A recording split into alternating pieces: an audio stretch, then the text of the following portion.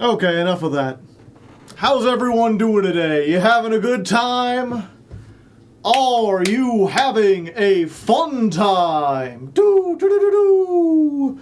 Perhaps one of those miraculous, spectaculous, good fun times. Ow, that hurt. I shouldn't have done that. Oh no, chat, he's here. Scatter! Yeah, I know, you only come so you can listen to the weather. I play 3 songs and you're like, that's my good songs for the limit. Thank you, Hardleg Radio, and then you're out. Joe just killed the entire vibe. I mean, I can leave if you'd prefer. We have a little poll, you know? Here, you know what, let's do a poll right here.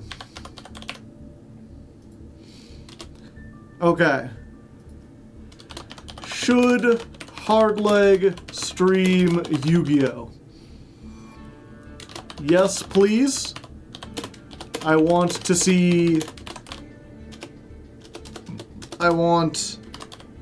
Gladiator Beast.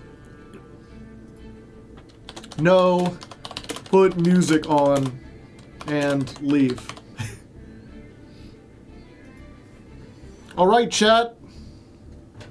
Vote now on the phones.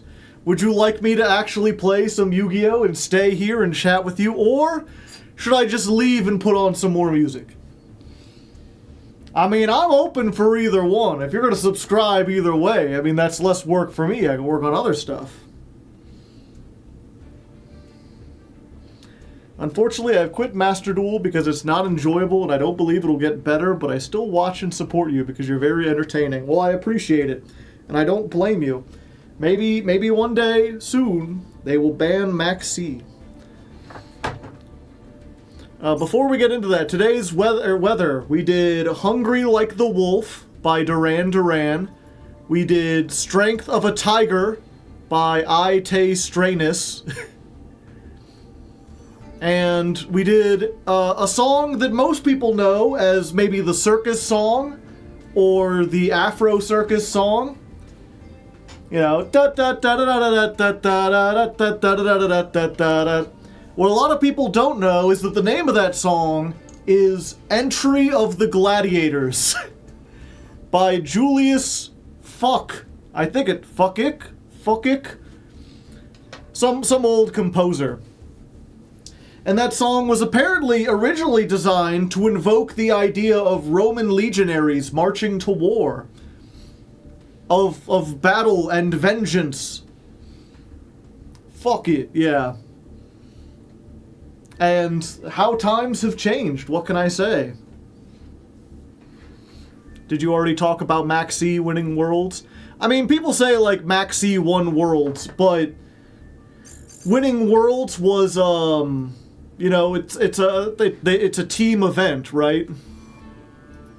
Actually, I think we can watch them here. I've got food cooking in the other room. That's not that. The finals. Yeah, like it was 3 sets of 3 by different people. But I think if you look at the last one, get rid of the starting soon. I believe this is the one that people are talking about. Pack versus Nesh.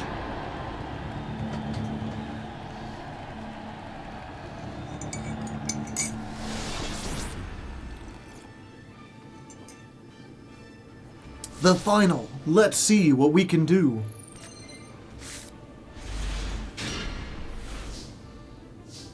Yeah, it's got a cool intro. Nesh goes first with Anguish. Adds the Momentalin Tatsunoku. Special summon, Maxx C. Bone Party. Play around Maxx C. You can end on a smaller end, Ash Blossom. Well, so now you've got to give at least one draw. You can't end on nothing. And if you're going to do that, you might as well summon. And if you're going to do that, you might as well add this. And I believe Nesh is on Malice. So it's like Malice, every card in their deck is like a 1-card starter.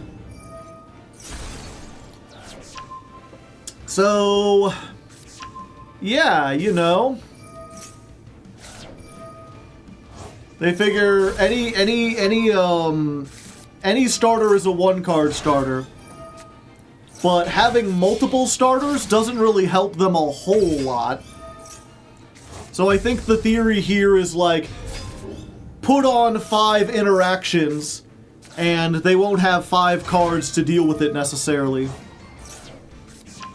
Especially since not a lot of people were, like, main decking shit specifically to stop Memento. It was a mirror. Oh, it was a mirror?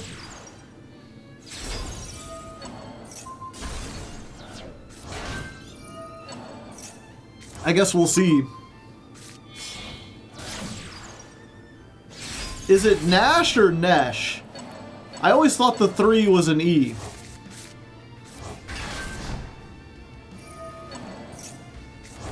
But yeah, let's go and pause here.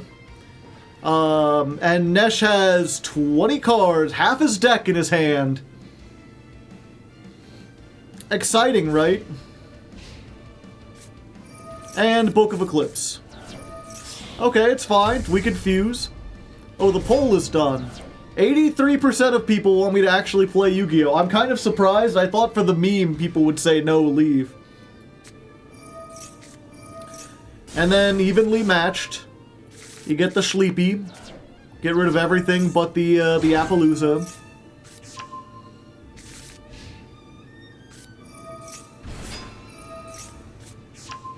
Yep, and then Goblin Bikers. Okay, so it was a mirror match.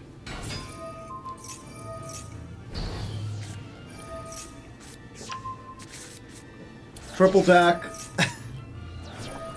What can I say except you're welcome? And yeah, like, do I have to watch the rest of this? Like, you know what happened. And yeah, the other ones, there were, I watched all of them, and like, I forget who it was I watched, and it's basically like, okay, so it's Ryziel versus Ryziel. The player goes first. They know their opponent is probably on Ryziel. So they make, like, Detonator and Baguska, and unless Ryziel gets a very specific thing, they can't play through Baguska, so the player who went first wins. And then it was, like, Malice versus Malice, and, you know, the going second player had 3 hand traps, but the going first player had Called By, and the other 2 didn't matter, and they still made a full end board, and they won. Whoever goes first wins. Maybe this will finally get it stomped. The one thing I was surprised about, let me see if I can find this again real quick. I don't know the full story behind this is the problem. I need to watch more, I think. Where's it at? Let's make this its own window. So this is from the TCG World Championship. They're talking with a player who won. And when I say TCG, I should mean the, like, remember that for Worlds, the World Championship is a combined format. It's TCG and OCG, and they have the best of both ban lists. So anything, you know, basically, if something is limited in Japan, it's limited in here too. If something's banned in America, it's banned in Japan too. If something is like banned in America and limited in Japan, it's banned. Whatever, basically the harshest restrictions from both ban lists. And I believe the winner, at least from the way he talks, I believe he's an OCG player. That's the thing I don't know. I don't understand it exactly. What are your thoughts on the differences between the deck building and the technical play between the 2 regions? I personally think that Maxx C should be banned. Yeah. I think Maxx C tends to allow players to be a bit lazier in thought, because you just throw the card, draw your deck. However, people may disagree. But personally, I feel like testing for Worlds, it feels way more skillful. Sadly enough, it's the truth. I feel like today has been a way bigger test of my ability versus any other OCG time. Yeah, so that is what we were wondering. So on the one hand, the OCG players have had the Justice Hunters cards for much longer than the TCG, but the TCG overall have been practicing or playing without Maxx C for a longer time. So which one do you think is the bigger adjustment? The bigger adjustment, actually, I think is us. Yeah. Playing without Maxx C is, especially when it comes to VSK9 or Yummy, because your non-engine slots change a lot. Yep. Yummy being an Earth, Maxx C being an Earth is very important. Oh, definitely. So I think it does actually make a drastic difference in the nitty-gritty details. If you look at a list blindly, you won't necessarily realize it, but as you play, you'll feel the difference. Yep, definitely. And with your deck building, are you more of a person who looks at the stats and goes off the numbers, or do you... Yeah, and then it just kind of goes from there. But it basically just very interesting to see the guy who won just be like, yeah, the game is more skillful when Maxx C is banned. If you're wondering why a lot of Americans have been dominating the game, granted, they've been dominating in Master Duel too. But it's like, yeah, we get to play in a game where oftentimes it's decided by a coin flip, where whoever opens Maxx C wins. We don't have to put a lot of thought into the tech cards. We don't have to put a lot of thought into the deck building, because of course you're going to start with 2 Maxx C, 3 Ash Blossom, called by is at 1, cross out is at 1, but you play both of those because why wouldn't you? That isn't the winner? Oh, okay. Gotcha. That's what it was described to me when someone posted this, was that this guy was the guy who won everything.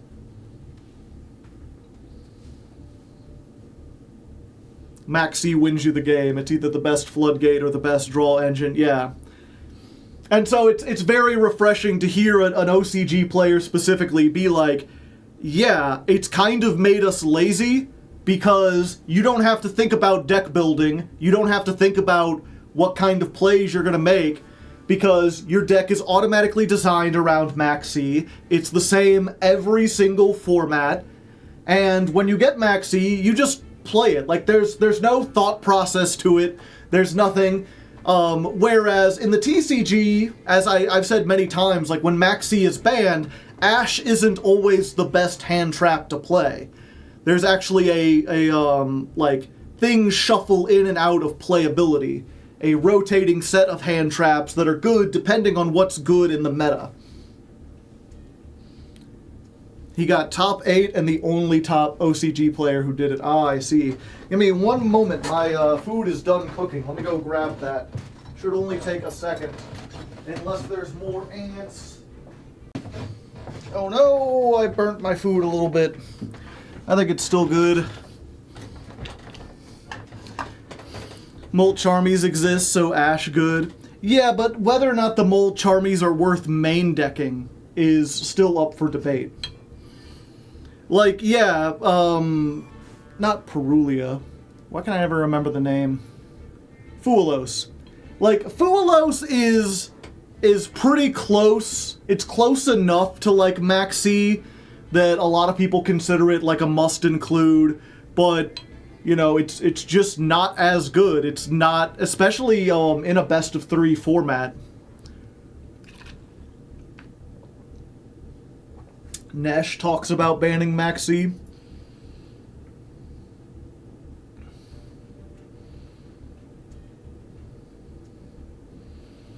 You didn't do it with the time code.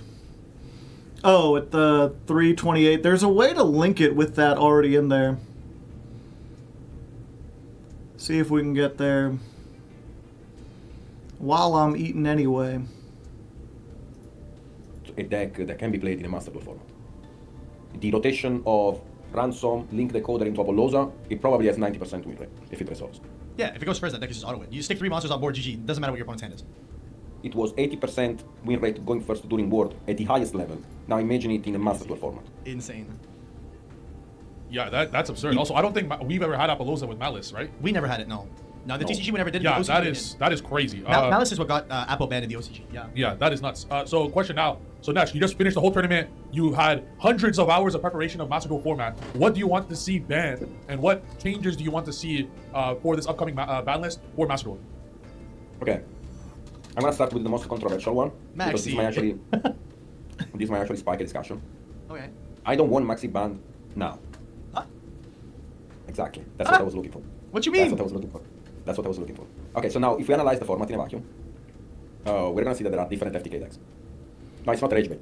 I'm having a hard time understanding him at 1.5 speed. 1 second. I usually watch everything at 1.5 these days. Try this. Format that was built around Maxx C. If you remove Maxx C, which basically is the pillar that's holding the entire format, everything is gonna crash. The reason is that everything on Master Duel is available. You have full power FTK decks that are actually available on Master Duel, and there are still people that are maining Judgment, even in the World format. I don't know if you saw that. There are people on Judgment in the main Yeah. deck. Okay. Now, consider it times 10 without Maxx C. Maxx C is the only reason why you had a decent, there are some decent win rates going second. Now, do I want Maxx C banned? Absolutely. Do I want it banned now? I think you have to shape the format and remove Maxx C as pillar of the entire ecosystem in order to make it work. Because otherwise, everyone is going to uninstall Master Duel after banning Maxx C. Well, And do we you want think- the game to succeed?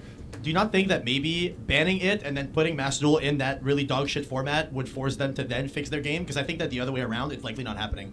I don't think Konami is going to go out of their way to fix their whole format and shape it the way it needs to be to then be like, okay, now we can remove Maxx C. You know what I mean? I think plunge it into chaos, bro. Ban that shit, let everything run rampant, and then kill everything else, you know? That's what actually Josh suggested. Yeah. And then, I actually did some researches on Master Duel and the downloads when Blue Eyes was released. There were a It spiked, 60% spike. Yeah. You can literally see that on Steam. And then when Malice was released, we got a drop of 40% of people not actually actively playing the game anymore. Yeah. So now if you do that, I'm expecting a huge peak. We have also to talk about the ecosystem of the game and how it can, sustain itself, right?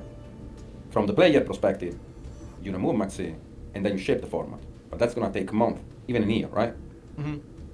Okay? Are people gonna play the game for a year if that happens? You have to consider how many people are not gonna play the game when it's gonna happen. Yeah, that's fair. The entire ecosystem is gonna crash. Konami will lose monies. I'll say fuck it. We put Maxx C back at 3. You know what? Solid point there, Nash. Don't listen to him. Maxx C to 0. Ban the insect. Black card to 0. Yeah, I mean that's the one I would say elephant in the room, except for I feel like we talk about this all the time. Anytime we say ban Maxx C, they're like, well, what about all these FTK decks? And the next response is, well, you have to ban those too. But those shouldn't be in the game either. I hate this idea that okay, there's dog shit decks in the format. And the only way they can survive is if every deck plays a bad dog shit card that only exists to keep the FTKs from being competitively viable. I don't want any dog shit, thank you. How about we just not make the FTKs viable and hit Maxx C? And I think it's interesting that he's we would have to spend a year, 6 months crafting the format. I don't think that's true. I think you could come in with a slaughter list and be like, Appaloosa banned, Barone banned, Savage Dragon banned, Maxx C banned. Gimmick Puppet, fucking, what's it called? The coin flip fucking deck. Hit a bunch of that stuff. Hit Chicken Game to 0. Hit Upstart Goblin to 0. Hit, Auroradon. Penned FTK, it killed through everything. Yeah. You would have to hit a lot of stuff. And on the one hand, yes, Konami does not want to ban URs that people have because they have to give full refunds. That cuts into their bottom line. But you know what really cuts into their bottom line? Having a dog shit fucking game that no one wants to play. Having a format where players constantly complain about the same card for 3 fucking years and they refuse to acknowledge it in any meaningful way. If you hit all those cards, yes, you would lose a little bit of money from people not spending as much because now they have UR dust. But also, you would probably triple the number of people playing the game because so many fucking people would come back to this game if you said not only is Maxx C and the degenerate garbage banned, but also, if you had those cards, you can get free URs. They don't even have to run like a free gem program. Like, just hold back on an anniversary and do this instead. Banning Maxx C is your free gem program to get people to come back. Because not only will they be excited about the format, but they'll have new resources to spend. And once they get invested, if they like the game as it is, then for the next 6 months, 12 months, they'll spend more gems to try to get the newest decks that come out. Like, in the long term, anything you lose from giving everyone 60 UR dust, you gain by gaining, like, 3 times the player base.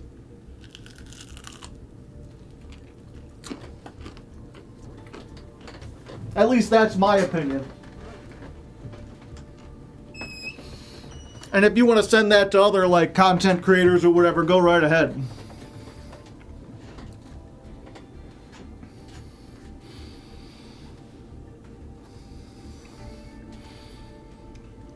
Malice buffs. Also, thank you, Dr. Link13, for the 3 months.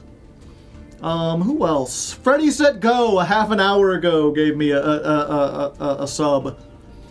So thank you very much for that as well. I tip my hat in your general direction. Is the ban list on Thursday? No, I don't think so.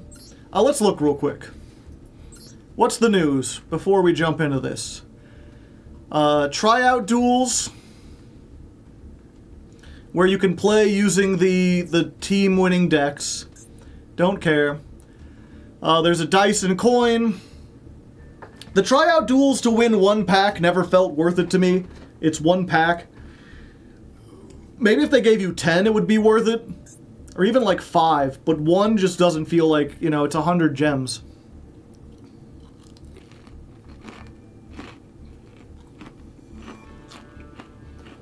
New season. Oh yeah.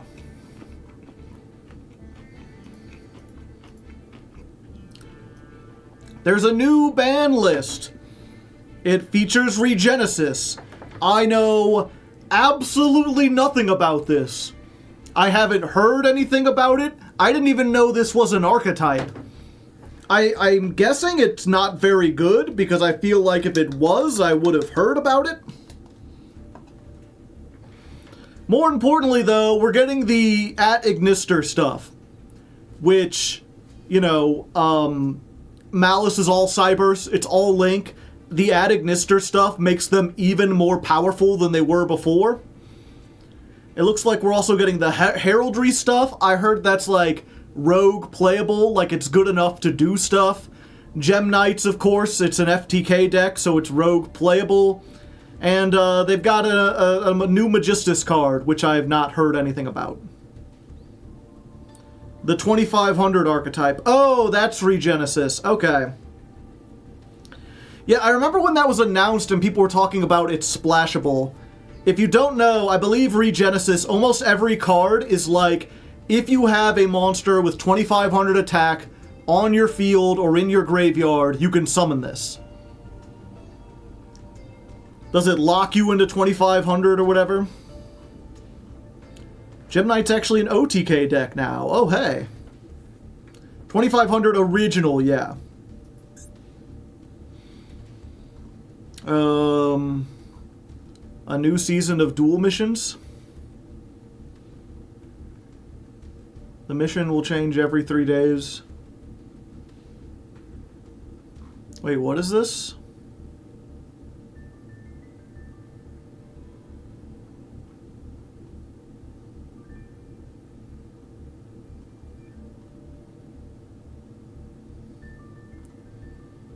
Huh.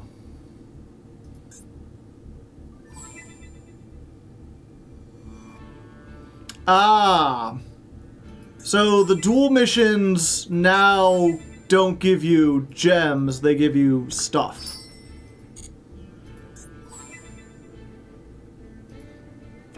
Oh, and I spectated, so I got 5 gems.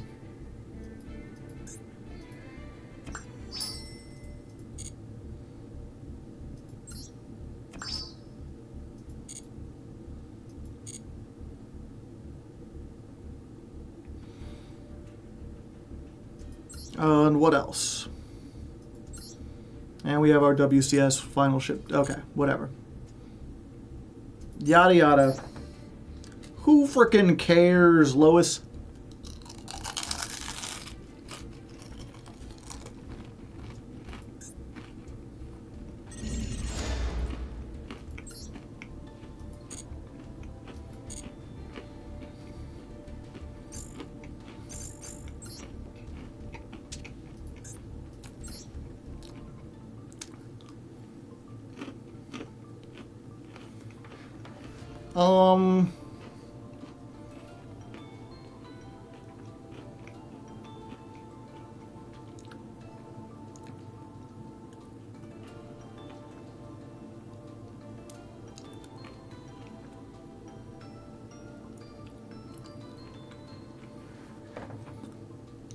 Okay. It's a happy medium between Tempai and Ancient Gears. Okay, oh yeah, that's what I was... We had changed our stuff, but we hadn't changed everything. Or did we? No, because I don't think we wanted the Karibo, did we? I mean, Karibo's kind of a beast, but isn't there a Gladiator Beast icon? Because they have a solo mode. Yeah, we get Domitianus. And what kind of frame we getting? The Wreath?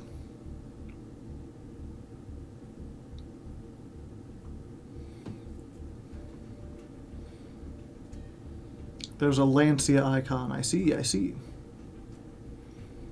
We just gold.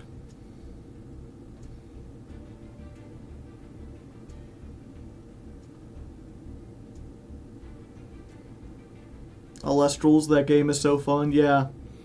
I wish I had more time to play Clash, but you know, it's taking... I've got so many other things to do. Oh no, we go with the fusion. Even though we don't use polymerization to fuse. I think we still go for the fusion one.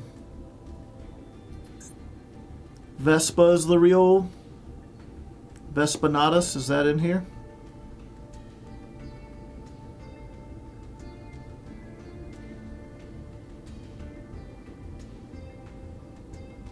Am I just missing it? No. Okay. What was the mate we were going for? Oh yeah.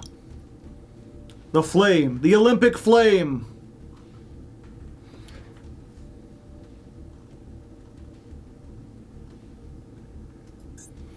What wallpaper we doing?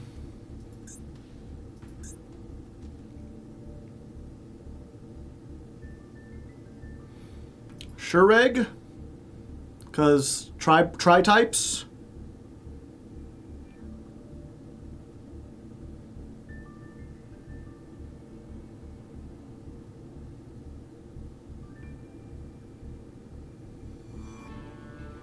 Is there a Glad Beast one in the shop? I don't think so.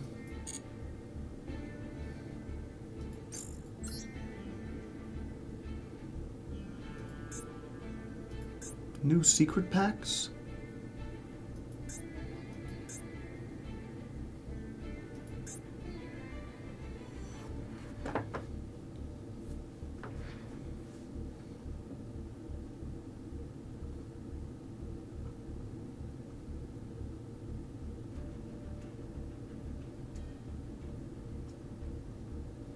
No, it doesn't look like it.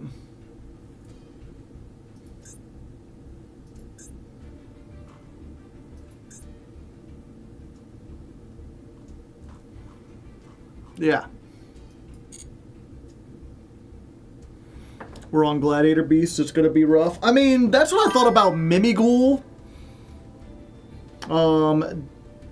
Derez JB, thank you for the prime hype. I tip my hat in your direction. The primest of hype.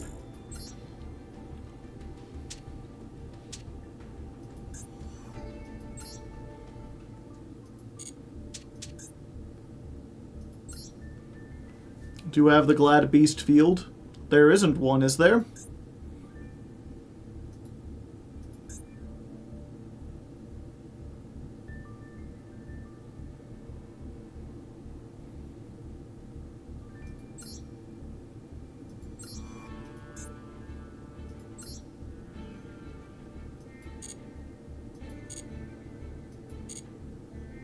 In the shop.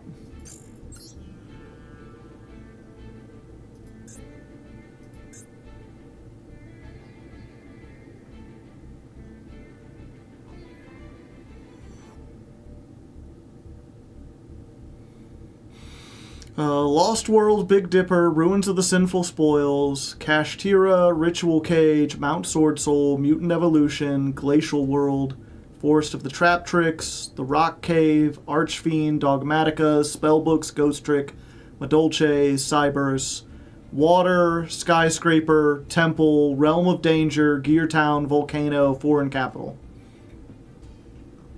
Which one is the Gladiator Beast field?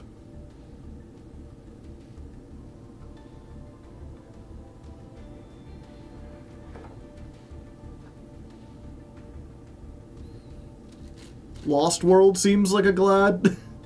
Lost World is dinosaurs.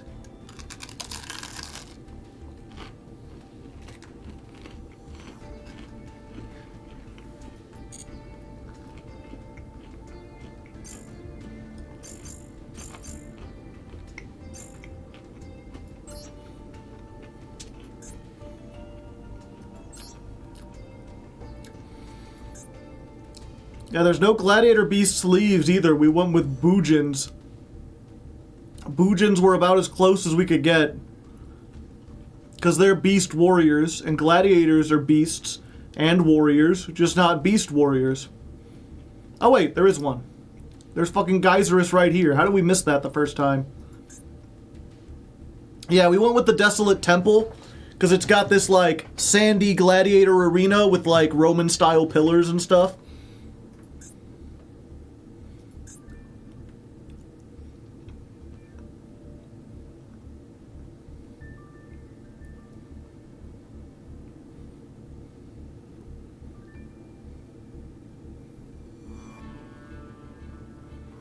Yeah, I think we just went with the Desolate Temple. Hurrow! Yeah, we haven't found a way to get E yet. Okay. We got enough. You have so many accessories. I play so many decks, what can I say? Oh, pardon me. The fire base? These aren't fire. That reminds me of, I think, Chibi Gohan from the old days. Chibi Gohan was right here. He's the one who suggested the Gladiator Beast field. That doesn't exist. But it exists in our hearts, chat.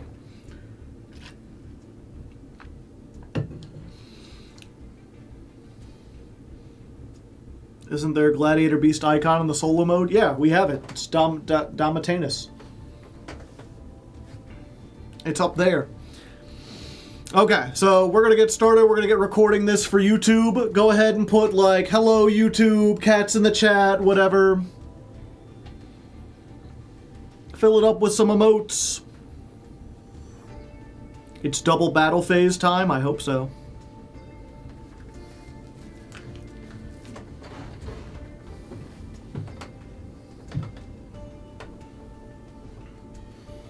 There we go. Okay. And welcome back to Ladder Climb, brave warriors. And welcome back to Ladder Climb, brave war. Okay. And welcome back to Ladder Climb, brave warriors. As the intro said, we are playing Gladiator Beast, and I forgot to put the little thing up there. Whoops, 1 second. Let's go ahead. We are on stream 1. We are on rank D-5.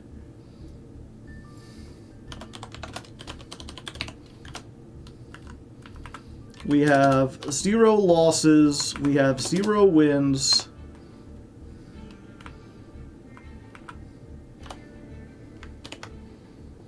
And let's go ahead and get this up on the field.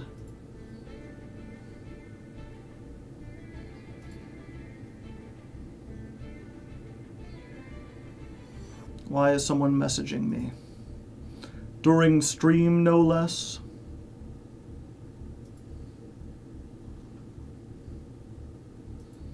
Okay. I think I need to... Just gonna do this to second bat.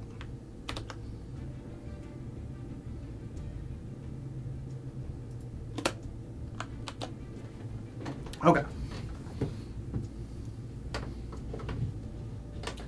And welcome back to Ladder Climb, brave warriors. As the intro said, we are playing Gladiator Beast, and like usual, we're starting down in Diamond 5. You know, high enough to be competitive, but still that one step away from being the master. But one tier away, okay.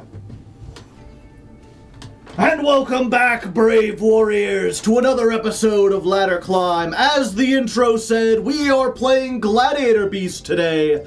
And like usual, we're starting in Diamond 5. You know, high enough to get a challenge, but still one whole tier away from the top. And the deck that we're going to be playing this... I got take 20. This is going to take a while. Normally, before I record, I spend some time, like...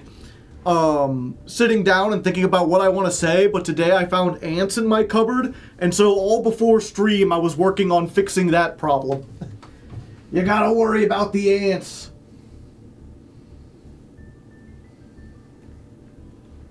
Alright. And welcome back, brave warriors, to another episode of Ladder Climb. As the intro said, we are playing Gladiator Beasts, and we're starting once again down in Diamond 5. You know, high enough to get a challenge, but still one tier away from the ultimate goal. And if you missed last episode where we played Mimighoul, I mean, check out that episode. That turned out really fun.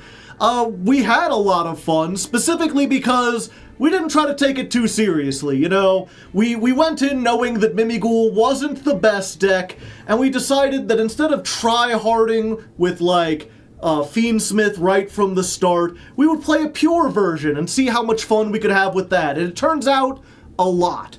So, I figure we'll try the same thing here. I'm not sure if Gladiator Beast is quite as bad as Mimighoul, but it's certainly not one of the, like, top 10 decks.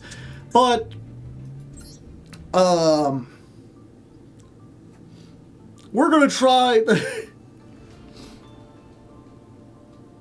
But it's still not great, so we're gonna try out a more, not necessarily goofy, but a more pure version. Okay, let's try this again. Mimighoul stronger than Glad Beast. That's horrifying. Okay, one more. Take 25. We got this. And welcome back, brave warriors, to another episode of Ladder Climb. As the intro said, we are playing Gladiator Beasts. And like usual, we're starting down in Diamond 5. You know, high enough that it's still a pretty hard challenge, but we're still one tier away from the most competitive realm. And I think we're going to do what we did last month. If you missed the Mimighoul Ladder Climb, we had a lot of fun, specifically by not taking it too seriously, you know? We went in knowing that Mimighoul wasn't the strongest deck, and instead of starting with like a Fiendsmith variant, we just played pure Mimighoul to see how good that would do. And it turned out that not only was it surprisingly effective, it was also a lot of fun. So I think we're going to do the same thing here. I've made several builds of Gladiator Beast. They work with Primite because they have a normal monster. They work with Tri-Brigade because a lot of them are Tri types. Those are probably the best versions. But before we get into that, I want to start with pure Gladiator Beast and see how that works. I'm basically just playing all of the starters, all of the tech cards that are in the archetype, along with enough hand traps to still make us somewhat competitively viable. This is not the best version of the deck, but I think it should be good enough to at least get us into like Diamond 4, maybe even Diamond 3 if we're lucky. Now, if you want to just go ahead and jump into the duels, there's time codes below. You can go ahead and just rush off and see them in action. Otherwise, okay. Now, if you just want to jump right into the duels, there are time codes below. I take a lot of time to put those in there, so you can just rush off to the duels if you really want to. But for everyone who wants to know how this deck works, I'm going to take it into solo mode and give you a little Gladiator Beast 101. Because this is an interesting deck, a deck with a long history. It used to be very control-oriented. It used to be themed around, like, the battle phase, but it was actually good, unlike most battle phase decks. Like, it does a lot of neat tricks and has to do stuff at the end of battling. Back in the day, were really competitively viable. And now it's mostly just a combo deck. You do still have some neat tricks you can do, especially going second, being able to battle in and then get some advantage off of it. But for the most part, you're doing a first turn combo and seeing what you can build. So let's go ahead and show that first turn combo over in the solo mode. Okay. Stream 1. 53-minute mark. We got the intro.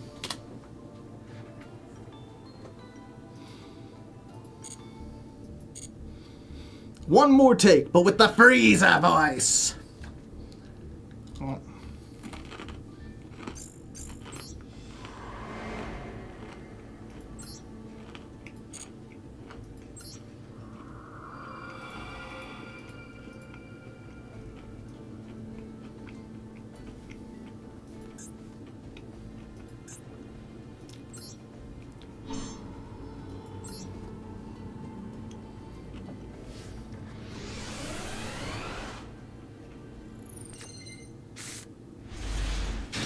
Okay.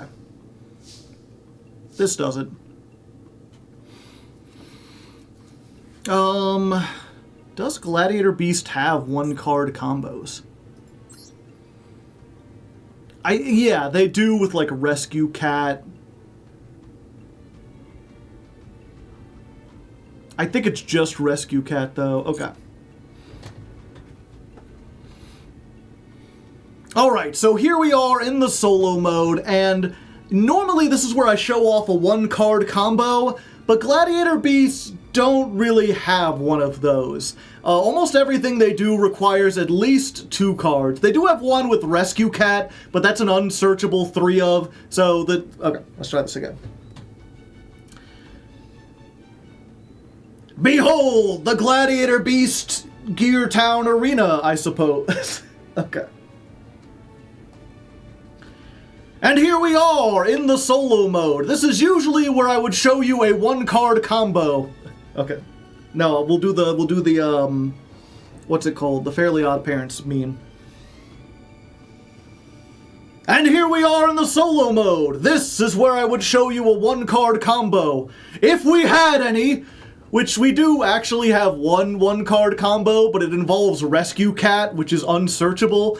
Most of the things that you're going to do in this deck require 2 cards, which is kind of a detriment to this, but the one good thing about this is that even though it's 2 specific cards, this deck has more searching ability.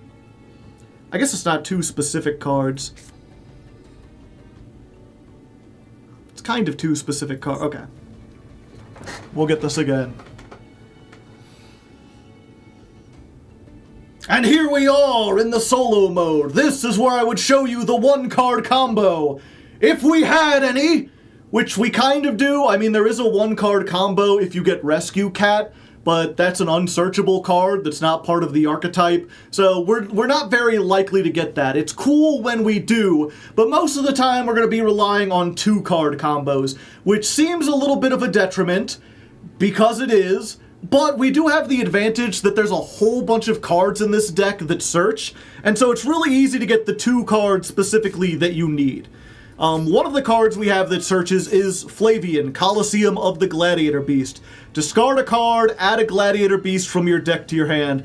This is another thing where it's like, this field spell is great, it's awesome that they gave us a searcher, why do we have to discard as cost? Giving us something that can be ashed and cost a discard to be ashed really kind of sucks. But we'll take what we can get. And I'm going to discard the Maxx C so it'll stop asking me if I want to activate it. But you discard this, you can search any Gladiator Beast, and the 2 you need, really it's Gistel? I think it's Gistel or Gistel. It's this guy with the weird whiff, the Wolf Man. You need him and any Gladiator Beast, but the best one is a Torix. So we're gonna grab that. And obviously, if you started with the Torix, you would grab this as well. You have other cards that search these. And this is like your main starter. You can reveal this card and 1 Gladiator Beast in your hand, summon both of them. So let's go ahead and do that. And of course, we're going to reveal the Torix. And this is great because not only does it give you 2 cards on the field without using your normal summon, but if you don't know, all the Gladiator Beasts have effects that activate when they're summoned by the effect of a Gladiator Beast. Normally you do this at the end of the battle phase. All the Glad Beasts say, like, when they attack at the end of battle, you can shuffle them into the deck and then summon another Gladiator Beast where it gets this effect. But this guy allows you to cheat them out without having to go into battle, which is just great. And because you summon 2 of them, you can chain block the more important one, which is almost always this. So then we'll do this second. This is Foolish Burial. We're going to send a high-level Gladiator Beast from our deck to the graveyard. Let's go with Augustus. And then this guy searches a Gladiator Beast spell trap from your deck to your hand. So if need be, here's another searcher, Gladiator Proving Ground, add a Gladiator. It's just Rhoda for the entire archetype and it's at 3. But we're going to get Gladiator Beast's Comeback. Special summon a Gladiator Beast from your hand or graveyard with a different type from the monsters you control. Can't be destroyed by battle. So it's just like, a battle trick. And then we're just going to activate that immediately. Because, what do you know? We sent something to the graveyard. In addition to sending this, it also gains the level of whatever it sends. So this is level 8, this is level 8, and that's very important for Gladiator Beast Tamer. This takes 2 high-level Gladiator Beasts. Yeah, 2 level 5 or higher. And it just says, once per turn, summon a Gladiator Beast fusion from your extra deck, ignoring the summoning conditions. So you could just cheat out whatever. And we're going to cheat out Gladiator Beast Domitanus. I don't care if that's not its real name. That's what I'm calling it. Get used to it. And this guy is just, once per turn, you can negate a monster effect. He just negates a monster effect. He has other things, they're very useful. He's a very large monster with 3,500. But the important part is that was our 5th summon. So this combo is Nibiru proof. And now that we've got him out to stop Nibiru, we can go ahead into Test Panther using this and this. So, Test Panther, when it's summoned, add a Gladiator Beast card from your deck to your hand. So we do this, and... Oh yeah. I'm trying to remember, what do we add? Doesn't matter. We can get any Gladiator Beast, because we haven't normal summoned yet. Normal summon, and Test Panther says, target a Gladiator Beast, shuffle it into the deck, summon another Gladiator Beast with a different name, and that is treated as being summoned by the effect of a Gladiator Beast. So you can take whatever you want, shuffle it back. The only one you don't want is this, because this is what we want to summon off of it, Eskit. Eskit comes out, and when this is summoned by a Gladiator Beast, you can target a Glad card in the graveyard, add it to your hand. So what do you know? We got the comeback back. And then we can use the comeback and bring back this. Yay. Oh, and this, not once per turn, so let's go ahead and activate this again while we're at it, you know. And we're just going to get Heraklinos. Heraklinos says, when a spell trap is activated, discard a card, negate the activation, and destroy it. So now you got 2 of them things. Then what we're going to do is we're going to make Gladiator Beast Darius using Test Panther and Eskit. You summon Darius. This is Link summoned. Special summon a level 4 lower Gladiator Beast from your hand or graveyard, or if your opponent controls a monster, special summon one from the deck. For the rest of the turn, you can only use Gladiator Beast monsters as Link material. Very important that you make this with Test Panther. If you're wondering, like, well, why didn't you save that? Because it has 2 material. As soon as you make this and use the effect, you can't use Test Panther as Link material because it's not a Gladiator Beast, it's a test monster. So we can bring this out. This effect will activate again. Let's get the comeback again. Then we're going to go ahead, we're going to make Dragotes. And why are we making this? Because it's a winged beast, and we can't summon ones that have the same type as a card we have. Oh, we needed to put Tame. Okay, so we could put Tamer there and then get another, like, one of these and have 2 of these because they're not hard once per turn. I messed up slightly, but that's fine. We've already have more than enough. Because what we're going to do is we're going to take 1, 2, 3, and 4 and make a 3 material Appaloosa on top of everything. And then we will summon Gladiator Beast Claudius. 5 Gladiator Beasts, but can be special summoned by shuffling the cards from your field or graveyard into the deck. That's why we used all of these. Oh. I messed up some. Oh yeah, if I had summoned another one, we'd have another one. Okay, so we're actually going to lose the Heraklinos.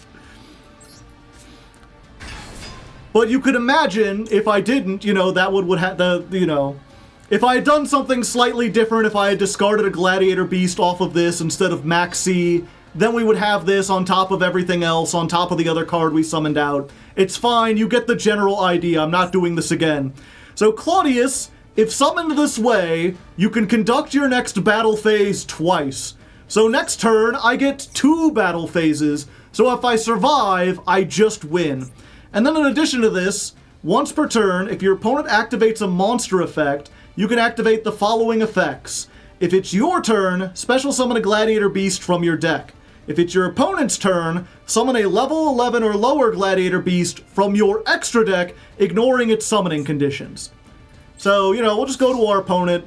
If they try to activate any kind of monster effect, we can immediately just summon back the Heraklinos, or we could summon another Domitianus, or we could summon Geyserus, and it'll miss the timing because they didn't think this through all that well. Oh, one other thing to remember. Flavian, the Colosseum, in addition to everything else, says during the end phase, if a Gladiator Beast was summoned out of your deck this turn, set a Gladiator Beast trap from your deck. And we've got 2 of them. We of course have War Chariot, the classic counter trap, when a monster effect is activated and you control Gladiator Beast, negate and destroy. Or Gladiator Beast Charge. Target cards up to the number of Glad Beasts you control with different names and destroy them. Because we already have 5 monster negates, I'm going to pick the one that destroys. But obviously you can get either. And this allows you to set them from the deck, and then the one guy can set this back on the field. Yeah, we'll just ash this, why not? So it's a pretty strong board if you can go uninterrupted. The problem, of course, at least with this, is like, if they had ashed the Colosseum, we would have to pass on nothing. And they have the worst monster ever. Yeah, so I don't think I'm going to be able to show Claudius's effect, but you can just imagine summoning something big, and then going to this turn and getting like 1,000,000 battle phases, right? Let's just go there, we attack in. And the thing is that they can't break your board. As cool as the extra battle phase is, we don't really need it. Like, this was already game. But we can skip and go to second battle phase? Sure, why not? and just do that. And that's what the counter is up there. We're going to keep track of how many times we actually make it to the second battle phase, at least for now. If we find another counter, we'll add it in there. But I think it'll be neat to see if we can get that above 0. Because I feel like most people will quit before it ever gets to that point. But one day, we will get that second battle phase, and it'll be hilarious. But anyway, that's the combo. Hopefully you understand it. I certainly messed it up. I'll probably mess it up again, but we'll have to see how it does in an actual duel. So let's get to those actual duels.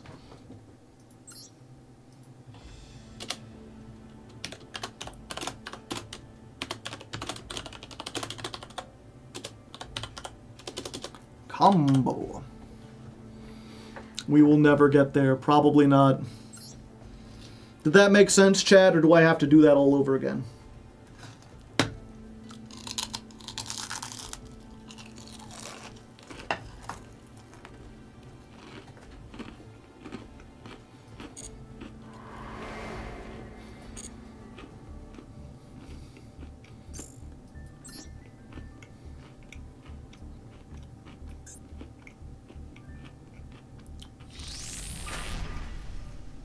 Standard Season 45 has begun.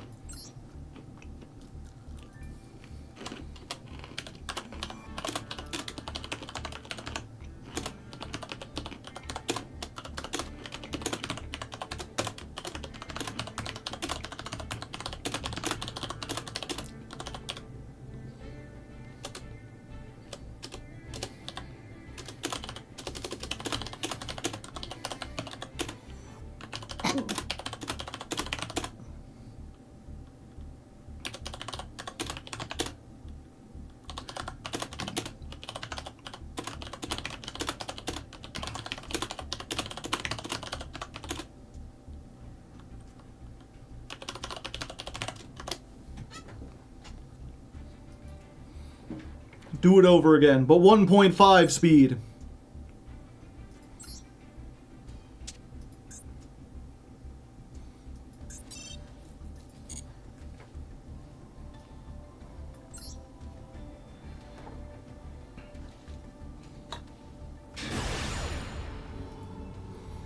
All right, the first duel commences, and we are going second. Which again, you know, we'd prefer to go first, especially in this format. This is definitely a go first deck these days. Which is why it's good that they allowed us to go first. We could probably beat Tempai if we get everything. We just have to hope that's what it is. Oh hey, and I get to show off what the Rescue Cat combo is, assuming we don't get hit by Ash Blossom. I'm gonna set this first. Be tricky. Haha. Go, cat!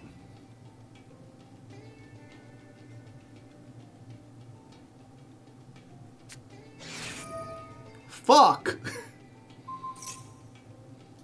Well, sometimes your kitty gets stuck, chat. That's just the way it is.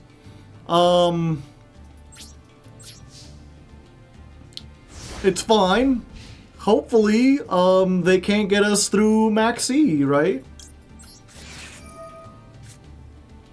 96%. No! Okay, maybe this Ash Blossom goes hard. Maybe we'll be fine.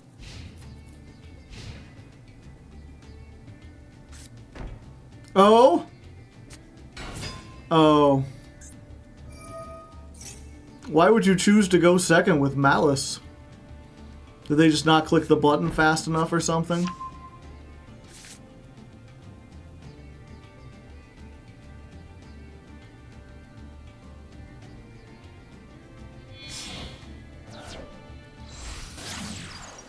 Hold up. Link decoder. Oh, and then Magnamut. Yeah, okay. Well, we lose this one. Unfortunate. I should skip, but I'm going to take this time to eat delicious ravioli.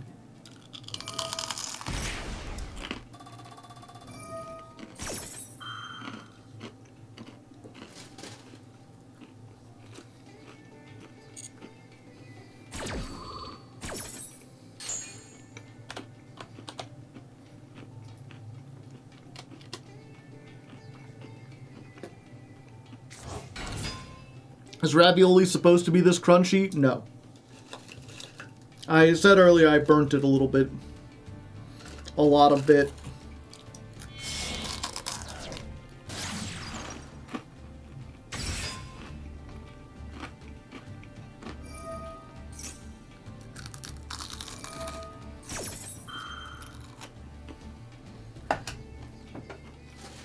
A little bit, yes.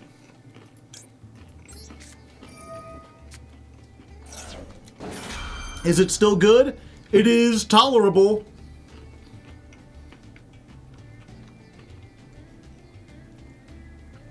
I've never heard of ravioli with a crunch.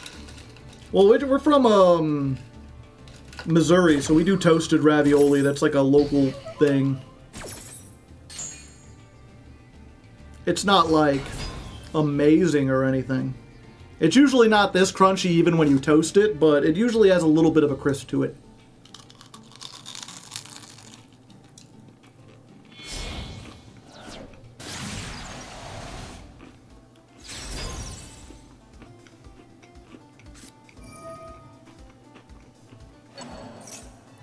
Huh. I wonder why they didn't just make access code.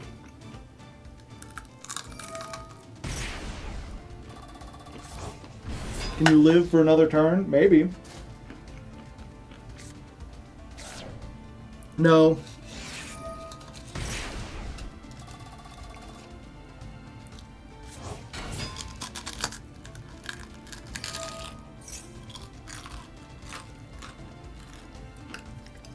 Yeah, these are a little too crunchy.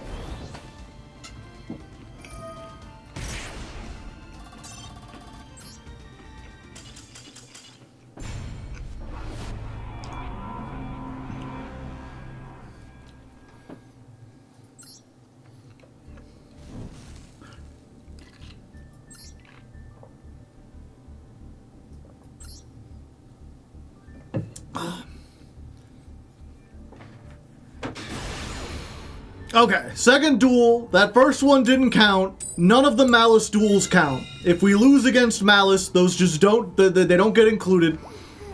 No one can win against, if you don't get Lancia. I would have thought they wouldn't be in Diamond, but I guess it is like the second of the month, so a lot of them are still down here. Oh look, we got our starter and 2 things to stop hand traps.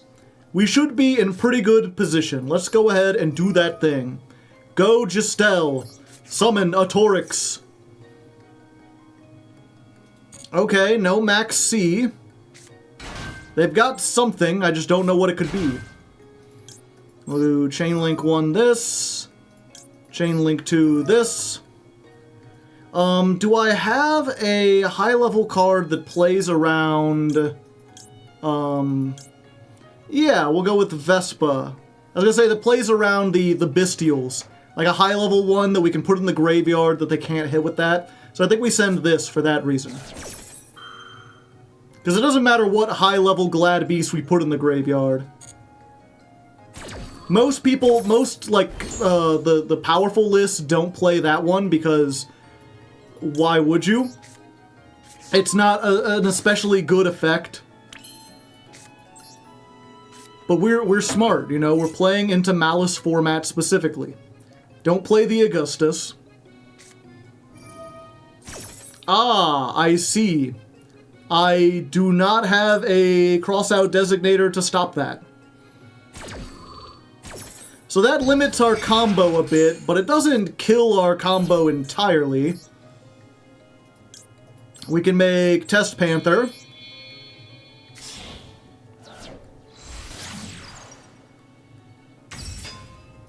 And then Test Panther can get us anything. Anything. They've got something else they can do. Assuming this gets stuck, I think this has the highest attack. Yeah, let's go for this. So we summon Darius.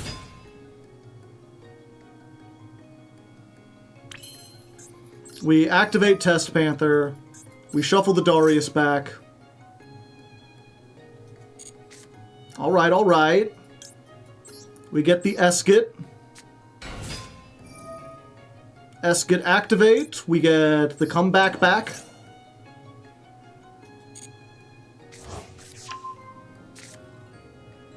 The problem, of course, is that we can't make our way into Tamer Editor because we don't have high-level monsters. Real quick, let me read this other link real quick. This one specifically summons a level 4 or lower. Yeah, so I think we just want to make our way to Appaloosa. We'll get as many things on the board as possible.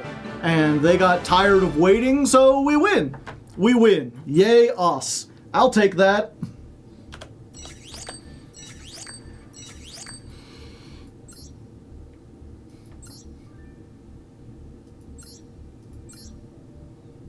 See, we can beat Malice, no problem.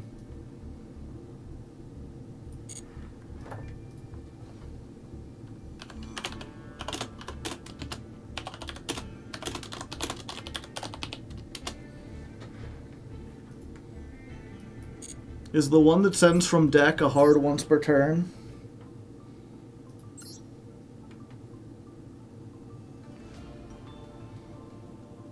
No, it's not. But, like, if we had summoned her except for the Esket...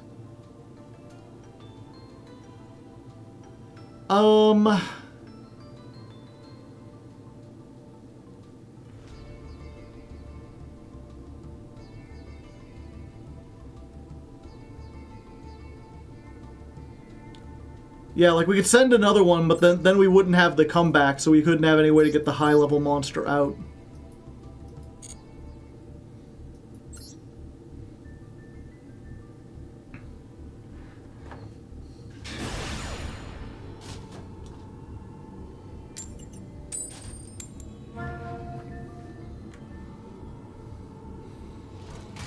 Alright, we're going second, and I'm sensing something. I'm looking within my mind palace. I'm seeing the connections. I think we might be up against a deck full of floodgates, chat. Something about their name. It makes me sense something. Will we see the Necro Valley? Oh, this could be anything.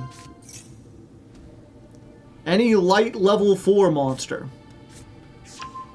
You are not Gravekeeper! You are not Gravekeeper at all!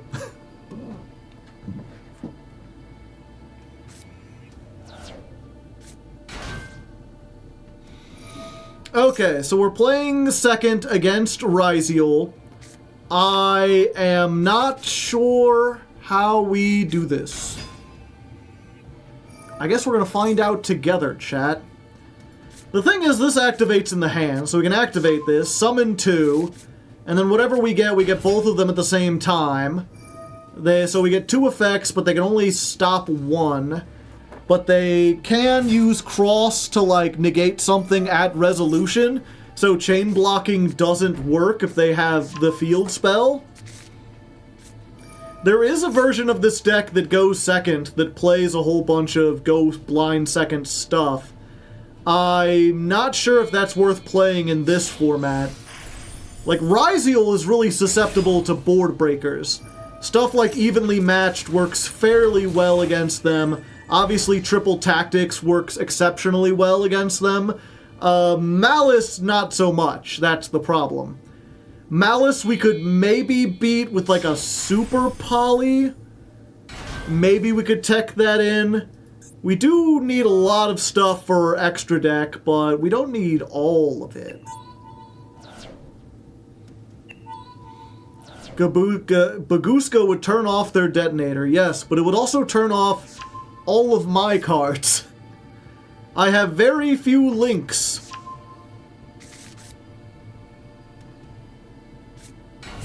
The one fortunate thing about this is that even if they pop everything, if we can just do this and get 5 monsters in the graveyard while doing it, then we can just make Claudius an attack over everything twice.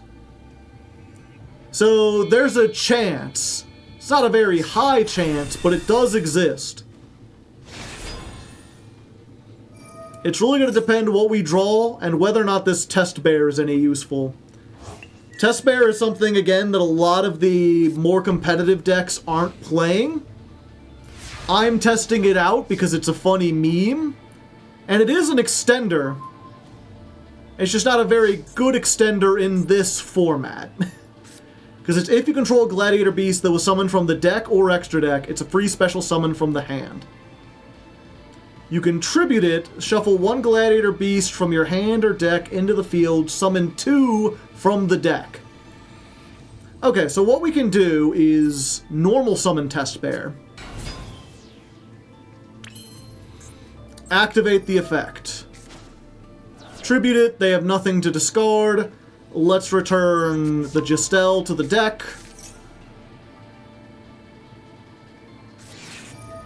They will Ash Blossom. We fortunately have 2 called buys. So we can go, no, no, no, not today, thank you. Do you have the Lancia for the called buy? No. They discarded the Lancia earlier. Now, of course, they can still negate this at resolution. Which they will.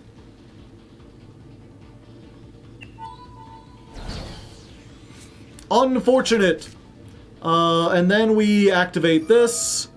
And yeah, I think this is just it, especially if they already have... I don't know if they got the Void Hole or if they activated the other spell.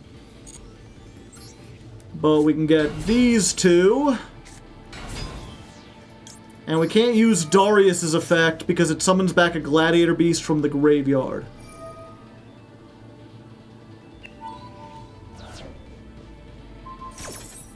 So they're blowing up Darius.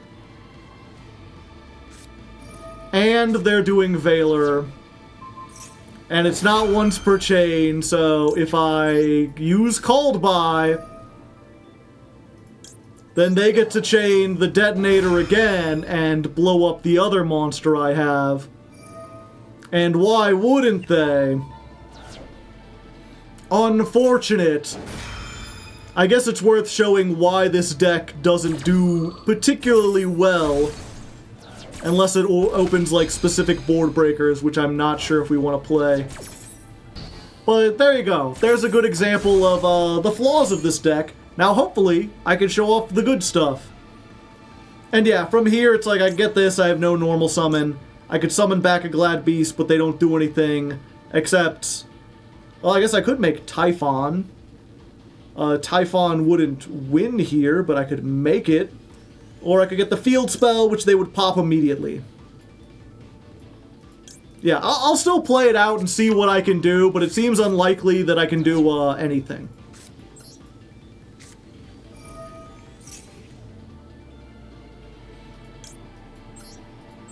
Darius.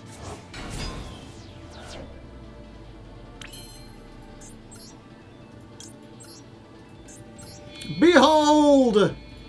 Typhon! Oh, it loses attack. Oh yeah! They can't activate this, though.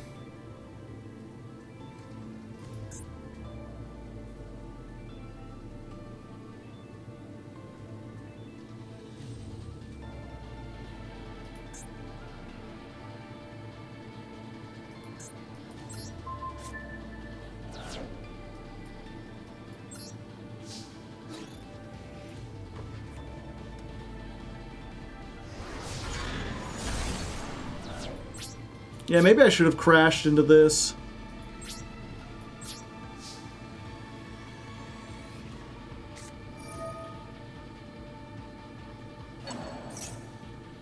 It's the surrender button with extra steps.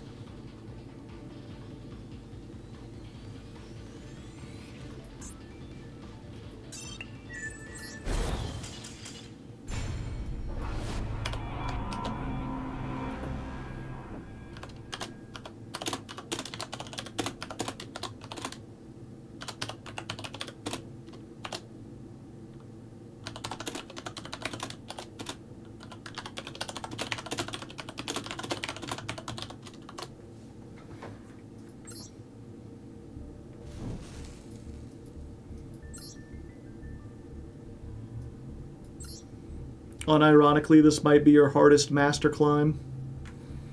You need to go first more, Joe. Try that. I'm trying, buddy. I'm focusing on this coin as hard as I can. But it only gives me first half the time. I don't get it. I guess I need to practice. Just sit at home flipping coins over and over again.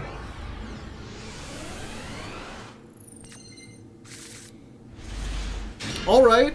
We got Justel and a Glad Beast. That's like most of the combo. Yeah, we have to Ash that and hope they don't also have Maxx C.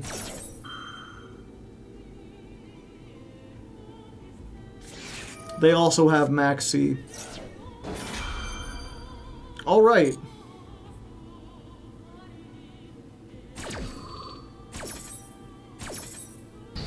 What an exciting and very strategic game, chat. Yeah, let's go ahead and just normal summon Bestiari. Set 1. Pass. They're down 2 cards. They draw. How do you like it? Oh, what can I say, chat? They're just the better gamer. They're too strong.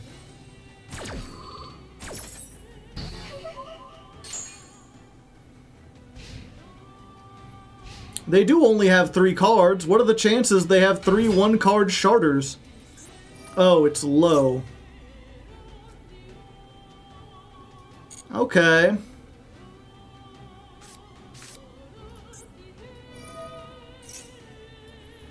Yeah, I think we just do this and hope they don't have the rest. So we got Charge. We can destroy 1 card.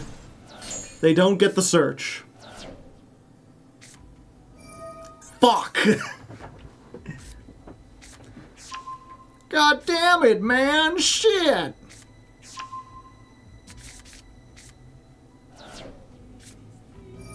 Yeah, it's possible I should have waited for this and then blown up the low and hope they don't have the material for it.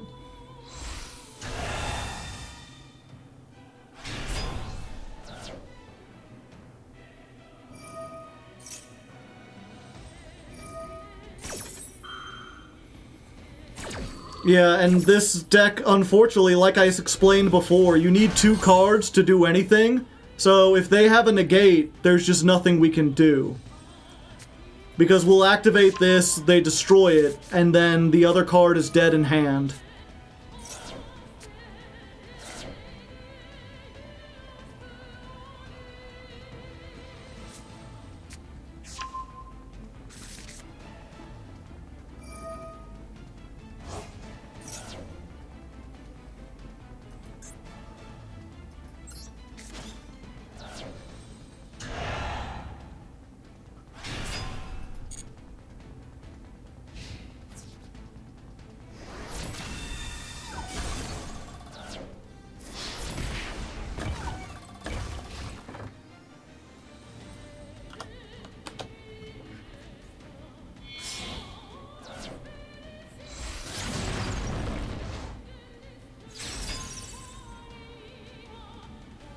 They had material for the ritual summon too. Oh, they had another low, yeah.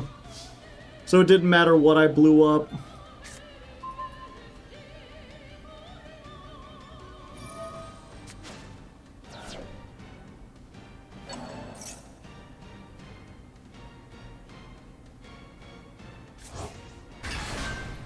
In defense mode, you say?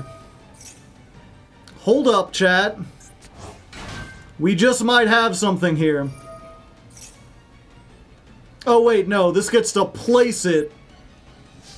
Monsters can only... Oh, ritual monsters for attacks. Okay. So I can summon this. I can go to battle phase. I can attack into the defense position. I can try to activate this. I assume they'll use the negate on that.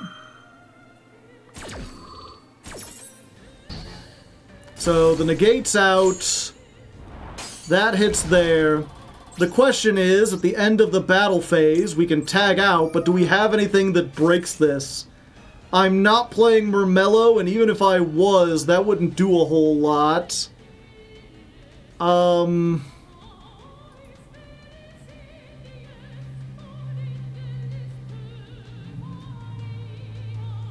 Darius, yeah, I get Darius, get something else back. The problem is, as soon as I make a link or a fusion, they just negate the summon with Seravis.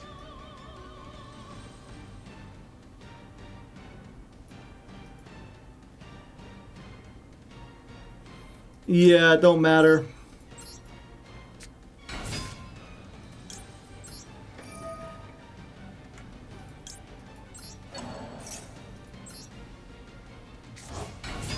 Nothing really mattered.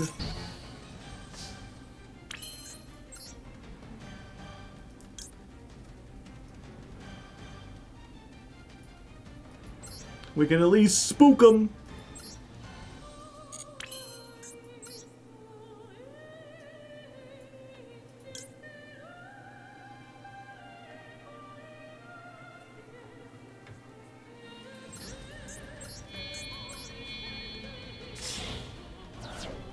Can we use our little guys to build up to anything? We could if they didn't have something that negated summons.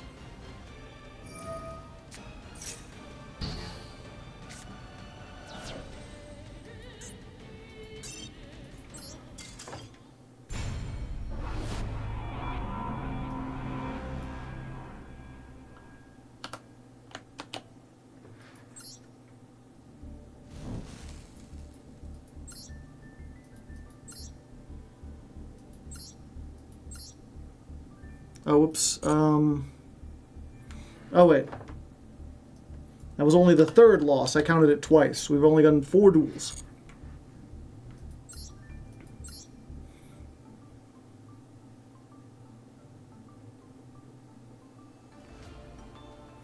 One day we will have 2 battle phases.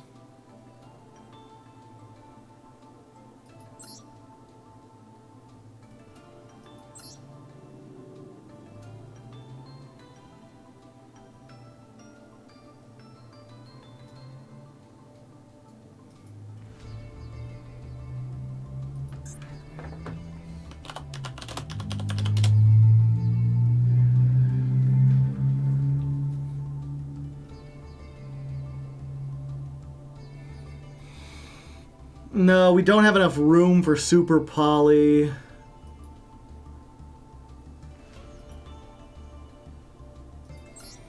And we've got all different types of monsters, so we can't play either of the Dominus cards.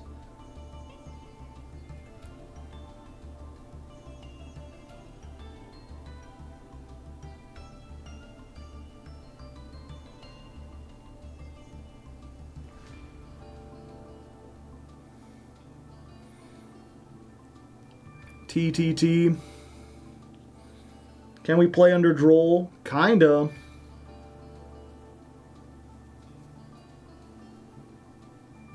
The thing is, Droll does nothing to Malice. Like, Malice is only gonna search like once or twice anyway.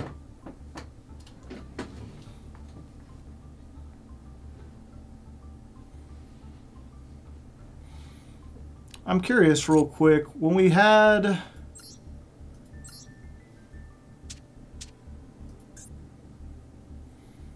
One, 2, 3, 4, 5, 6, 7, 8, 9, 10, 11, 12, 13, 14, 15, 16.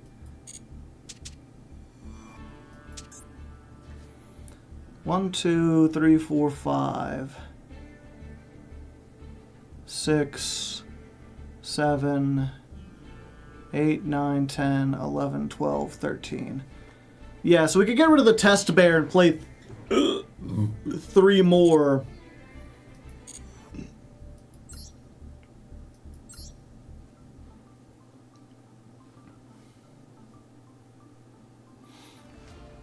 I'm just trying to think of what hand trap would help us, and I don't think there is anything. Society, if you could search test bear.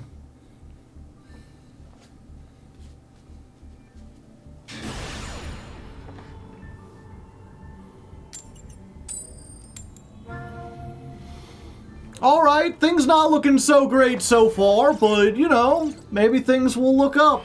Only time will tell.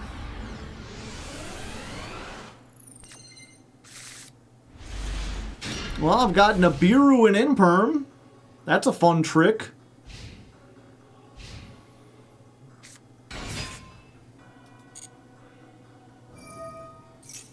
Yeah, sometimes Imperm just, like, ends their turn.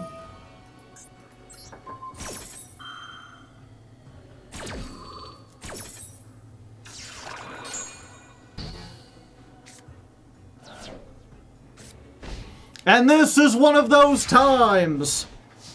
Although, now that I'm looking at it, we don't act... There we go. I was like, we don't actually have full combo.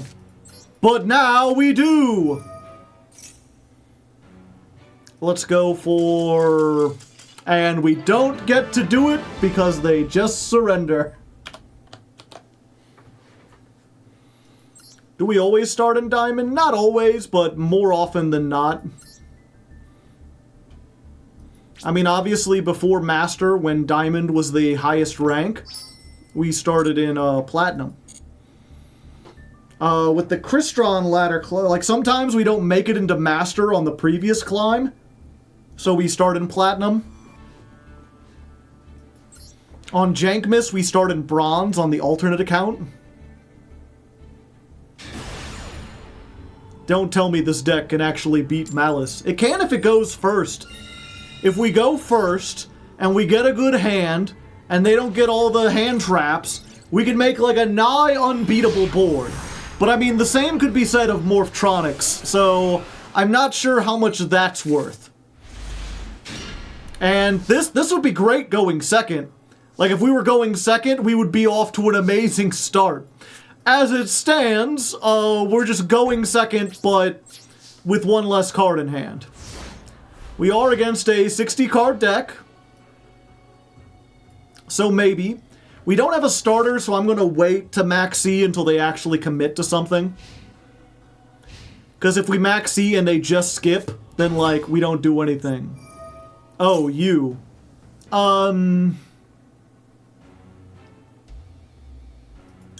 Yeah, I think...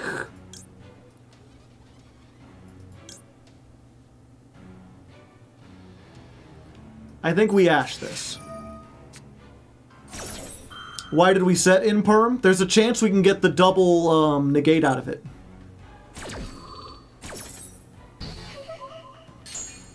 I was thinking, like, do I want to play into triple tack? But they're a 60-card deck. What are the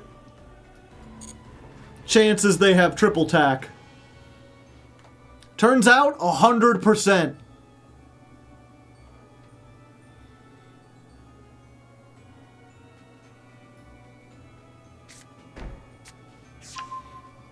Oh, they're just setting Meteonis, because I don't control a monster. Alright. They ain't doing too great. There's a lot of Gladiator Beasts with over 1,500 attack, chat.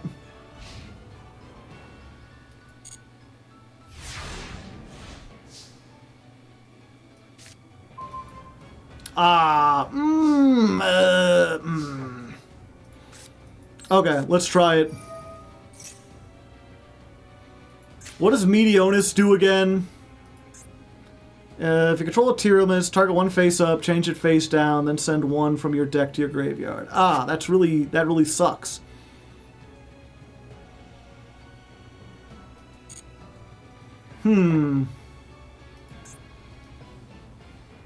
Okay, we're gonna try something really tricky, chat.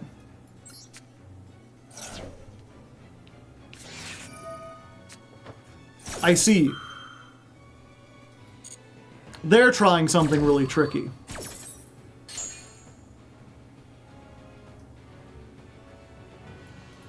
Uh, 1,200. This has 800.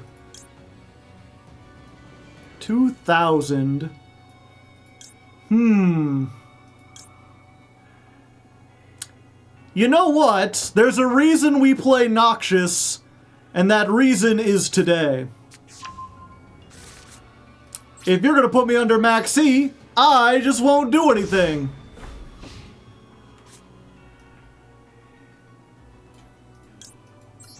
Now you play under Maxx C. Fuck. They top deck that too. If they had it last time, they would have used it here.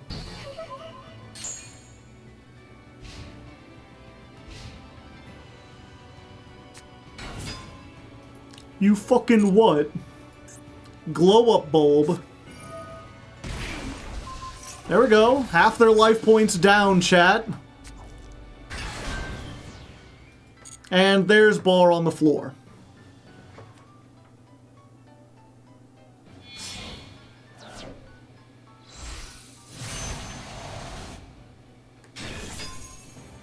Finisher rank number 29.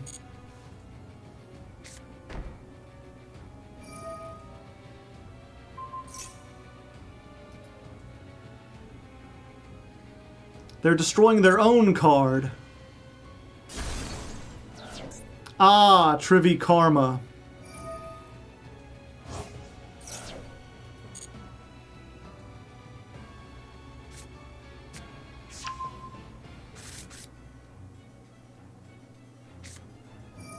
Okay, they griefin'.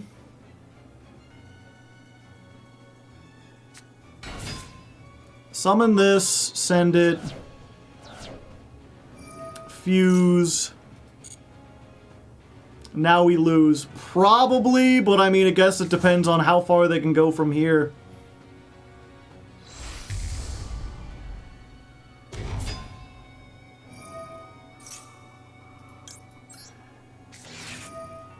Yeah, a real shame this entire duel was decided by the Maxx C minigame.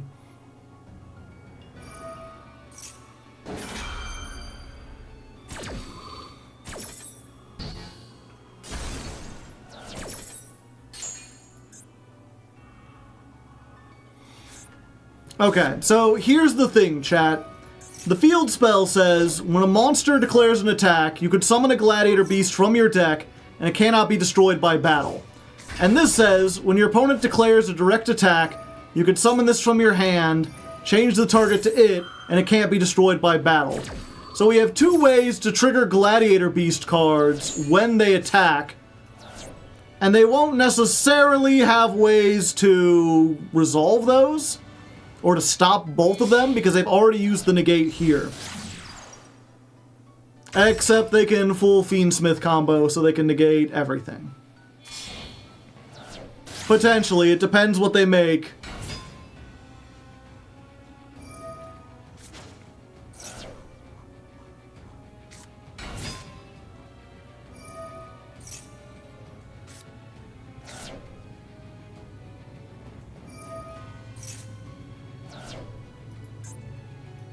Ghost meets girl. Ah, an asshole.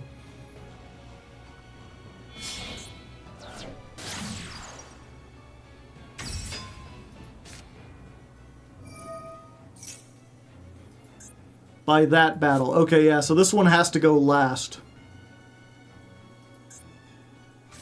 This one cannot be destroyed by any battle.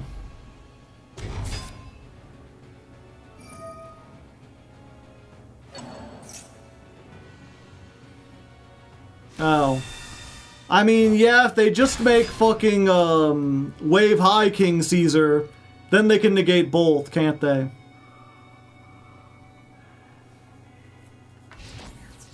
Oh. I see.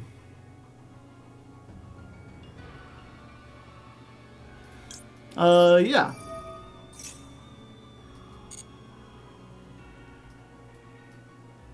Which one do we summon?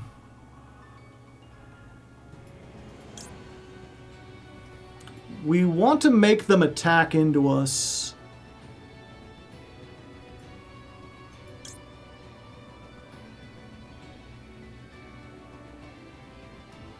Yeah, I think we go for this.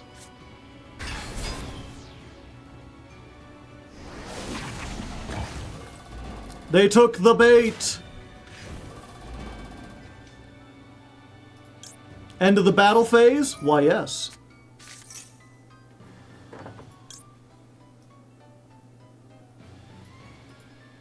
Question is, what do I go for?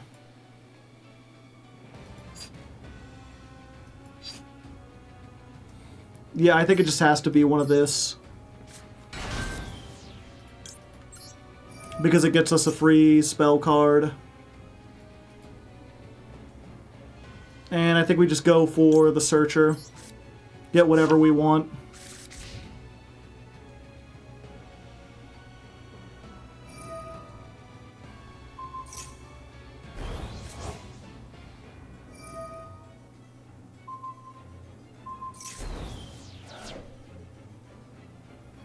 Rip Meyer Mellow. Yeah, maybe we should have played it. Pilgrim Reaper. Okay, we don't have to worry about Wave High. They're just trying to gamble. Oh, we lost both our traps. That sucks. And they hit a Shiren. And transaction rollback. Yep, so they hit transaction rollback and Ghost meets Girl. So, you know, fun Floodgate times.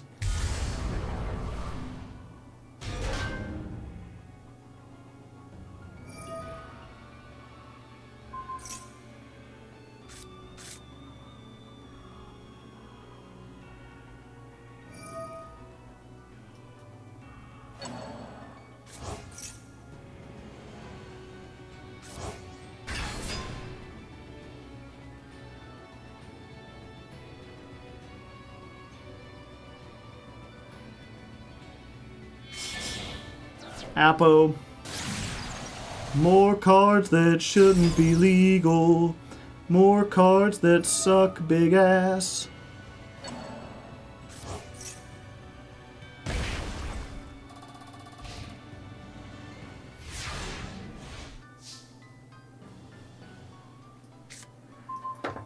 Just in time, buddy.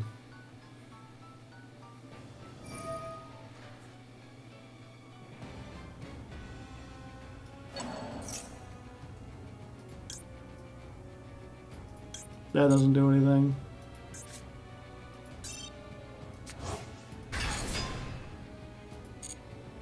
They summoned it in attack.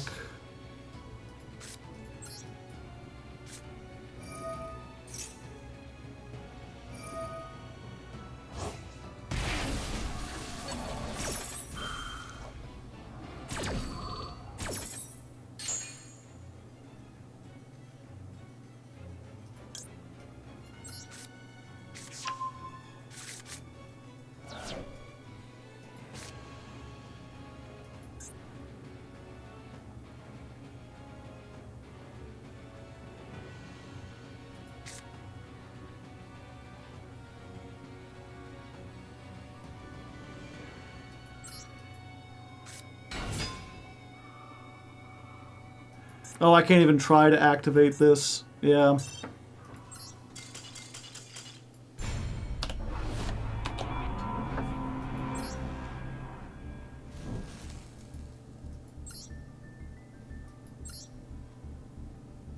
Did Gladiator Beast receive new support this year? Yes.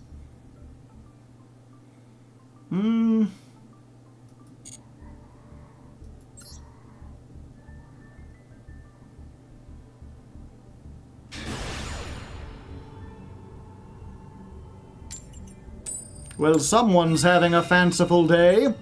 Let's see if we can ruin it, maybe? I don't know, that seems kind of mean.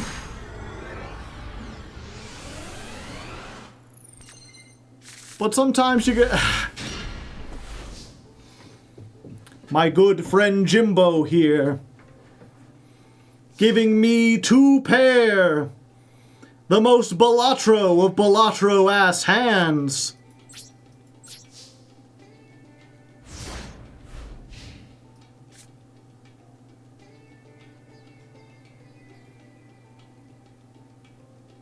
Another Maxx C minigame, just as you always wanted.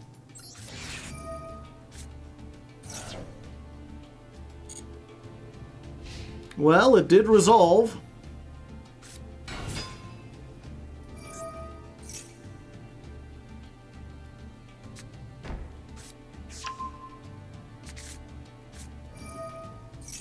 Yeah, I don't want you getting the drill beam, please.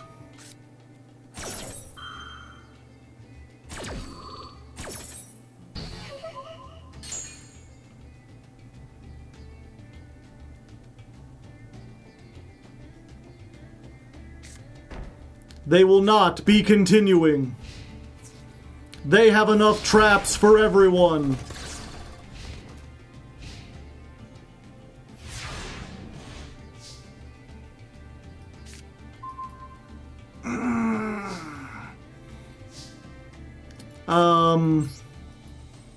Okay. We're playing a dangerous game here. But we're gonna have to try.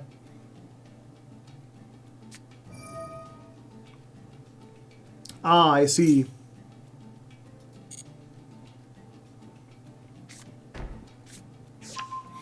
Alright, we know what we're saving the Ash for.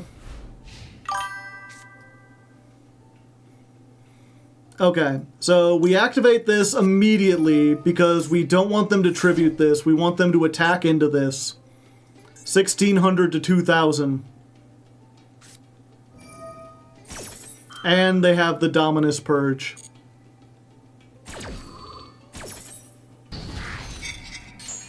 I think that's the first time I've seen that animation.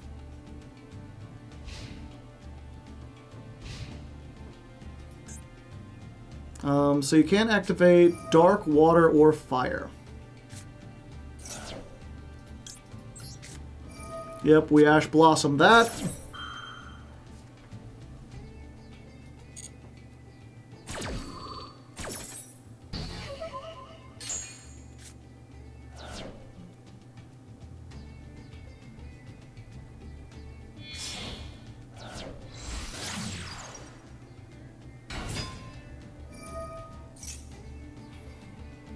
Yeah, and we just don't want them to do that. We imperm this. We have to hope they don't also have like a Sage in their hand.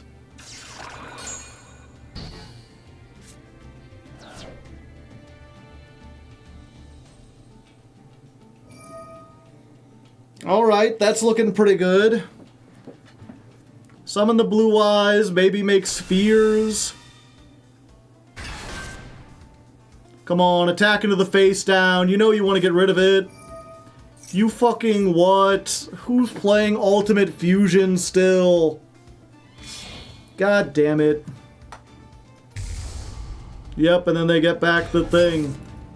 It's unfortunate because before I was like, we need to play more hand traps, and this is what happens.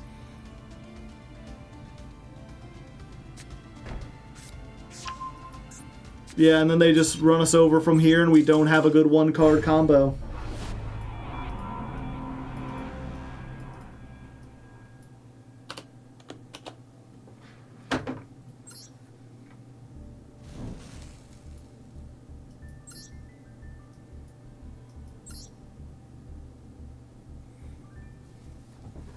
Definitely should run board breakers. Which board breakers should I run? Out of curiosity. What board breakers break a Malice board and a Ryziel board?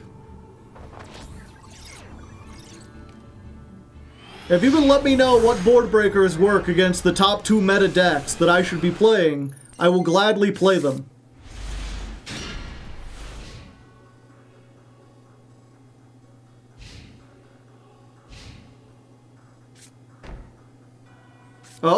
Oh.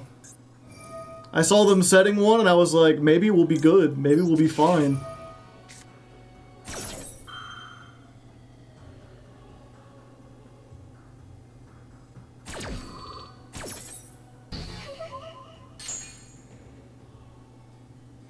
No material.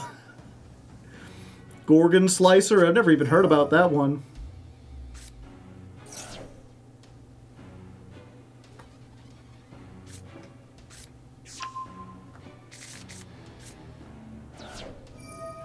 Book of Eclipse? What does Book of Eclipse do against the Malice board of all Link monsters?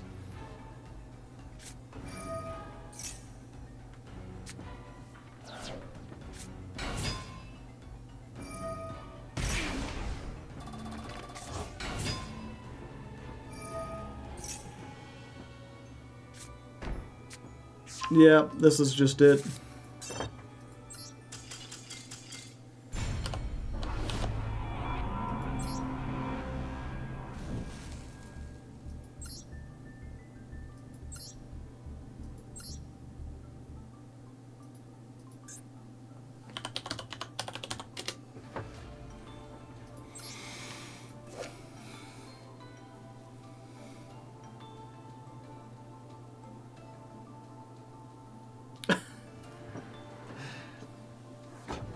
Target any number of face-up cards. For each targeted card, banish 1 card from your hand or 6 cards from your extra deck. Yeah, you know, if I could play this, I would play, whatchamacallit, I would play Forbidden Droplet. The reason I'm not playing Forbidden Droplet is because we need absolutely every card in our hand most of the time.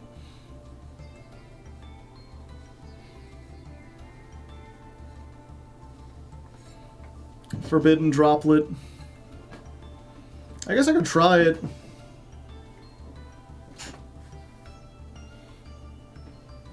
I thought you didn't want to play decks anymore that rely on 2 cards combo, as they wouldn't be good in the voting list.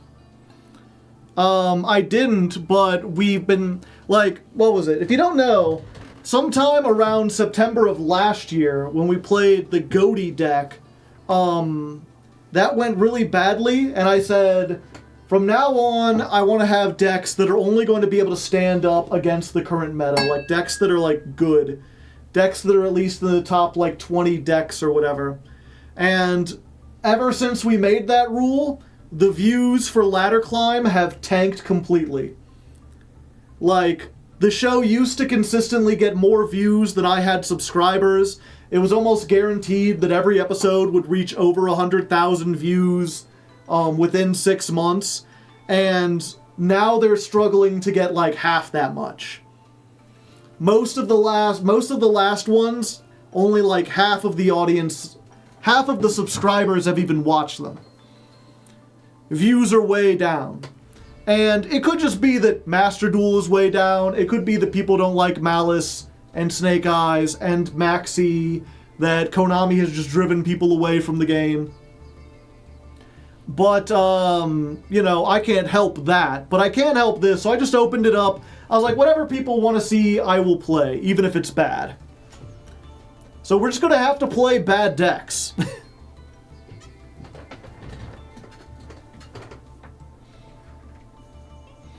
I'm looking forward to the Mimighoul climb. The Mimighoul one turned out really well.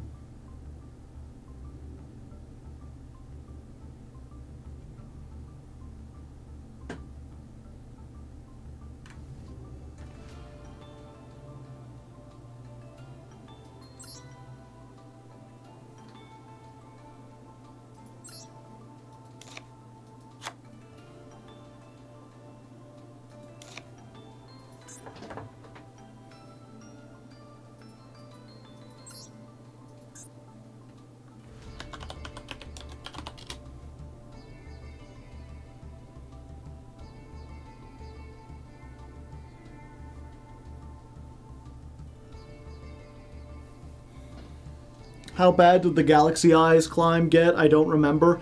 It didn't make it. At the time, the highest rank was Diamond, so he started in Platinum 5, and the highest it ever got was Platinum 4.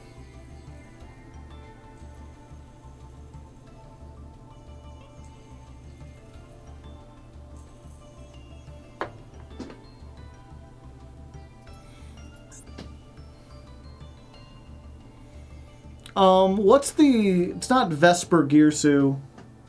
Metaltronus?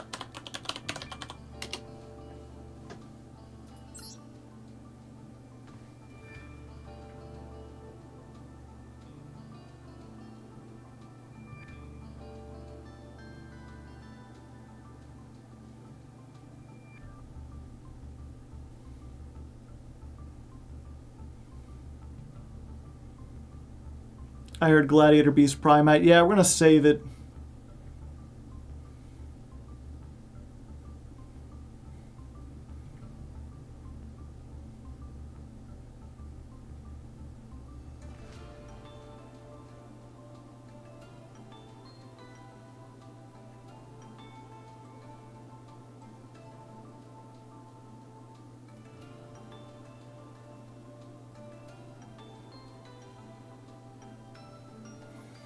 Just play SP in the Malice Link 3.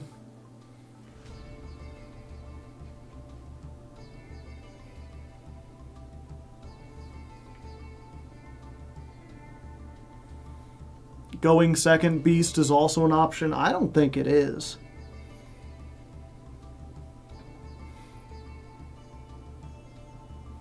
I guess we could try.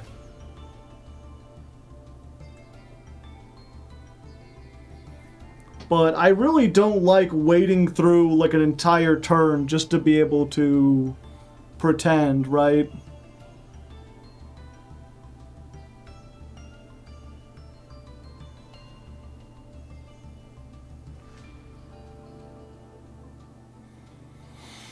Do we really need 2 traps? No.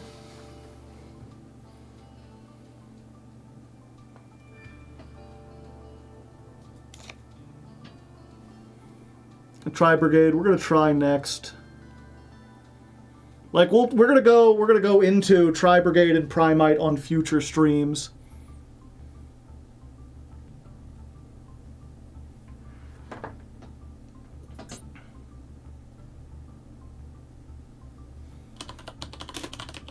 You know what? I want to keep the test fair.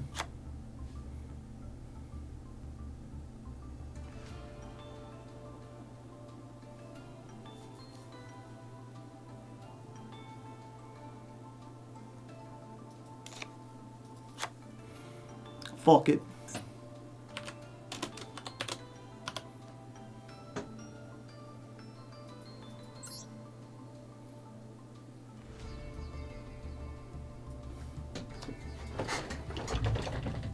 Okay. What did we actually add in? 3 forbidden droplets. Yeah, just 3 forbidden droplet. I guess...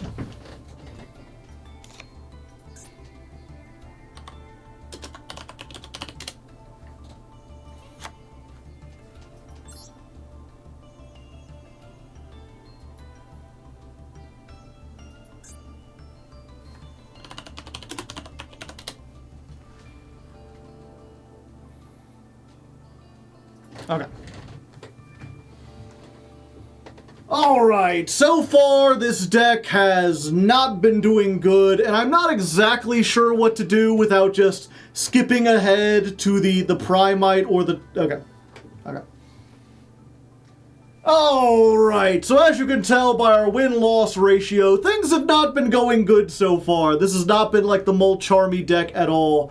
We're really suffering from the fact that we can't play going second, and it's kind of difficult because there's really 2 ways to go.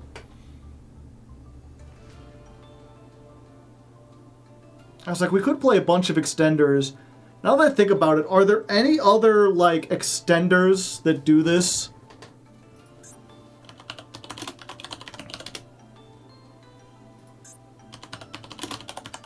What does Test Tiger say again?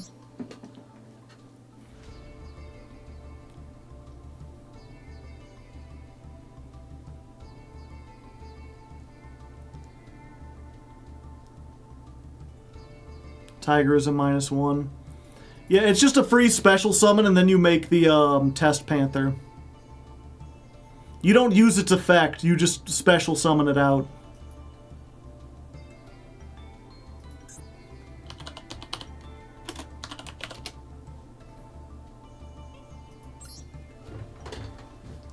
Okay. Alright, so as you can see from our win-loss ratio, things have not been going very good so far. This deck is having a lot of trouble, especially going second. I wouldn't think that it would make that much of a difference, like only playing... God damn it. Who is texting me?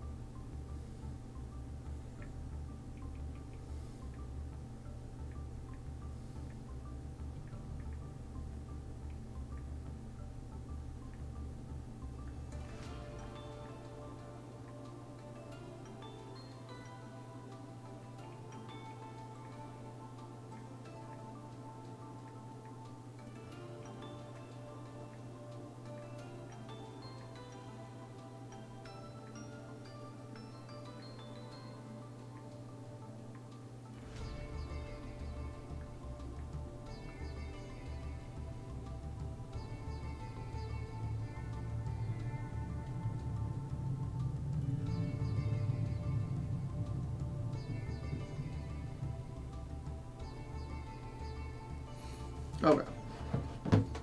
Try that again. Okay. Alright, so far things have not been going very well, as you could probably... Okay. Alright, so as you could probably tell from our win-loss ratio, things have not been going very well so far.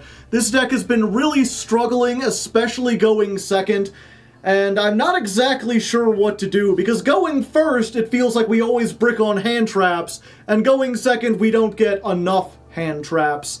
So I'm kind of wary of taking out extenders like Test Bear, because it feels like we really need them when we do go first.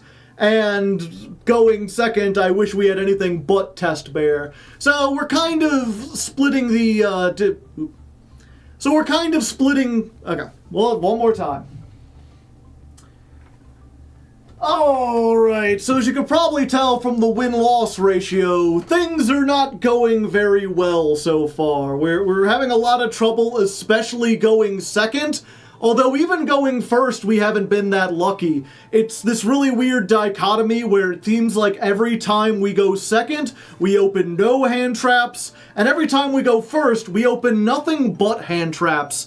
So I kind of want to put more in, but I also don't want to take out all of the extenders. So we're kind of splitting the difference. I was playing a bunch of one-of Gladiator Beasts to summon off of the effects that I thought might be fun. Things like Bestiary and Noxious, we have taken those out. We've taken out Augustus. Actually, Noxious is still there because it's a foolish burial, but we've taken out the Augustus. We've just left in those. We took out the Gladiator War Chariot because I think the Lash is better since, as I explained in the tutorial, we have enough monster negates already without needing another one. And in its place, we've put in 3 Forbidden Droplet. I don't really like this because we need every card we can. Nothing's really good in the graveyard, but this is excellent for winning battle, especially if we go second. We can really like do some cheesy stuff. So I think that might work. And then I just put in another Foolos. This should hopefully make it more likely that we can draw a bunch of cards, get a bunch of extenders when we're going second, and if nothing else, it's something we can discard off the Forbidden Droplet. We're still playing 2 Test Bear, that's probably the next thing to be removed. Again, a lot of people don't like that, but I feel like we have our normal summon, we have the Giselle, and then if we use our normal summon on Test Bear, that's probably the best one we could do. So I really like playing this, and because it's unsearchable, I want to play it at 3, but realistically, maybe there's some better stuff we could be playing. Maybe even like a Terror Top package to try to go into, what's it called? MX Saber Invoker to summon something. I mean, this is a beast. I think we can get this. I don't know. I know there's one target on there. Either way, we're trying this out. Pure Glad Beast Mark II. Let's take it on ladder and see if this improves our chances.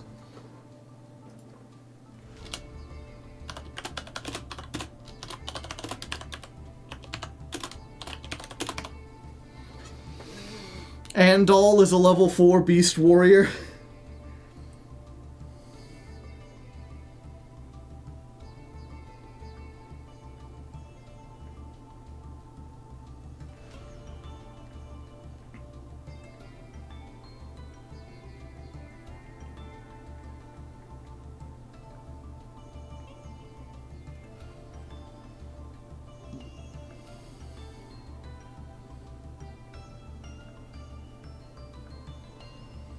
Ugh.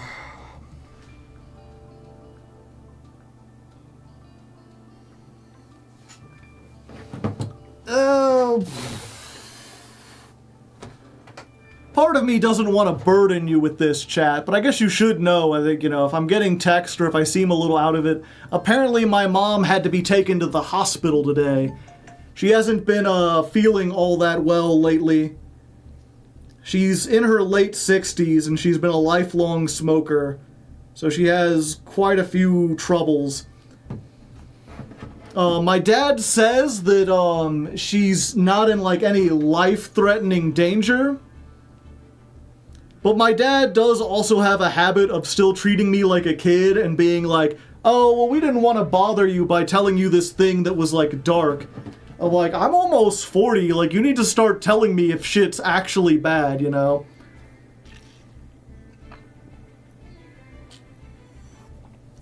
If you need to go, you should go.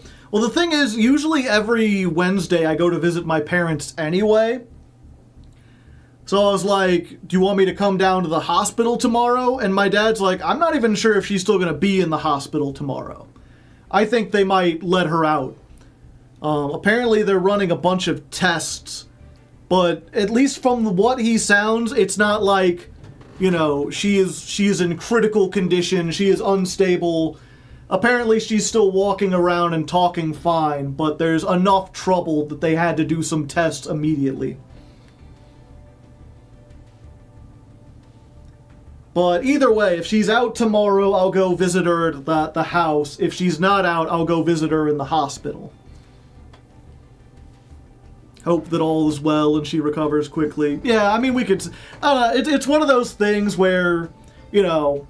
And again, not to get too dark, but, you know, like Buddha says, we are all going to die eventually. It's something that you have to accept, that everyone you know will die at some point. It's not like a failure, it is like a part of life that will happen eventually. And obviously, yeah, you don't want it to happen sooner than later, but I'm getting to that age where it's like, well, I'm almost 40 and my parents are almost 80, like, it's probably going to happen sometime in the next 10 years, just statistically. Not me, I'm immortal. Yeah. So at least personally, like, obviously it's still going to suck when she does pass, but I've kind of, you know, in the last 5 years come to accept, like, okay, this is going to happen sooner rather than later.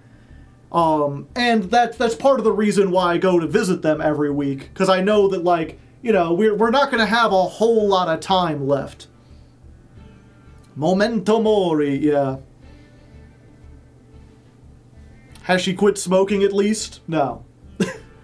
But I mean, at this point, it's like, you know, if you've already got, like, dire lung problems.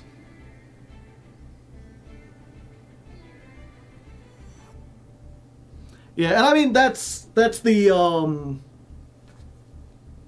you know, I remember my grandparents, like her parents, they were also lifelong smokers. And they also both got taken out by, like, lung diseases when I was a youngin'. And I remember my grandmother, she got it first. And she was like, I am going to hold on and fight for as long as I can. And as strong as she was, seeing her, like, go through chemotherapy and slowly get, like, weaker and more frail and lose all her hair, and, like, clearly be miserable for, like, a year and a half.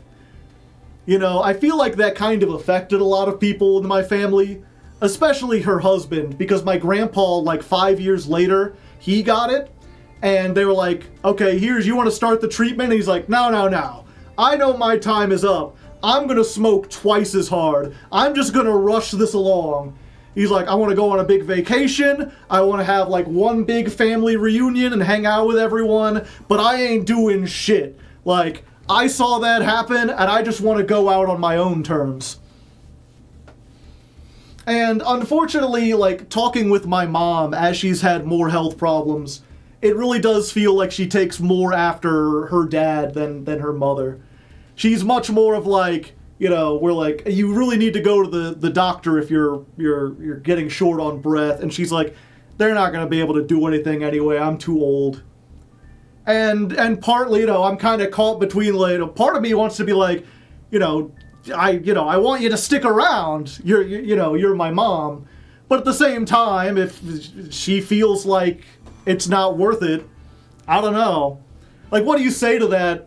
It's hard to be like, oh, you have so much to live for when you're already, like, an 80-year-old grandmother who's retired and has grandkids and has done everything.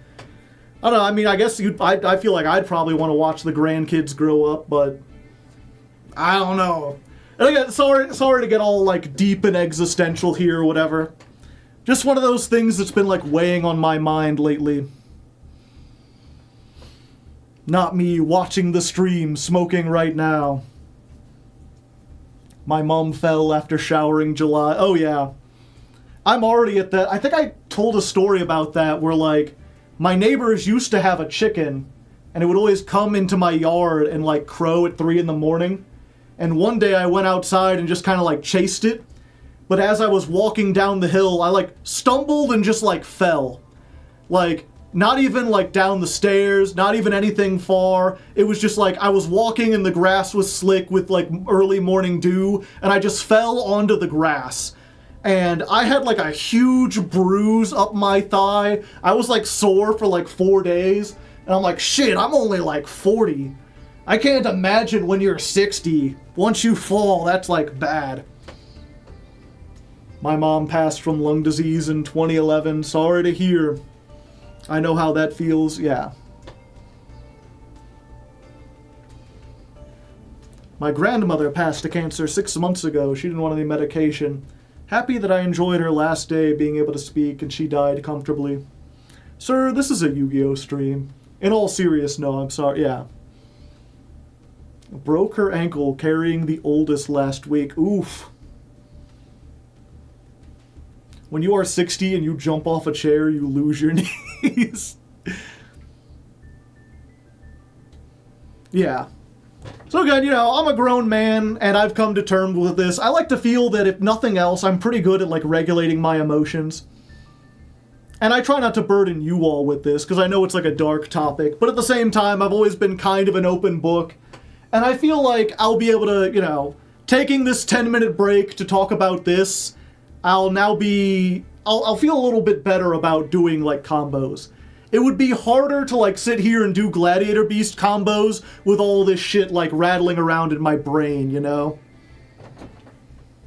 Now I've just kind of got it off my chest. So I appreciate you listening, chat. And my apologies to those who just came for, like, the Yu-Gi-Oh! Stuff. Damn, I don't want to become 40. To be fair, I'm not just 40, I'm also in terrible shape. Like, I don't really exercise, I sit a whole lot, I don't eat very healthy, I don't smoke or drink, so there's at least that. But that don't do a whole lot. And once again, the duality of Master Duel. We put in extra hand traps, extra go second cards, we lose the coin toss, and open with, like, the best going first hand we could possibly get. This is like every great starter. We've got too many extenders. Extenders out the wazoo. And we're going up against Super Heavy Samurai, which could do, you know, Cold Fusion. This deck can do anything.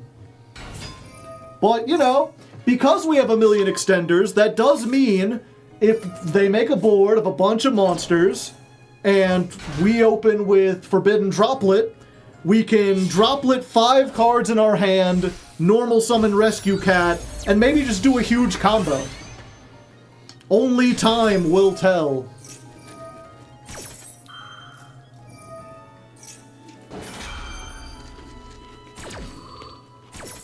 I have a few suggestions.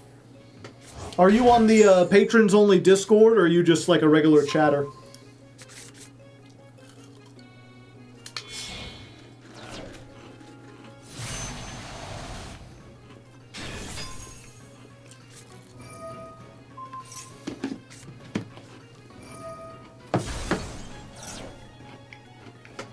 Growing old might mean you need to monitor your diet more.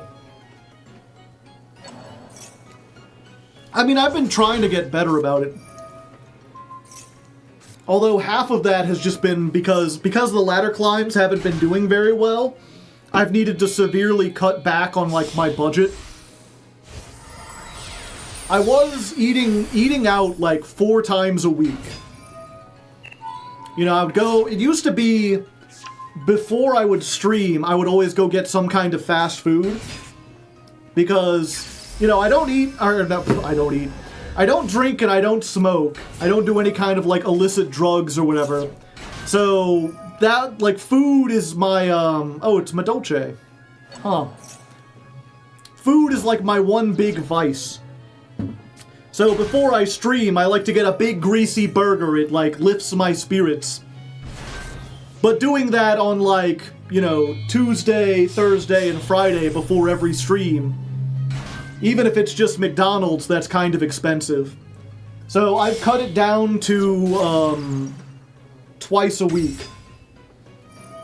I get it once on Monday, and because Monday is like my big chore day, and I go out and run errands, and while I'm driving, I'm like, I might as well get some food while I'm on the road. And then on Wednesday, when I go to visit my parents, because again, usually when I go to visit my parents, I also want it to be kind of like a treat. My parents don't get out of the house a whole lot, at least my mom doesn't, so it's nice to be like, oh, while I'm over here, why don't we go out and get some pizza, or go down to a steakhouse or something. So those are the two I've kept. But everything else I make on my own. And I will say, just in like, it's only been like 1 month of like eating half as much fast food and cooking, and I'm already like noticeably lighter. I have like lost noticeable weight. Pizza, yeah.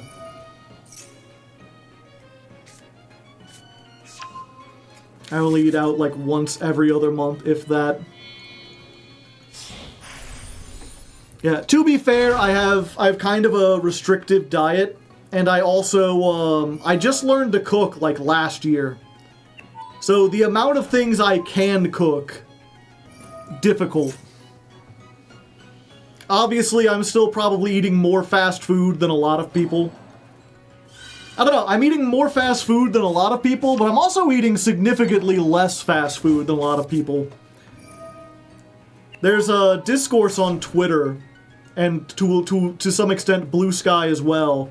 Almost any time someone's like, oh, you know, you can cook too. You might think it's difficult, but actually it's much cheaper and much faster than going to fast food. And there are people who are like,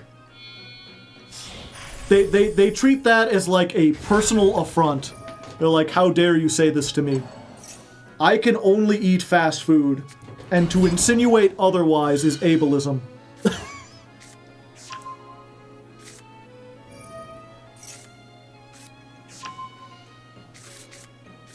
I eat out a lot, but I have a job that has me traveling across countries for weeks and months at a time.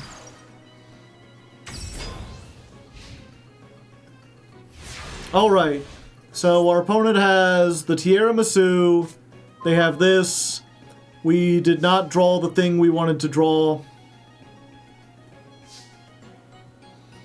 Can we get the one guy at least? No, they have Ash on top of everything.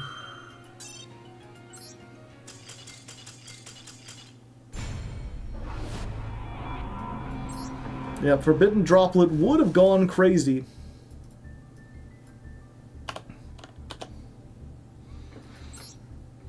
Yeah, what was it? It's not even necessarily ableism. It's just there's a lot of people who are, who again, they were never taught to cook.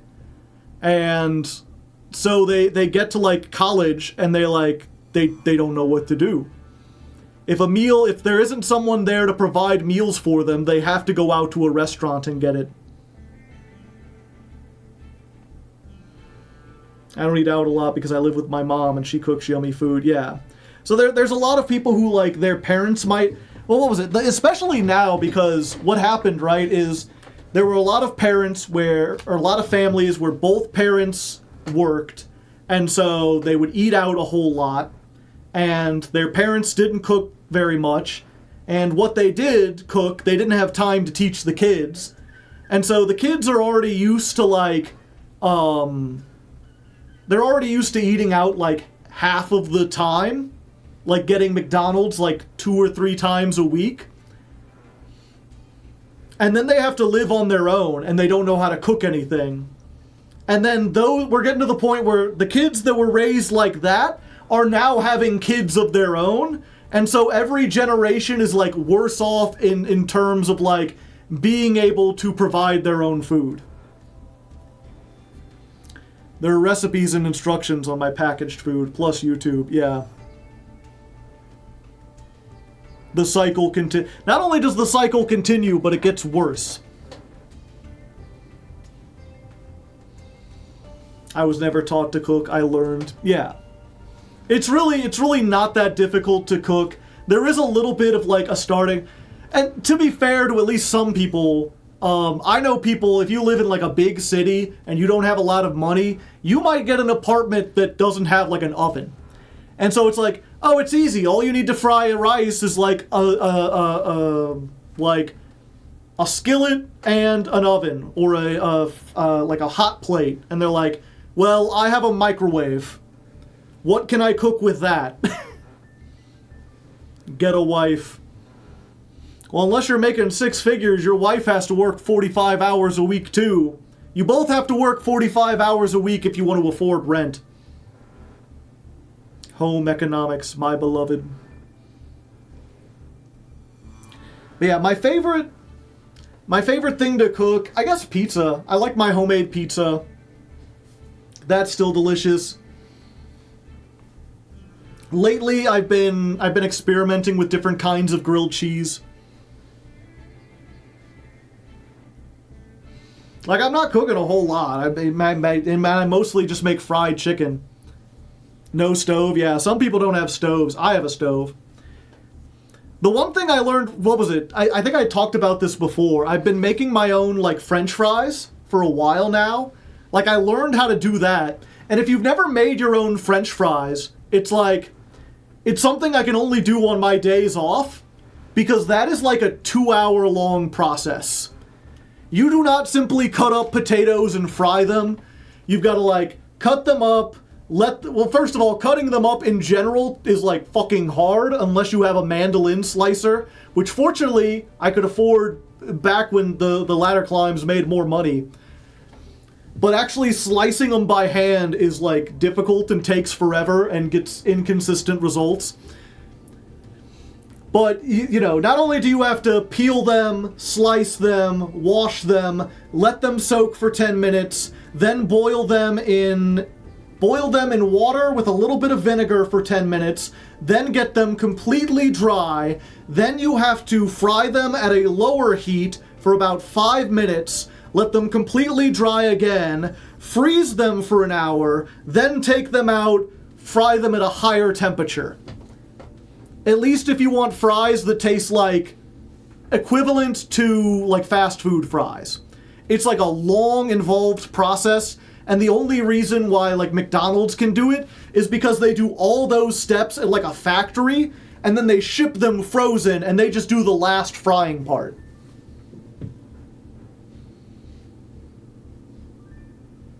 I don't have that much freezer space, yeah. And so then I was like, man, if it takes that long to make French fries, imagine how difficult a hamburger would be.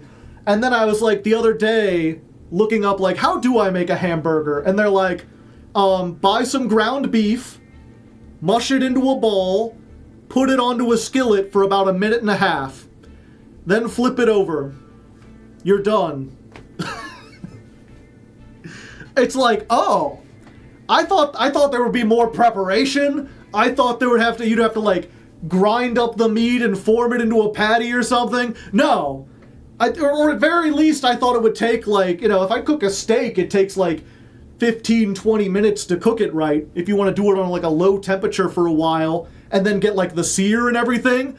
But a burger, especially if you want a smash burger, which are like my favorite kind, it's like, nah, that shit takes like 3 minutes. It takes 3 minutes, and also ground beef, you can get enough for like 4 burgers for like $5. It's cheap as shit. It's a lot easier to find pre-made ground beef. Not only can you find pre-made ground beef, but you can find different variations of it. Make sure it's cooked all the way through, yeah. I like adding spices and egg. Yeah, you can add all sorts of stuff. The big thing I use, let me go grab it real quick, because I got a whole bunch of it. When I was learning how to cook, again, like the last couple years, I went through a phase where like I was just buying, like every month I would buy a little thing of a different kind of spice, and I'd be like, let's just try beef with this. Let's just try chicken with this. Let's try rice with this. Cooking eggs is it's very easy. You should do a cooking stream. I keep thinking I'm going to do that for April Fool's Day, and then I keep, something keeps happening that distracts me. But I eventually found out that, like, okay, if you want to make beef, or, not beef, if you want to make, like, steak exactly, or chicken strips, I recommend this shit. Montreal steak seasoning. It's great. There's like a whole bunch of stuff in there, but it's not like super overpowering. It's just a little bit peppery. It's a little bit garlicky. It's a little bit oniony. It's just great. Very savory. And then Lawry's seasoning salt. This shit is like, you know, there's a reason I bought one this fucking big of it. This shit is like, you know, Frank's Red Hot, their catchphrase, I put that shit on everything. I put this shit on everything. This shit is like amazing. And it's weird because I can't quite place the flavor. It's almost like a flavor enhancer. It feels like no matter what you put it on, it just kind of brings the natural flavor to the forefront. So like, I put this on fries, I put this on burger, I put this on chicken, you know, anything. MSG. Is this just, no, it says no MSG added. Added, very important. Put it on popcorn. Put it on whatever.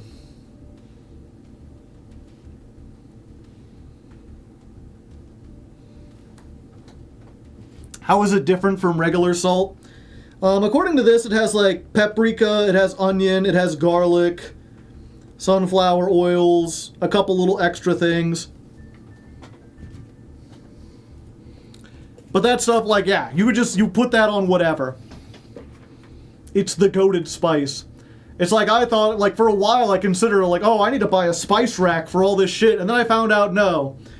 No, those two spices pretty much cover everything I could want. It's salt with some traces of some other stuff in there, yeah. What's weird about it is they call it seasoned salt, but it's not super salty. Like, sometimes I'll put, like, salt on in addition to that.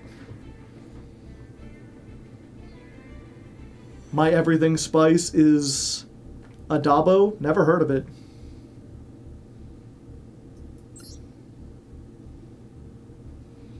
Have you tried cooking onions with steak? I don't like onions. A little bit of onion powder is fine, but I don't like onions.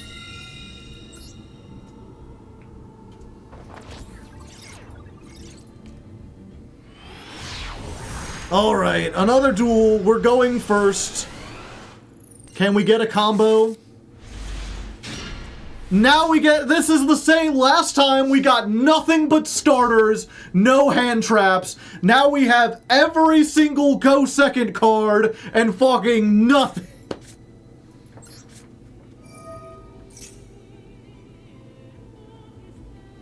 Activate this, see if they like Maxx C.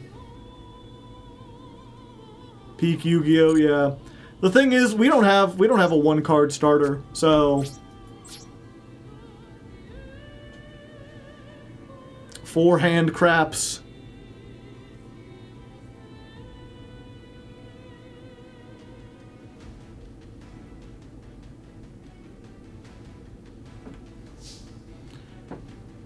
Like, maybe I should have set Forbidden Droplet as well.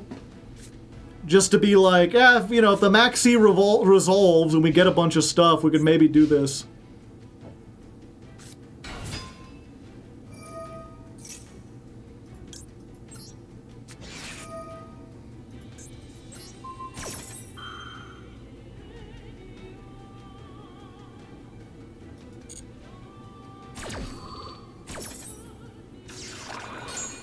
Okay, so White Rabbit, we get in perm. You have another starter. Okay, going for that. Maybe I should have Maxx C'd, but again, I want to kind of make them commit.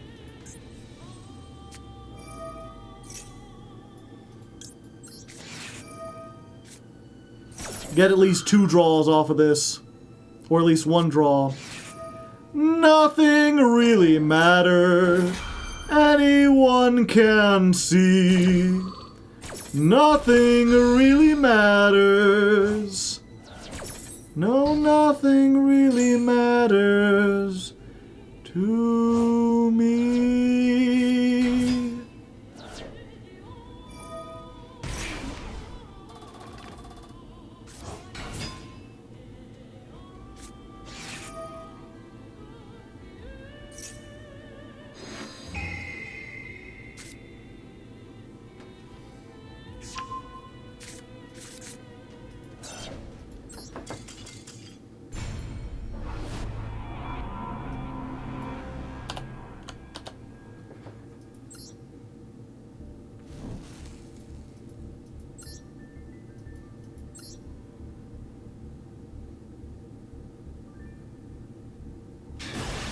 Can you do test hands a couple of times? Oh, why?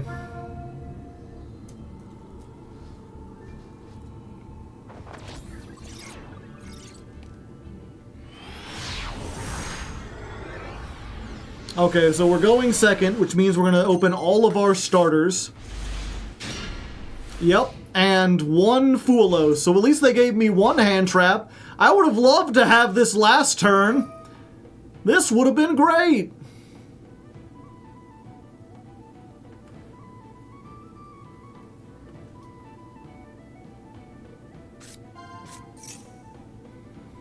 I'll let them discard the 1 card first.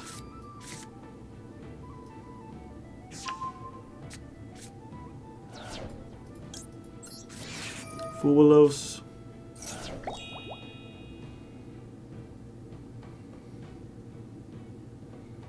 At least we have Mini C, yeah. To be fair, against Ryziel, they can, if they want, have us end on like 1 extra draw, and then we just shuffle for it, cycle for it. Because Fuelos is a fair card. Or they could give us 2 and then end on like a whole bunch of negates.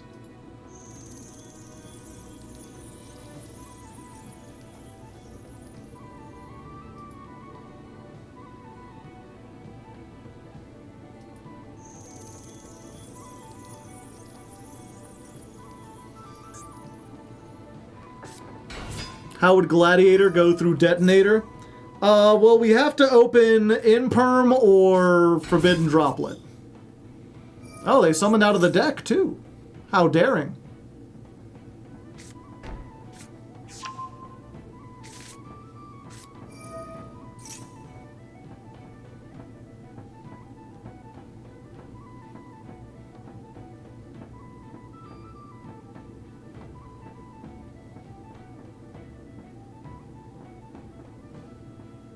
We get 3 draws? Not necessarily. They could just put all of this and make a 5 material detonator.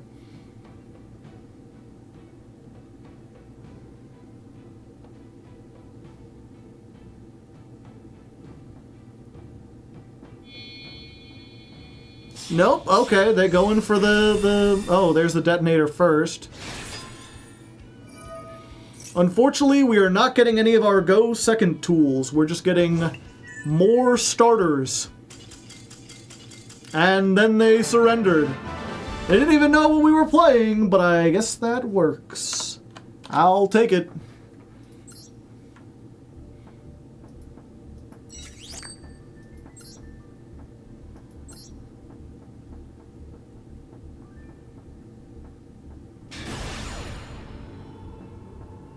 The power of Fuelos. Okay, we're going first.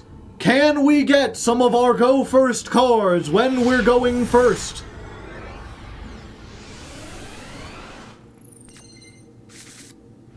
Alright, we got the full combo. Holy shit balls.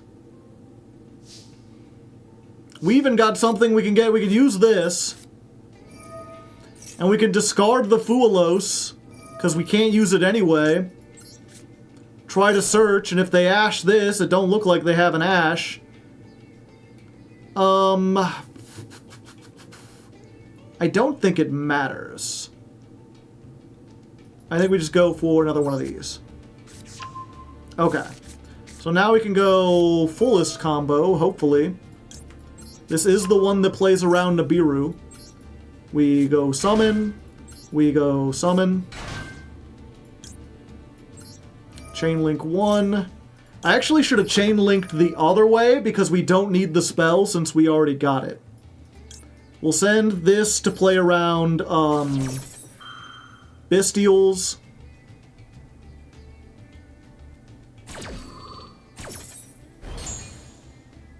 And then this will get me... I guess we just get Proving Grounds.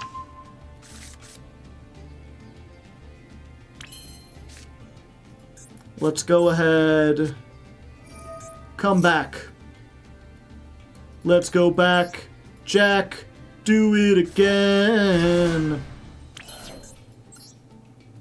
So this is summon number 4.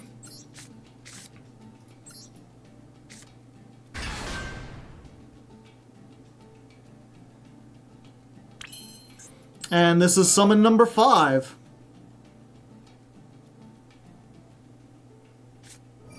Valor. Uh-oh. I might be in a little danger, chat.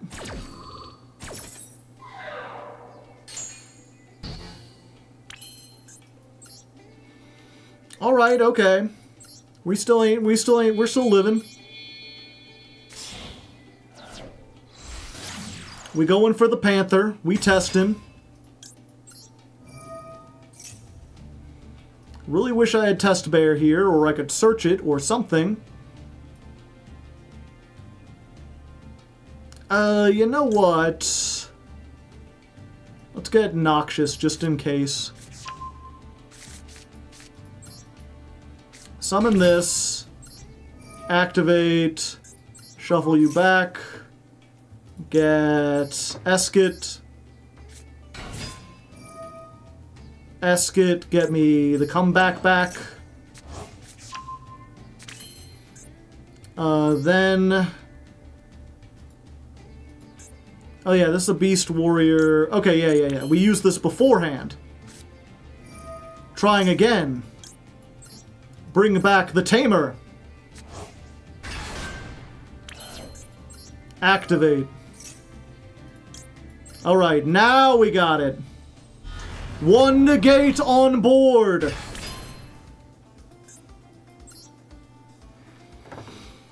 And then we can make...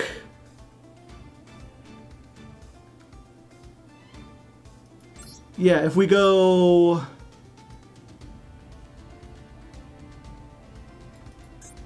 Huh.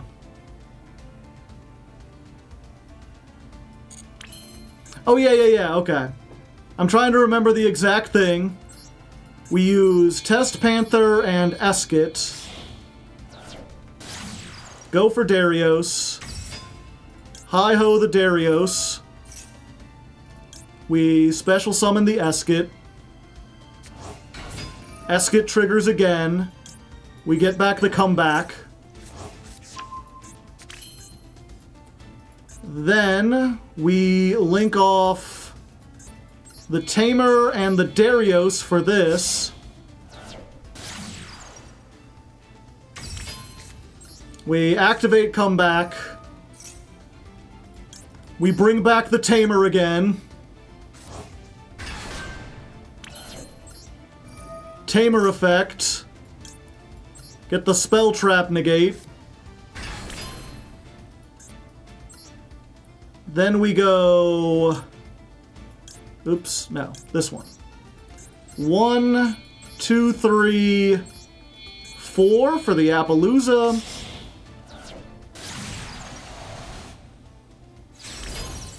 And do I have 5 for the thing? 1, 2, 3, 4, 5. Yes, we do. Behold the power of Claudius. Oh, I can't use Tamer. I always forget that. Okay, well, we're putting the Heraclinos back. We could summon it back again.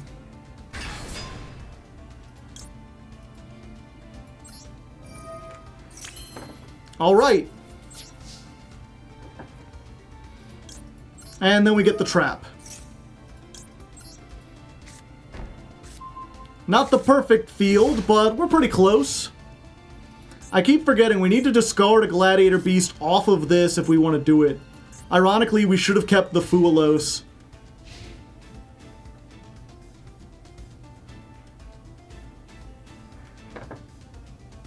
Full combo. Full-ish combo.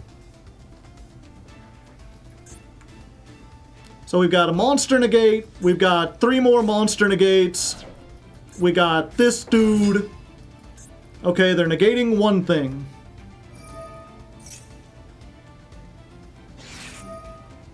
Please hit Claudius. No, they're hitting the Appaloosa. Okay, that makes sense. Yeah, we just negate that, right? And then we get to keep the other negates.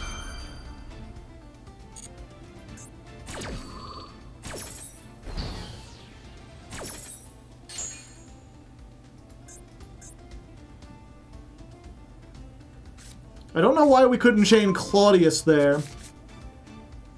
Oh, it's after it resolves. Okay. Yeah, and then after it resolves, we get Heraclinos back. We're cleaning up, baby!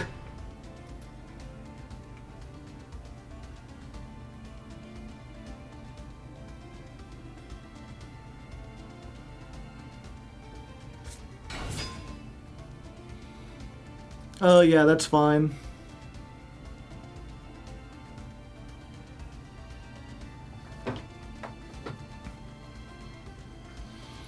I guess they can make Detonator here. That would suck.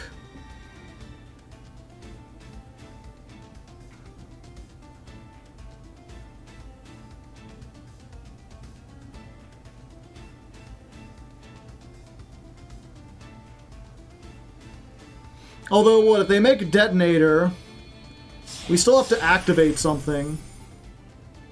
Tornado Dragon. Okay. They dragon.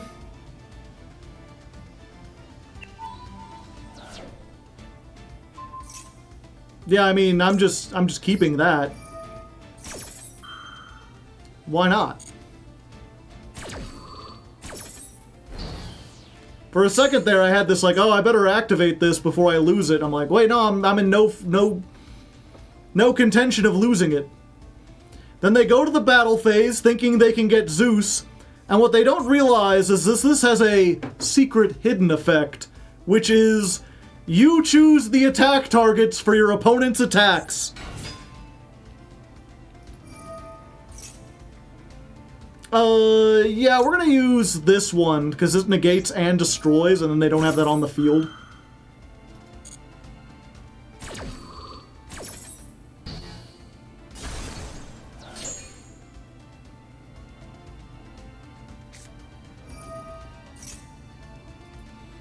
Take one card, either a Barian's. Yeah, that's fine.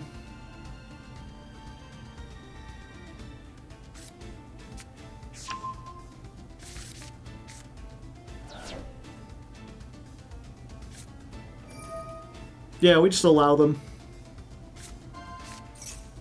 Go ahead. I'm not using my spell trap negate on just another card search. They can't Zeus, right? They won't be able to Zeus because if they try to attack Appaloosa, we could just be like, nah, you attack Claudius.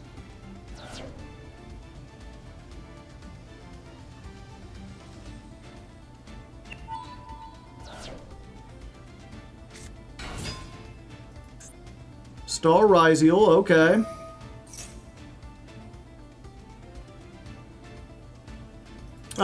Yeah, we negate that.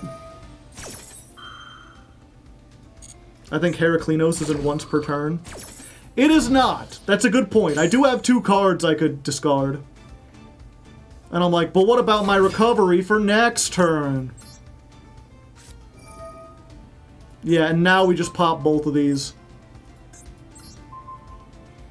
Pop another card? No. You can keep the Tornado Dragon if you want.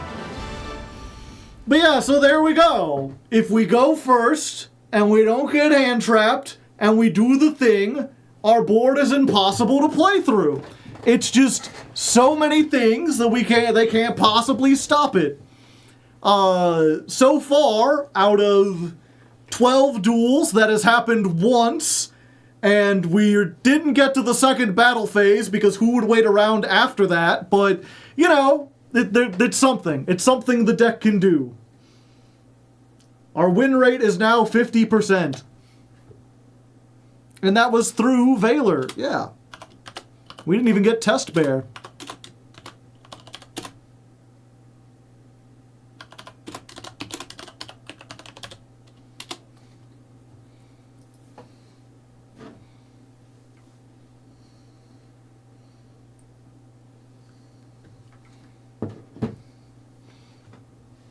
%33%.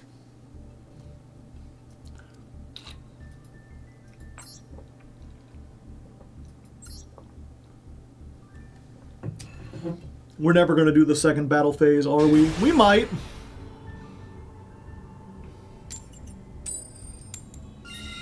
Going first makes me feel alive. I go first. Hope I don't die. Could we draw a good hand or will we lose? I'm letting the shuffler choose. Ah, no. You can reveal this card and one Gladiator Beast, summon both. Oh, it can reveal itself. I thought this was a brick. No, actually, this might work. It can shuffle itself. And are they not a hard once per turn? They are a hard once per turn. I was hoping maybe I could activate both and get so many cards, but not quite. Me and my identical friend. Gistel and his brother Gistel. I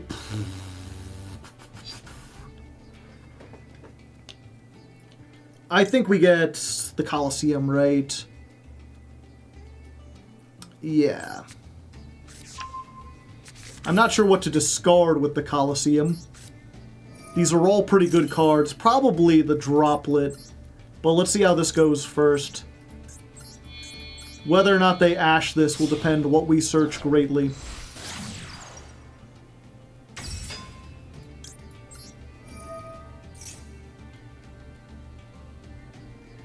They got something. They're cooking something up, Chad. I just don't know what it is. Okay, so let's get this. These are all beasts. I can't activate it. Fuck, fuck, shit, fuck. Okay, we're trying this. We discard the Droplet. Oh, no. Why did they wait so long? Just to get the 2-for-1.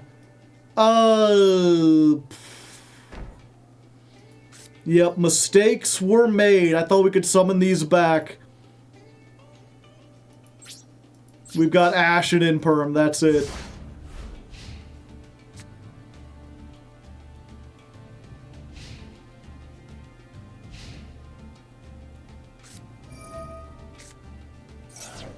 Well, I guess that's a thing to Ash.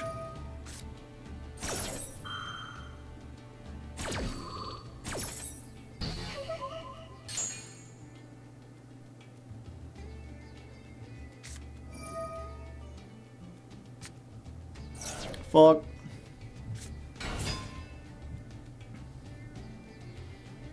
We're cooked. Not necessarily, Chad.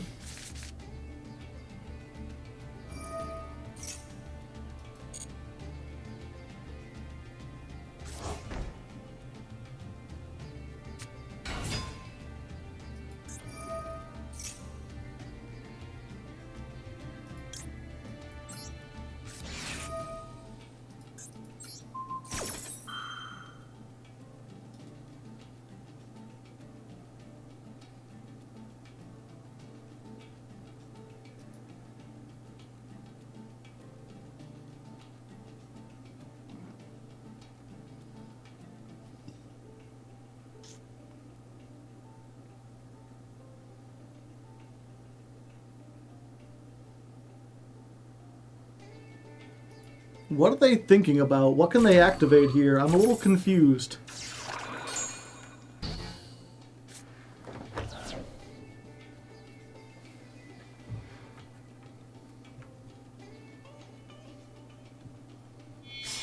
Droplet? Yeah, maybe. Okay, they go for Reclea. They have another spell trap to send. They do. I was really hoping they didn't. But there's no point in doing this because they can bounce it back.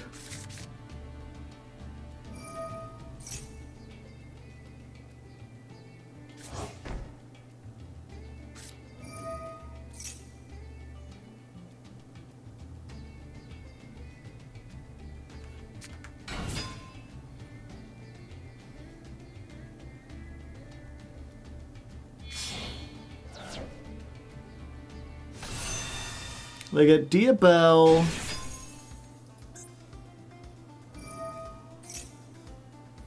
Oh yeah, I forgot that this... See, I'm like so used to when I played White Forest, and then like a week later they added this, and this just like completely changes up how the deck functions.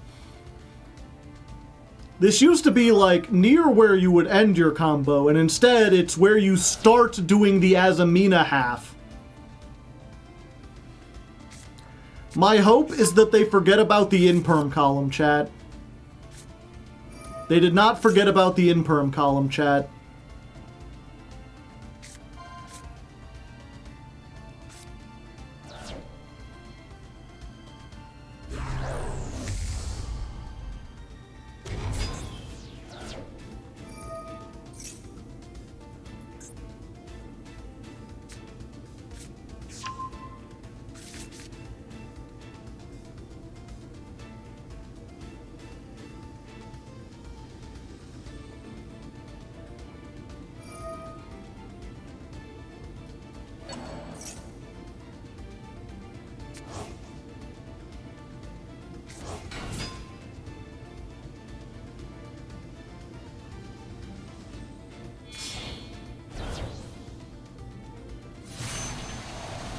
Bar on the floor.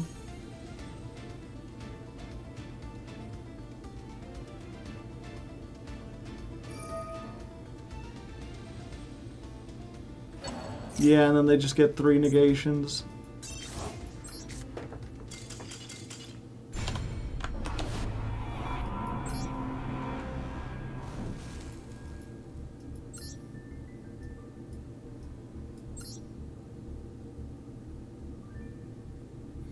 Yep, to be fair, I could have played around that. I just didn't play around them having the Ash and holding it for the Test Panther.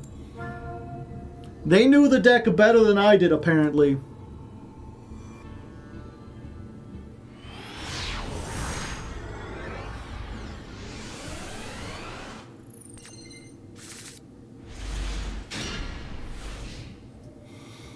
Well, go Fuelos.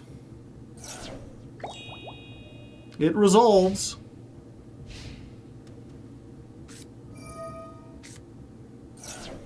Question is, will it do anything? Branded. So looking at maybe 2 draws.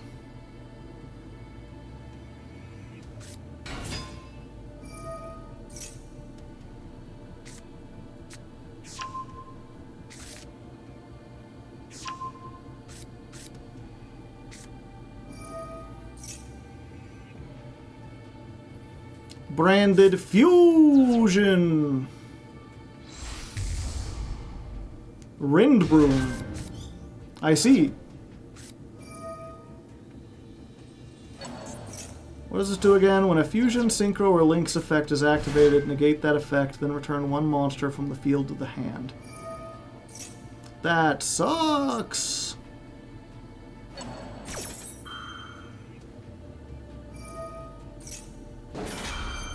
And they're going to have a Bestial. Granted, we can kind of play around that.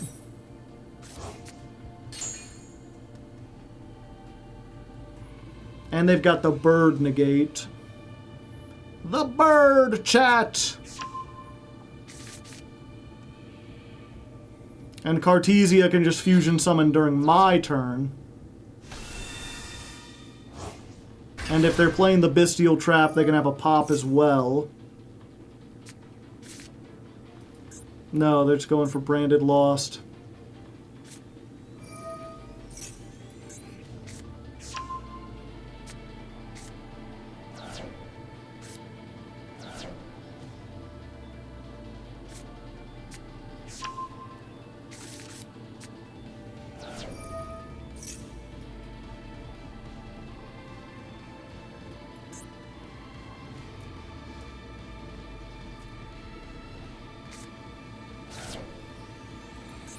And they have Retribution.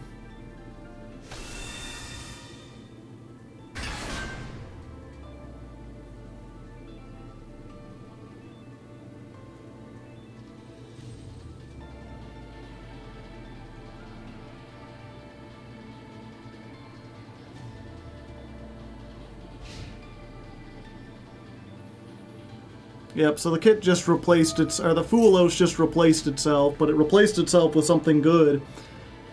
But they do have negate and pop, fusion during my turn. If this is in the graveyard, they can get back Albaz.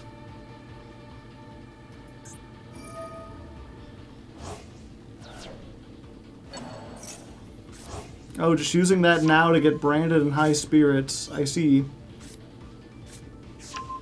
Huh. I thought they would want to end on a Bestial. Nope. No Imperm, no, Forbidden Droplet. Unfortunately.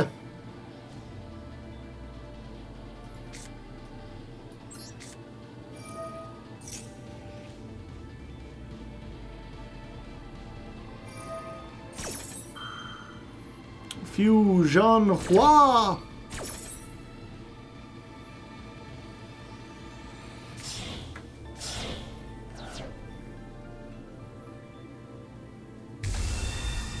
Light and Darkness Dragon Lord.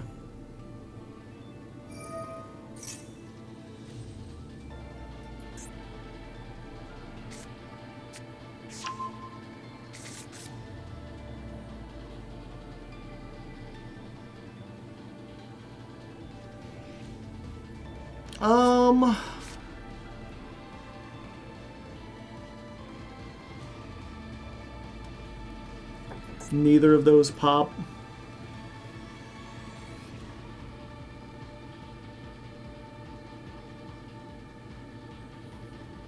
Yeah, I'm trying to think. Because this negates them too, right?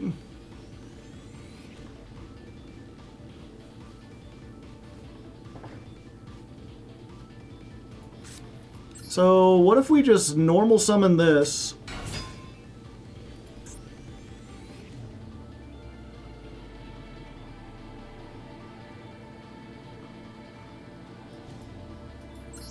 Battle phase. Get rid of one thing.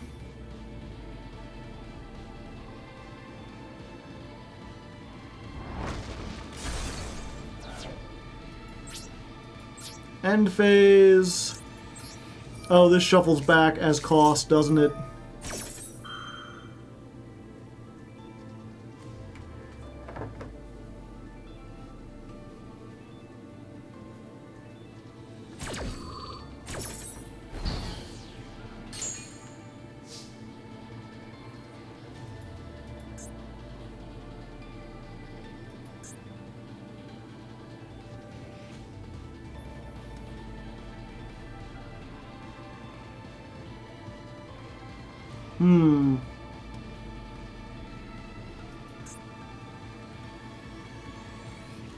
I'm trying to think. If I just set stuff, then they have to play through the Omnis. They probably can't kill us. Oh, I can't set, because I used that.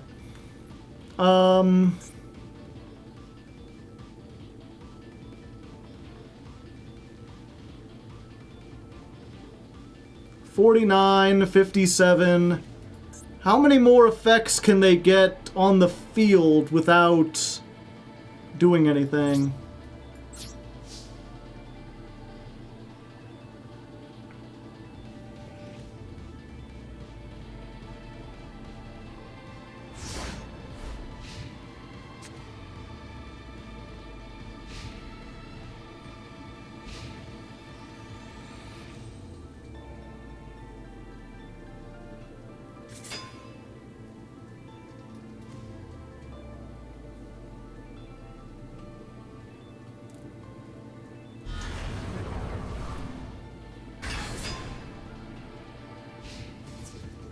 Oh, yep, that's 84.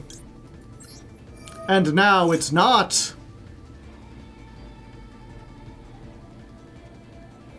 They can't stop this! It's an effect that's already on the field! Hold up! What up, buddy?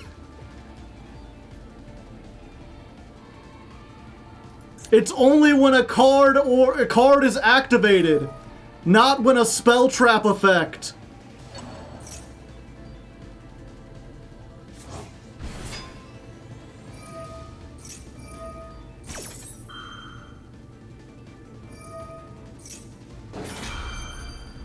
Oh, it's also only once per chain.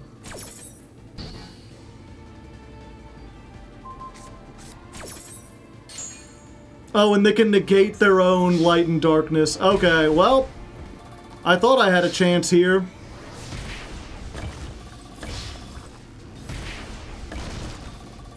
Yeah, I should have added Noxious. I didn't think they could do that.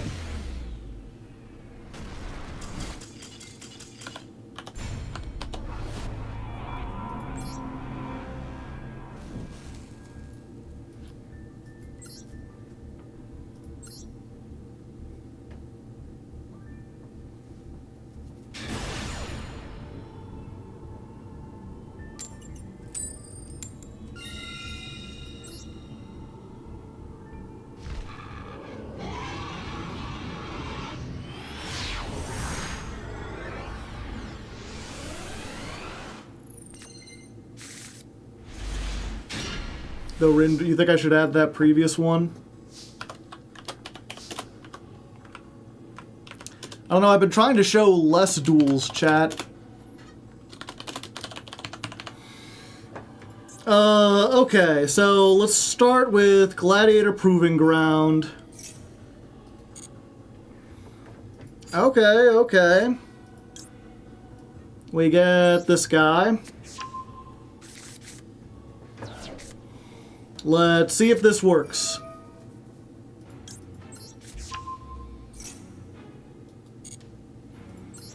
Also, I didn't realize how rude this person's name is. What did I ever do to them?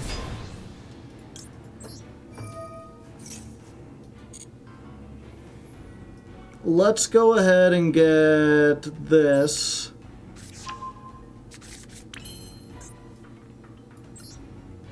Then we make...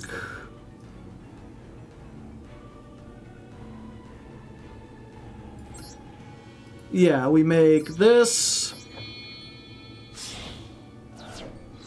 Trying to figure out the combos when you don't get the perfect one. Get this, grab anything. Could be anything except for a Torix, because that's what we want. I think we get Darius. Oh wait, we're gonna rescue Cat. Yeah, we rescue Cat, actually. I done goofed a little bit, but that's fine. Rescue Cat can summon 2 of these guys. In defense. Effects negated. Not a Gladiator Beast card. It's fine. We're just gonna send one of them back. Then we get a Torix. A Torix effect.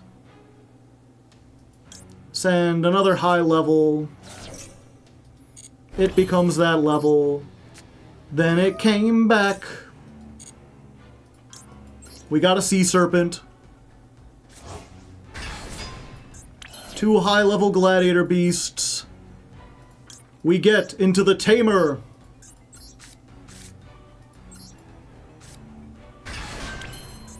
Last chance to look at me, Hector. Behold!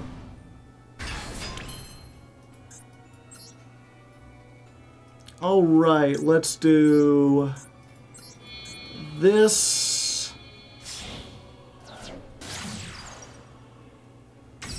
Darius.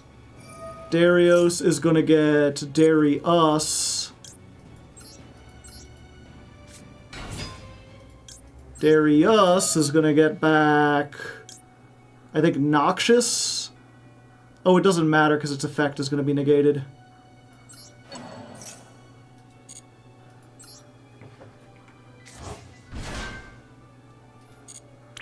Yeah, it'd be nice if we could send a monster. Let's see. We got 1, 2, 3, 4, 5. Yeah, okay.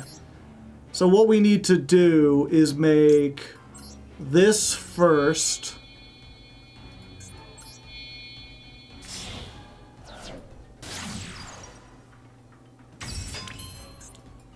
Then we're gonna make a 3-material Appaloosa. Oh, or a 2-material Appaloosa. I may have misclicked slightly. It's fine, we can't use this as fusion material anyway.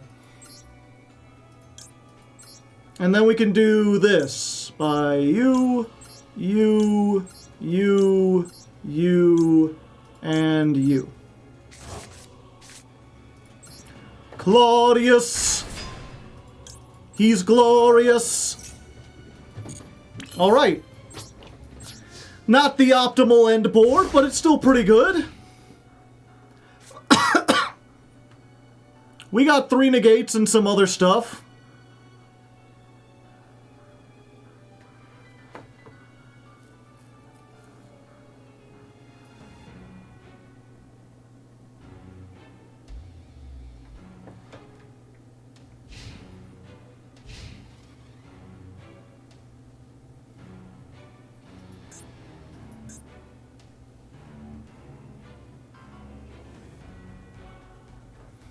Mm-hmm. Mm-hmm. Mm-hmm. Mm-hmm. Mm-hmm. Bum bum bum bum bum bum.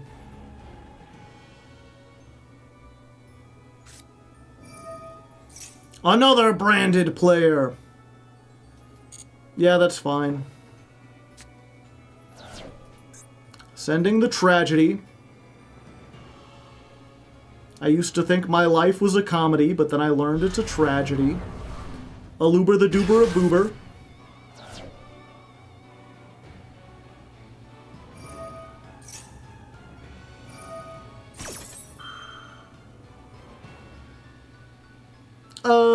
Yeah, I think we'll use 1 on that.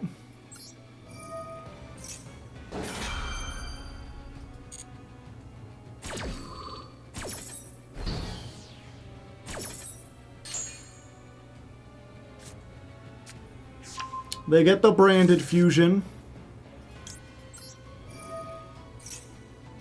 We're gonna go ahead and get the Heraclinos.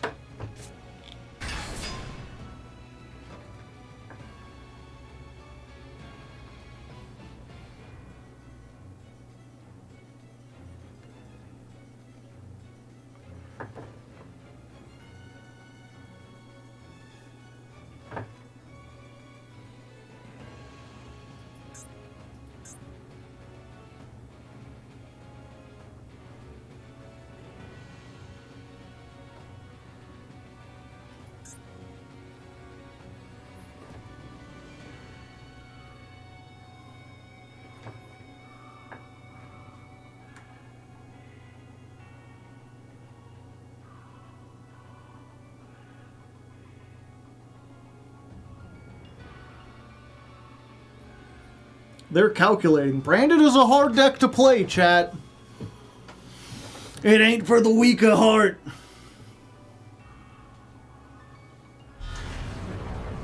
Albaz.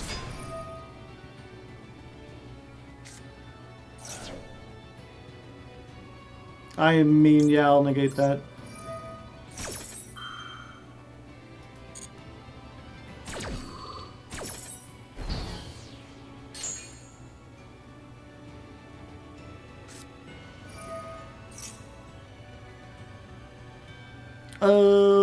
Fusion summon? Yeah, I don't want you to do that. So we'll Heraclinos, discard the Ash Blossom.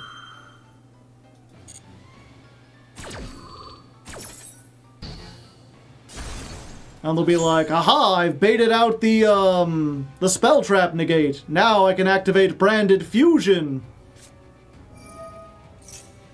But this ain't once for turn, buddy. Yeah. I don't need Maxx C to beat you. It's just fodder for my lion man.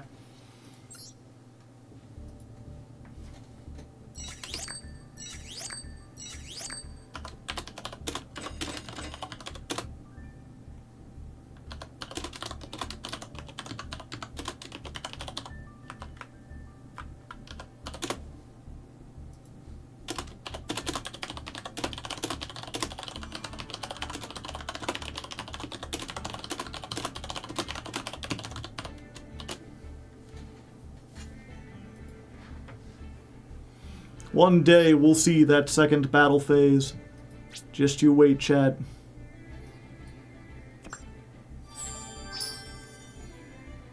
We got a Gem Knight pack, I guess. Do you want to open a Gem Knight pack, chat?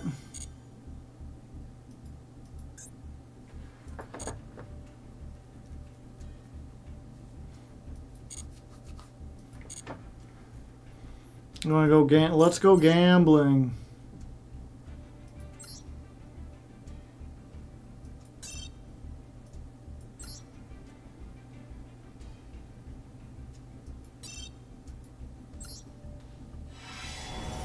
Oh, these ovals.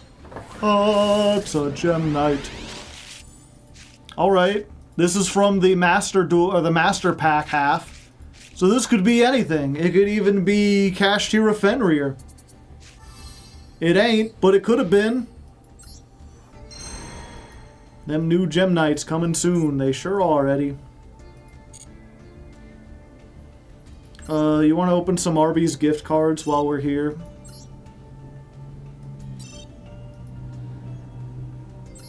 100 packs, chat. And nothing good. I mean, I guess we got a Penguin Brave. I could have swore we had one of these, but apparently it's new. Now I can play Penguins. Dandy White Lion. If this card is sent from the hand or field to the graveyard, special summon 3 tokens in defense position. You're not special summon from the extra deck the turn you use this. I see, I see. Was the most recent Mirror Masters not recorded? I can't find the stream and videos. I didn't put the VOD up. I was waiting to edit it, but it's not going to be out until next week. Oh, it's Joe. Oh, I was like, is MBT here? No, it's the Dandy White Line. I get it. Ebe. Angel of Zera. For a brief moment, people thought this might be a tech card. Weird pose. Around. Yep, this was almost a tech in Tearlaments. Trick Clown. I'm surprised Trick Clown made it into the Legacy packs. I feel like this is still seeing play. Extra Gate is not. Pot of Dichotomy is not. Magical Spring. This looks like a Voiceless Voice card, but it's not.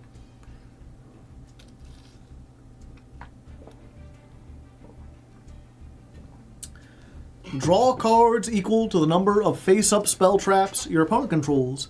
Then discard cards equal to the number of space-up spell traps you control. Until the end of your opponent's turn after this resolve, spell traps your opponent controls cannot be destroyed. Also, their activation and effects cannot be negated. Weird. Finite cards. Don't tell me it's finite. One of the things I always hated was that it's infinite and finite. Why? Who decided this?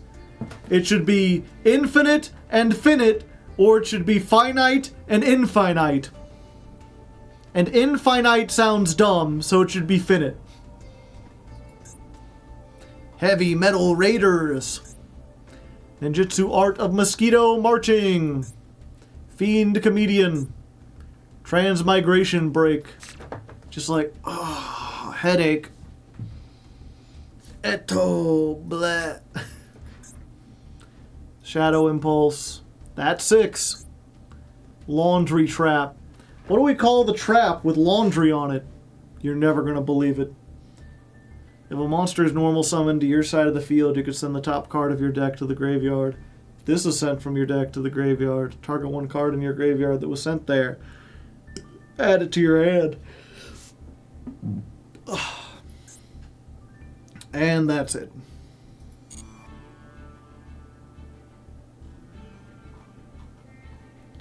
Anything that might see play, maybe this eventually. How many of this did I already have? 5? Okay. Or 4? Another 100? You want to do another 100? Sure.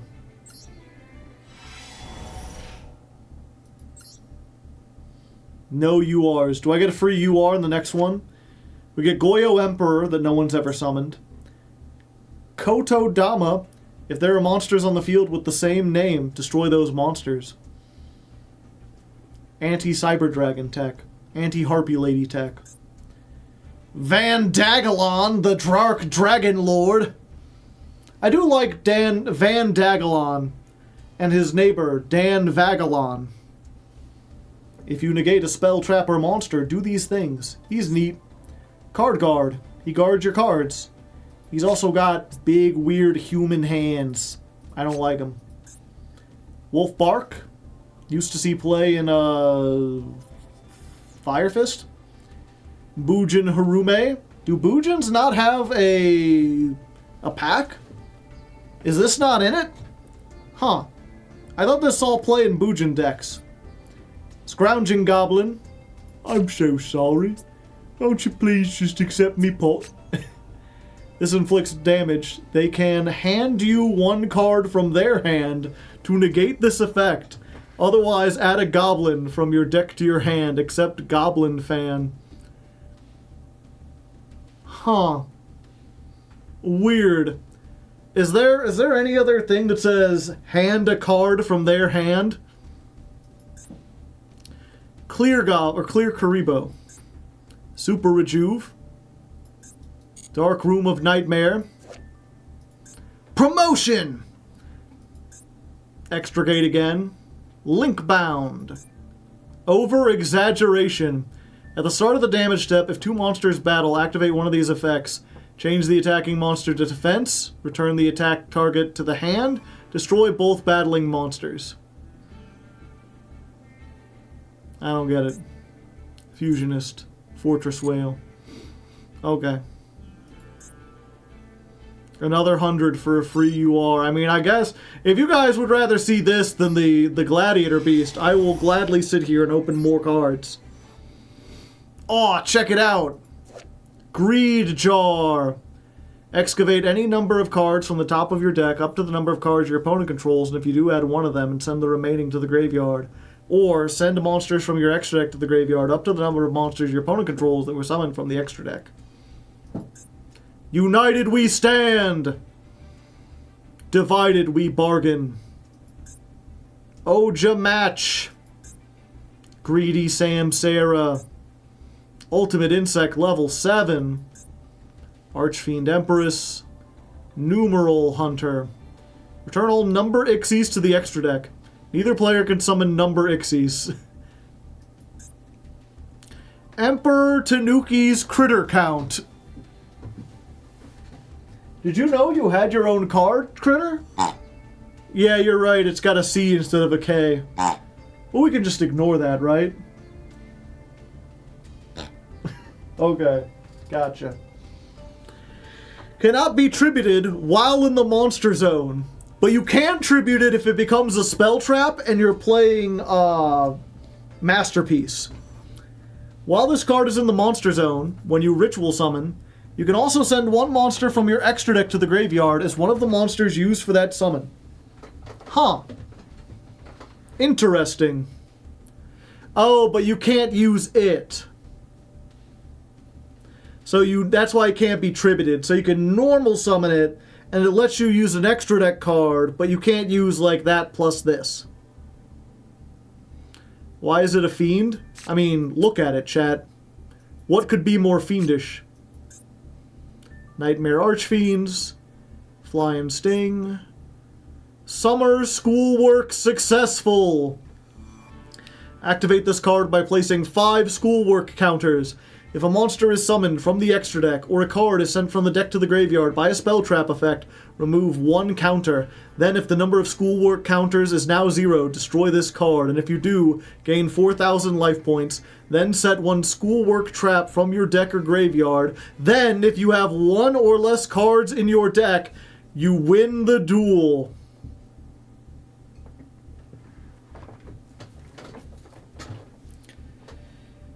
So, if a card is sent from the deck to the graveyard, remove a counter. If the number is 0, destroy this card. Set a schoolwork trap from your deck or graveyard. Then if you have 1 or less... So basically, if you mill out your entire deck by only milling 5 times, you win. Some people were talking about maybe doing a solo mode challenge where I have to win using only alt-win conditions, but I can only use each one once.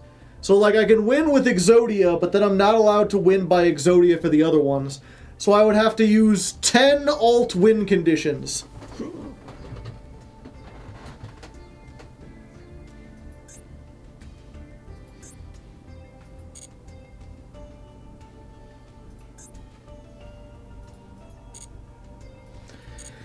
The only problem with that one is I'd have to make 10 decks.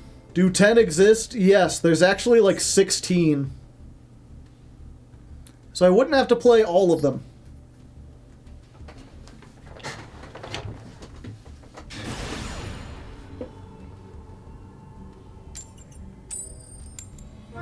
%33% win rate is bad? Yes. This is a bad deck and it's not doing very well.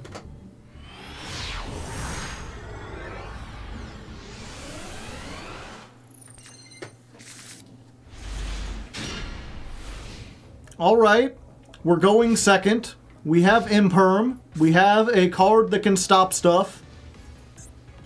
Will our opponent be on a deck where Forbidden Droplet is useful? Oh? Oh. Okay. 3 of a kind, baby! It's all of these. Every single one. Cool, don't care. Although,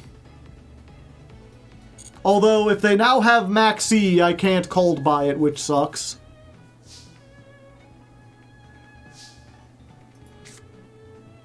Yeah, let's try it. Behold, 2 of them things. No Maxx C, okay.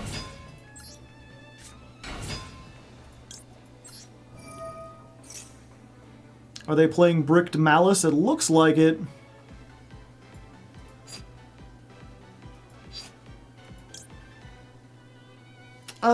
Yeah, I think we go for this. I think we activate this.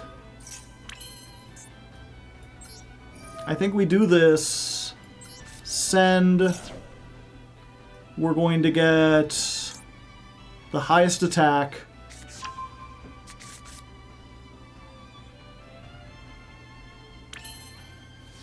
They've got something.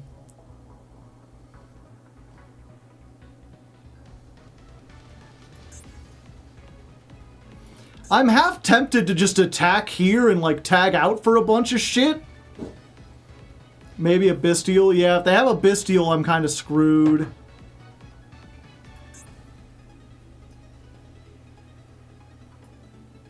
Yeah, let's go ahead. Let's try the Test Panther. Or I could go for Dragius. No. Test Panther.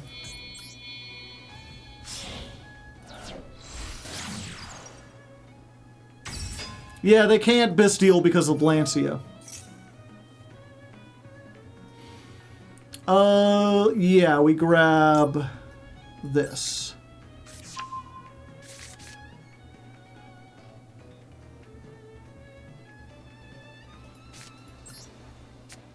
Let's go here. I can't believe we ran into the same... I did the same stupid thing where it's like I have nothing but these, and I grabbed fucking this.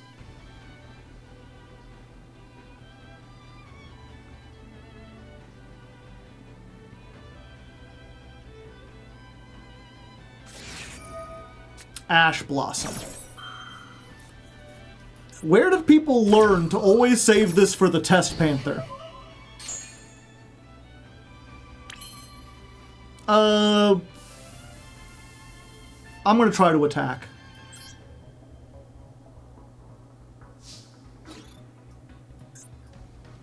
We're gonna attack with Darius.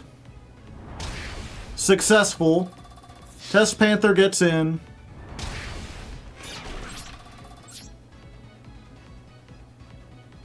End of main. Or end of battle. Darius tags out. You already used Ash. We get... Yeah, it doesn't matter. A Toriix or this, but I think this one's better. Get a Toriix. Send Vespia.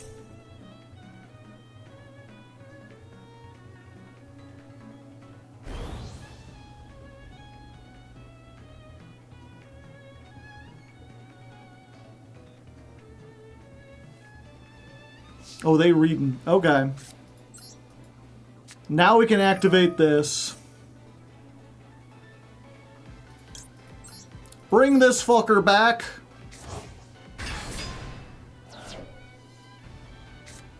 Nibiru. I was like, it can't be Nibiru because they're threatening to activate it in the battle phase. But that means they've got multiple things now.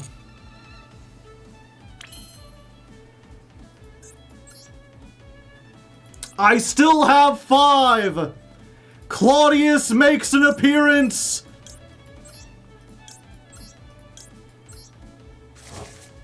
What up, fucker? 2 battle phases! 2 battle phases!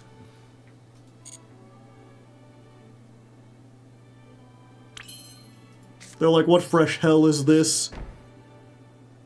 We're gonna set. We're gonna set. We're gonna set. I did summon one out of the deck this turn, which means the Colosseum gets me something.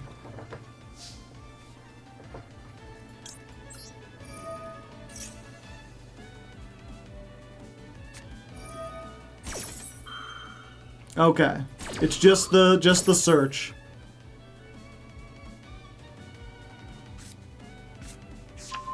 Dormouse. I think we can beat the Dormouse, chat.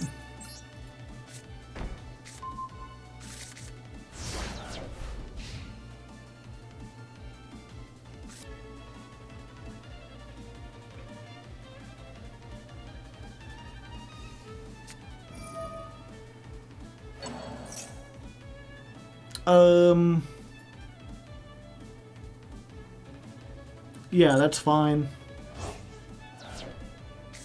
We allow them to summon that.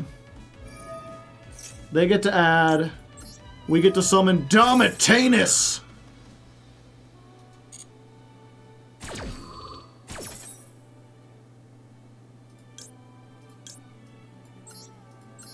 Behold! My entire Domitanus! I can't do a good thing of that. What can I say? It is what it is.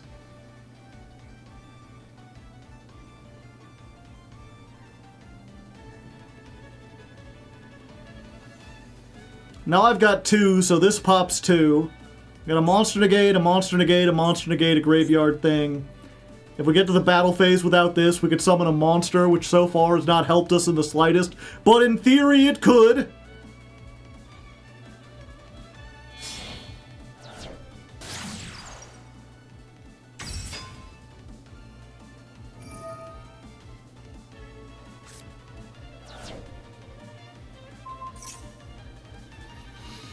How did they know?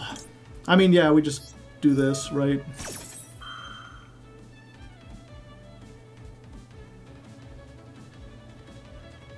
That way they don't have 2 link materials worth, and we get to save the thing.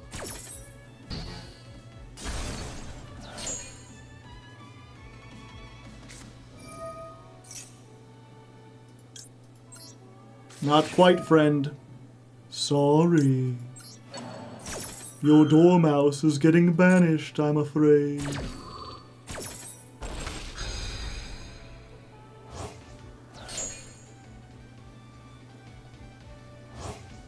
Oh, they can still do that. Okay. Hold up.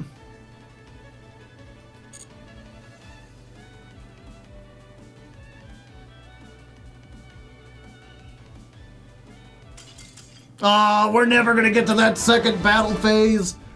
At least we beat Malice, you know? All we had to do is for them to brick.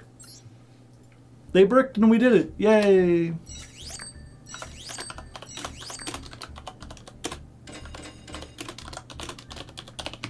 Was that our 16th duel?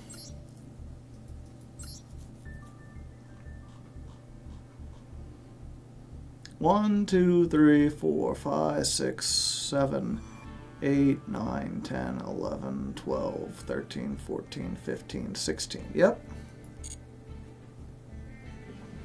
The second battle phase is a myth, like taxes or my dad. Is this Jankmas in October? This is not a Jankmas deck. This is, you know, as bad as this is seeming right now in Diamond, if we played this in fucking Platinum, we would dominate.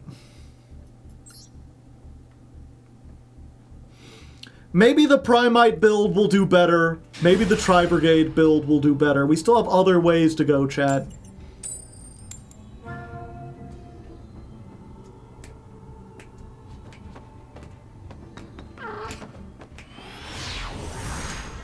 Jankween!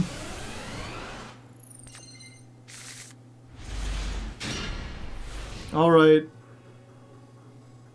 We don't have a starter, so we wait for them to do something, and then we Maxx C.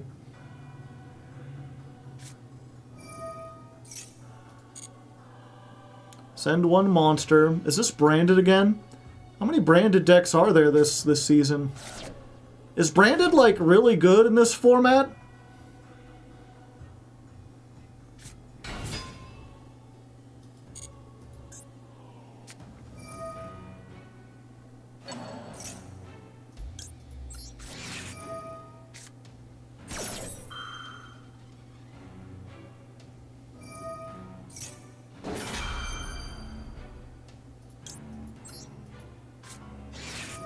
That was a mistake.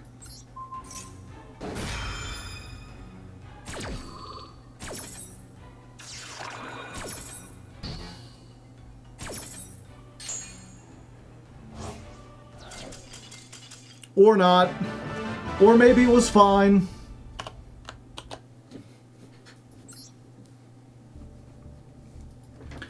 They certainly didn't think it was a mistake.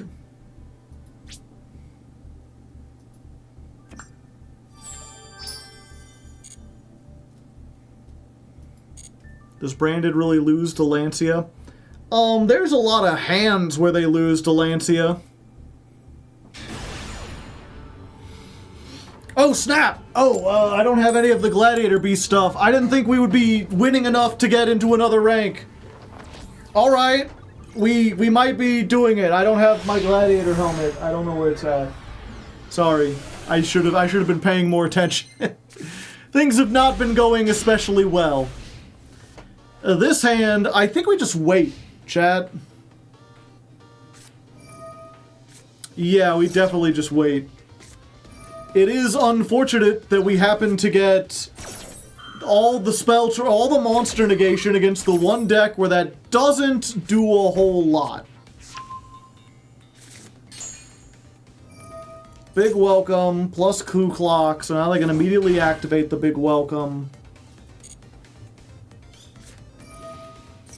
Welcome to the jungle. We've got fun and games. We've got lots of things you want, and we are for insane. to the jungle. Welcome to the jungle. Won't you came to our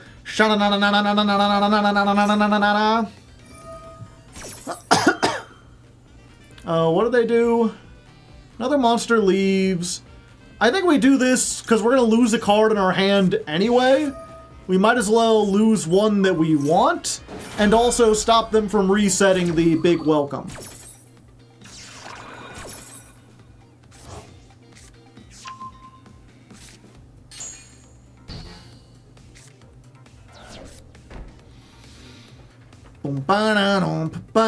Oh, just set one? That's not very scary, but I don't have a very good hand either. Test Bear! You're finally here! Alright, let's see if we can prove our grounds. Alright, we exist. I told you I was living. Droll? No droll. Alright. Go, Gestel! Summon a Torix.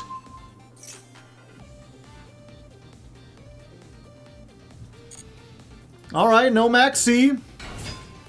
We still exist. Get me a spell. Send something to hell. And yeah, we send the Sea Serpent, and that way, if this is like IDP, we don't have another Sea Serpent. We good.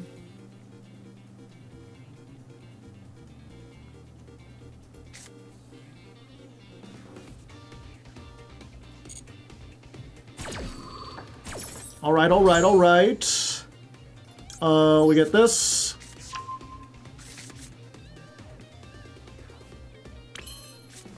We're gonna try for it. Come forth, Sea Serpent. Howdy, howdy. Big lizard.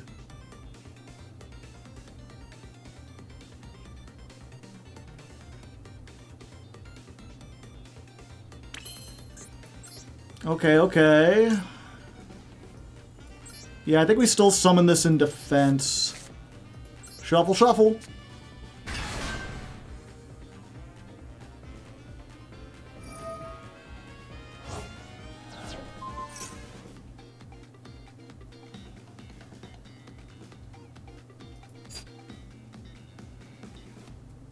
I forgot they could do that, chat.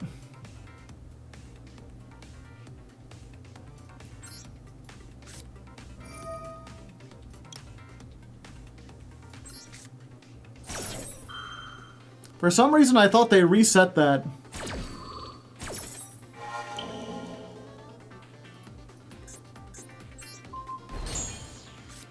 $14.50. Test Bear.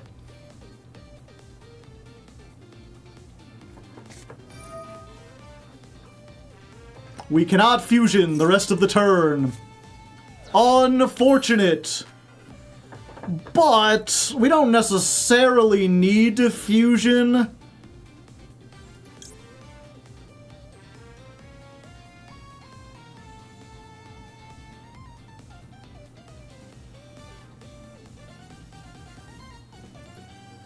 Do I have any? This is only level 4 or lower. Yeah, it's still a Gladiator Beast, though. So we get Darius. Hi-ho, the Darius.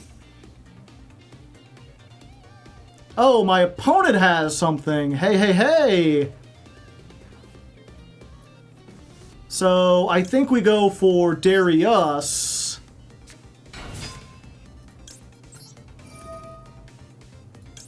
Darius gets this. I think we go to battle here. Get a whole bunch of effects.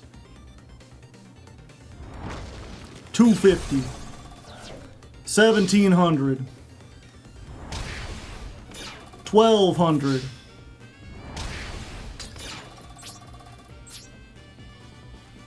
What's this effect say? You can target one Gladiator Beast, but negate its effects. It's shuffled into the deck when this card leaves the field. Oh, so if I tag, does this one not? This one doesn't tag out. Shit. So is this still negated if it's in the deck? Yes, is the answer. Okay. Yeah, so we just get Eskit. Eskit grabs back the comeback.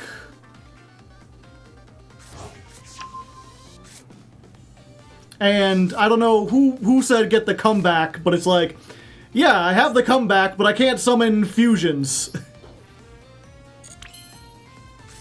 We just set this. We've got 2 pops. What can they do?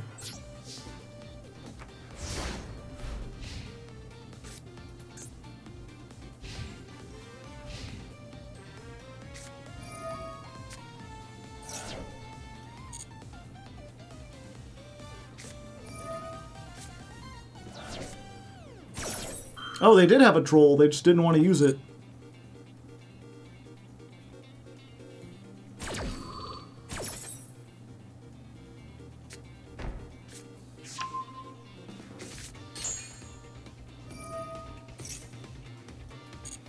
Yeah, and we can't pop that. This only pops face up too, right? Yeah.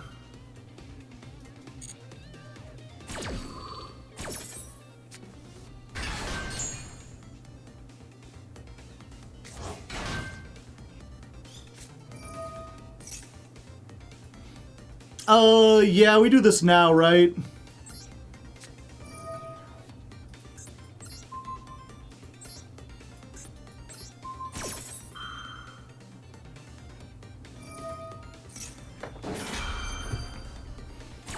Because otherwise they just get to, like, get something else. Like, this is only vulnerable while they don't have any set cards.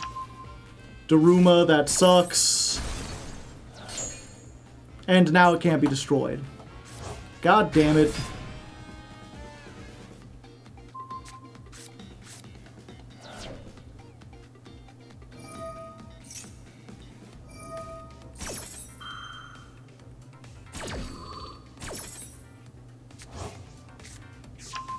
I fear we're cooked. Probably.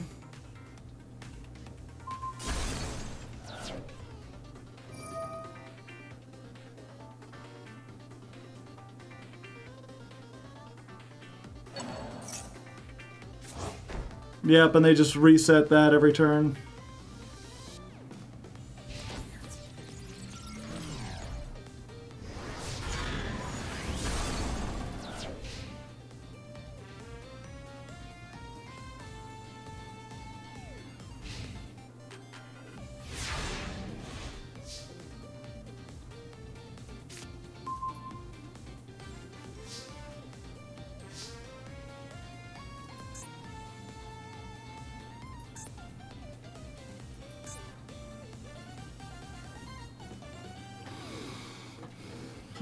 Yeah, they could just negate it.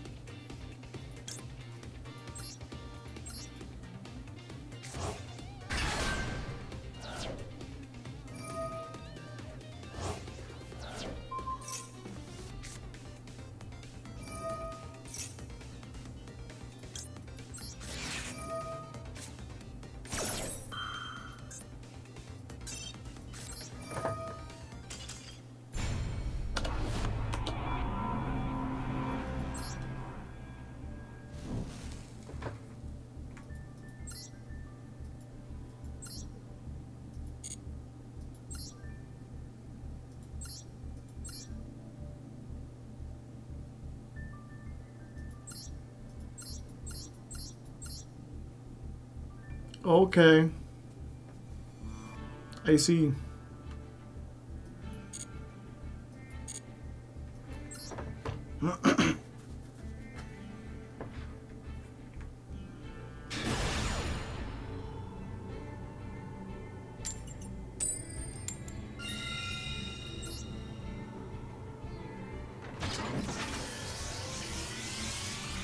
I don't think I've ever seen that thing charge up like that before. Impressive. Most impressive indeed. Oh, well, we got Rescue Cat. It loses hard to Ash, but... You know. Try this. Maybe they'll Ash this. It is a 2-for-1. No? Okay. I think we add this. Because at some point we'll get another Glad Beast and then we can do the thing. Go, kitty! Foolos! Please don't also have Maxx C. Please don't also have Maxx C. Please don't also have Maxx C. Please, I can't take it! Okay. Kitty resolves. 2 Glad Beasts. Each one more glad than the last. Go forth, Test Panther. Grab me the Atorix, please.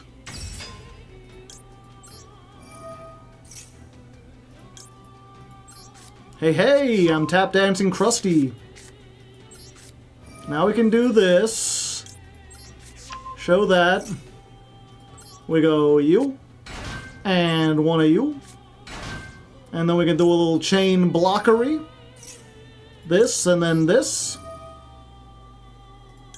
Send the lizard.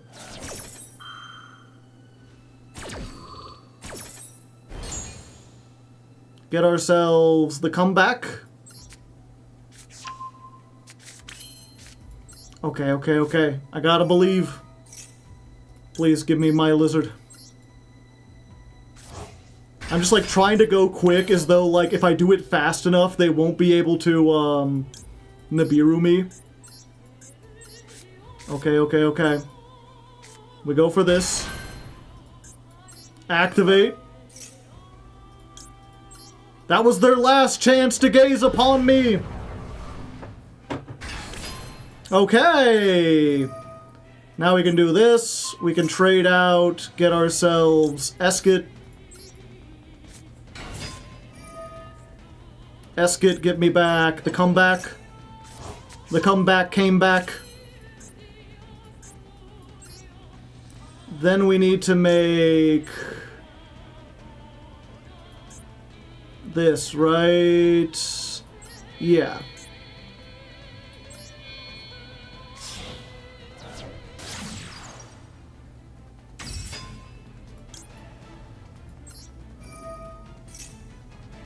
This, summon back you. Then we make you. Because we can't have a Beast Warrior if we want to be activating this again.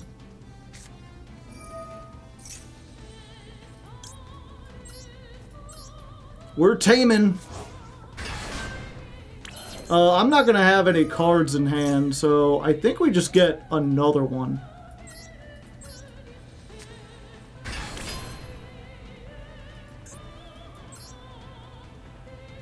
Then we go for... big Nibiru hours.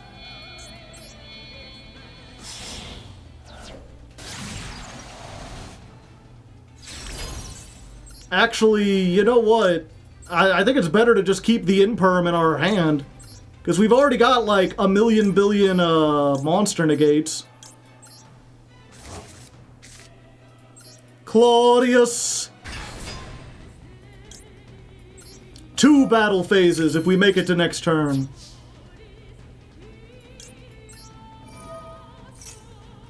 And then set a trap.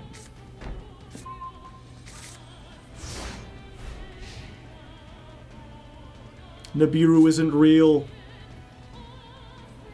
Alright, they sat through all of this. What do they got?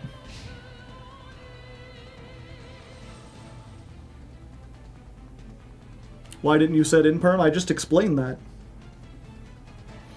Once they activate any monster effect, we're going to summon Heraklinos, and then we'll have a spell trap negate if we can discard a card. And it's better to have one spell trap negate than 7 monster negates and nothing to do with spell traps.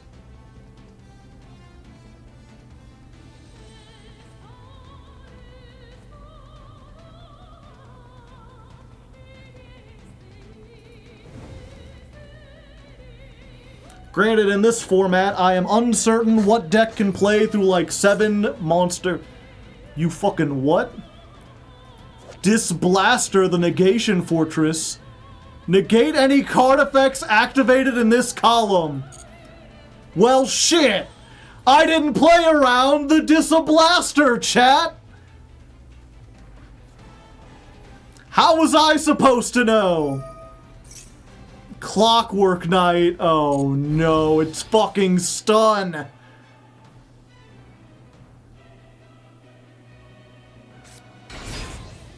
It's not fucking stun. Okay, so... Yeah, we negate this.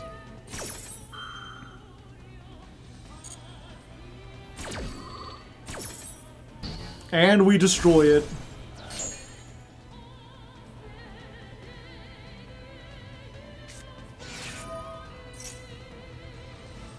Why didn't this activate?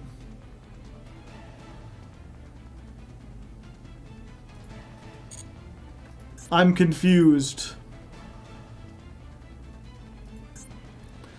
Oh, does this negate the activation? Okay, I have to Appaloosa and then I can activate this. But if I negate it with Claudius, I can't.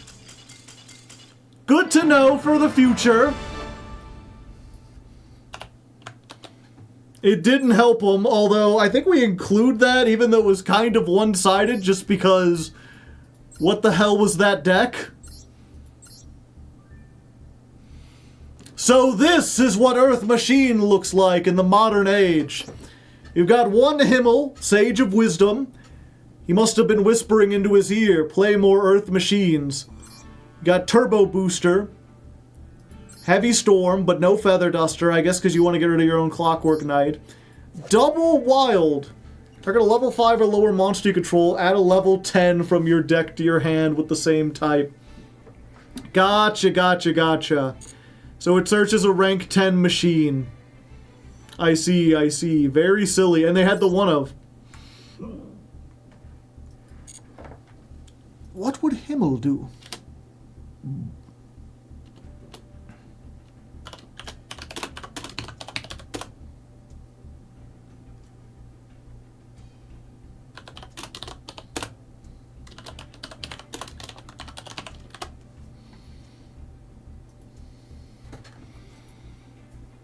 Apo negates activations? I don't think it does.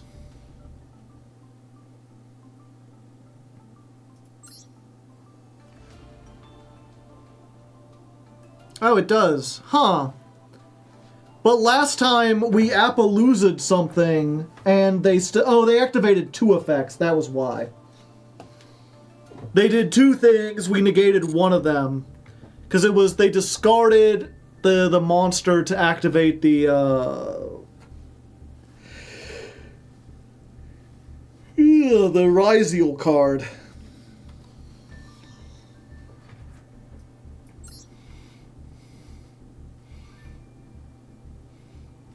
Alright, it has been a long, hard-fought day, but we are 1 away from ranking up, and we lost the coin toss again.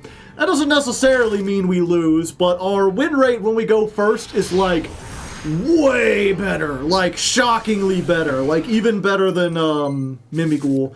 Mimighoul was great because it could play all the triple tack cards, and, like, they weren't bricks if you went first because they extend with your plays. Okay. Neat. Set 2, pass. Can I get Gestel? That ain't Gestel. Do I just discard this now? I mean, I'm gonna die yeah. Maybe if it's, whatchamacallit. Okay, it's not Labyrinth, chat. Go forth, Rescue Cat. Maxx C? Okay. I do have the Ash for that. Is one of those cards called by? One of those cards is called by. Okay, so... let me think about this. I could rescue Cat. I could... and I'd get 2 negated monsters. Then I would have to make a Gladiator Beast. Attack with it. Get something... I don't think it's worth it. They were bricked last turn.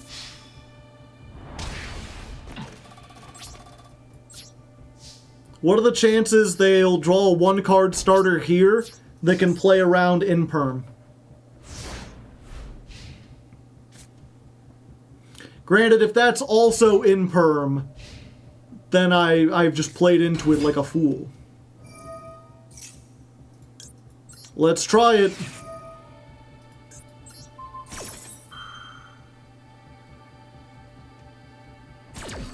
It is not in perm.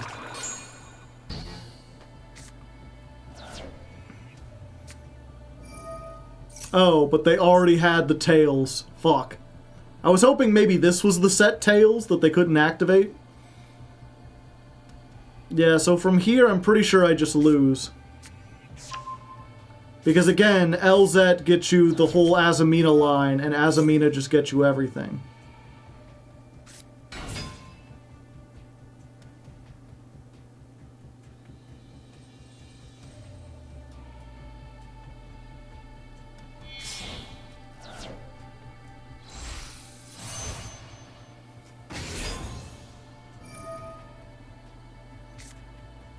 Oh, it was in perm.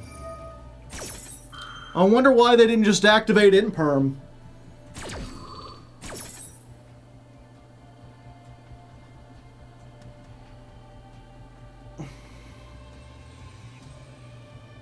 They could have in-permed my Cat, and then that would have negated my in-perm too, since it's in the same column.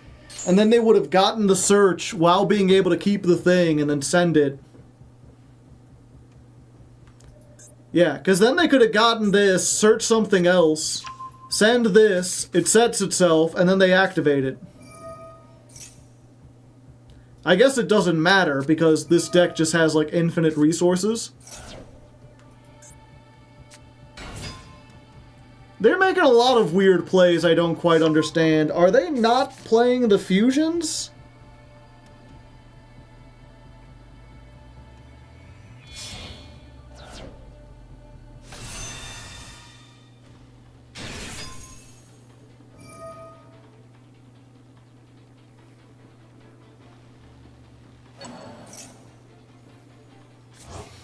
Okay, they're getting that back, but they've already used it. I guess they could send it with that to draw a card.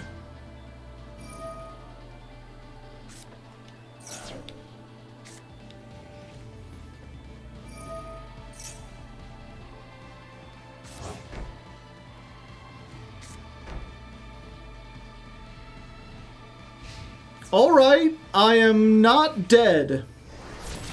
I don't have a ton I can do, but I am still living.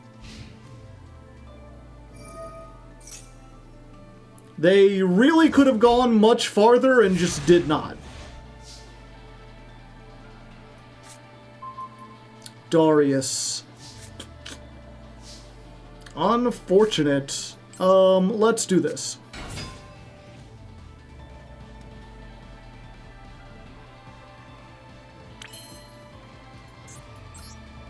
Ah, I see. Battle phase? Attack over this.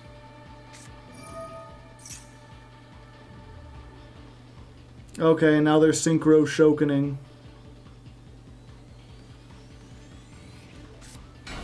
Yeah, and if they make the wolf, I'm just dead.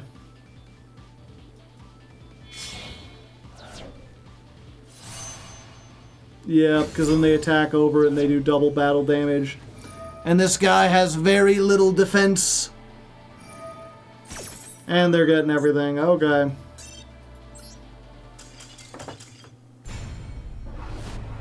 You know, I play 3 at Torix because if you get that plus the lizard guy or the wolf guy, it's just full combo. But I'm beginning to see why maybe people wouldn't. Because it just does nothing in hand. I mean, the wolf guy does nothing in hand either by himself. You have to draw something else, so you do have to play some Gladiator Beast. But it sucks that all of them do nothing.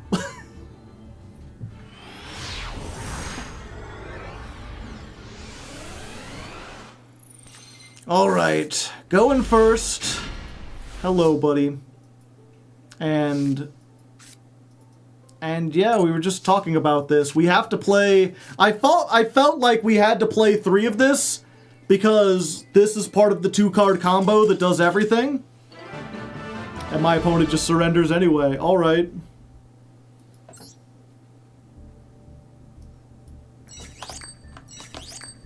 But yeah, going first, they do nothing. The thing is, going first, none of your cards do anything, except for exactly this guy.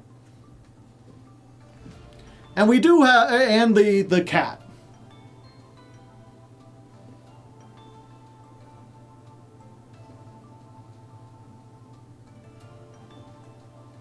Terror Top and Invoker. The thing is,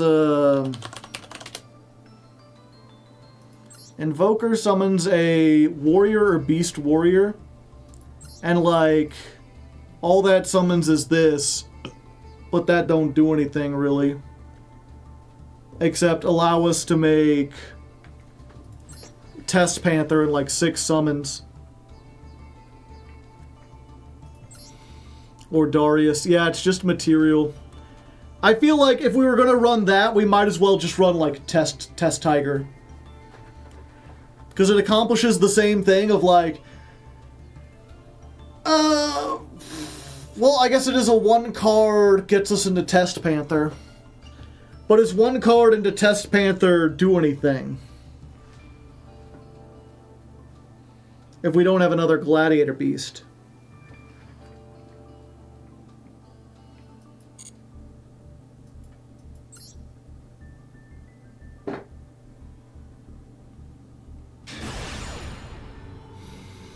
Alright, we're knocking at the door to Diamond 4. We get to go first. This is like the 3rd time we've done this. I'm holding up 4 fingers because I'm tired.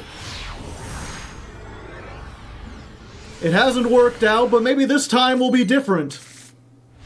This time is not different.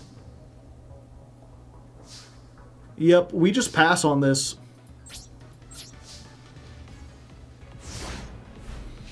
It's Sky Striker. They can't play around Fuelos.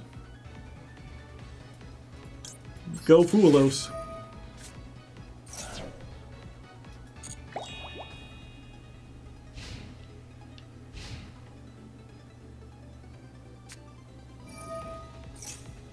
Okay.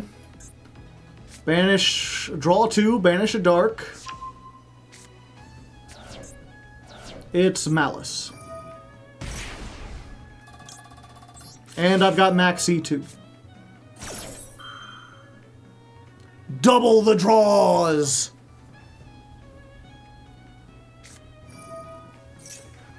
Oh, they playing into it. They going for gold, baby. The Maxx C Fuelos challenge has begun.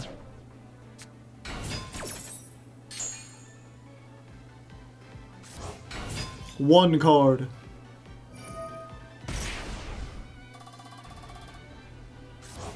Two cards.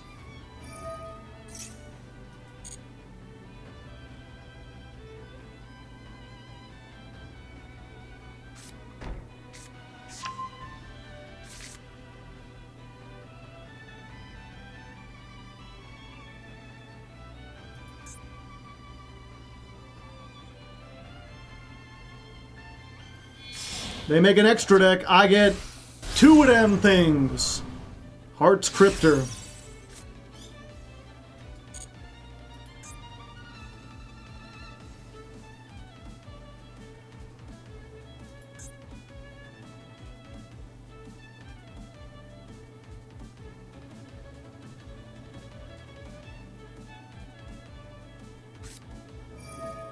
Oh, they really going for it.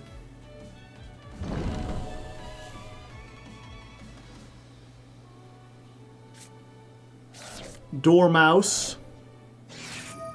Dormouse summon. Who's the one person only playing 2 Dormouse? You could just never get to 3 copies.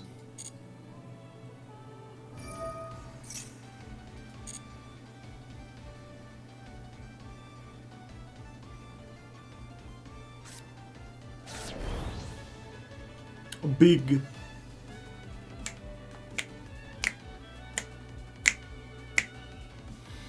End of the main phase? Yeah, this is fine, right? 30...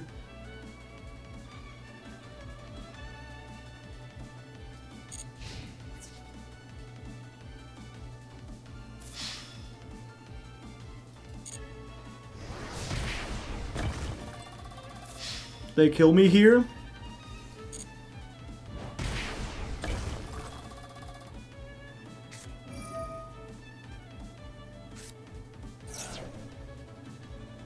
Ah.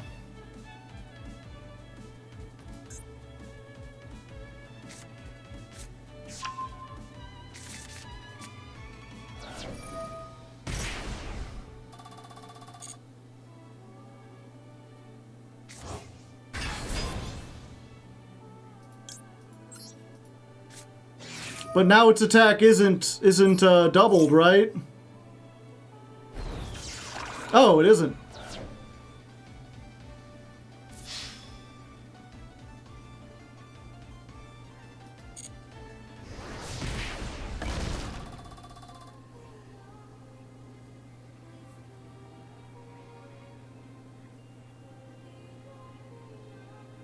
We're barely hanging on, chat.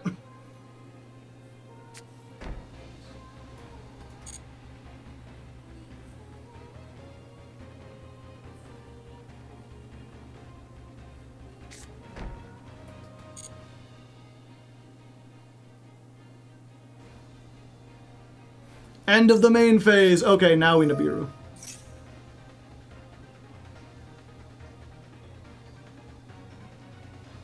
So if they have any more traps, they're just off. Hopefully.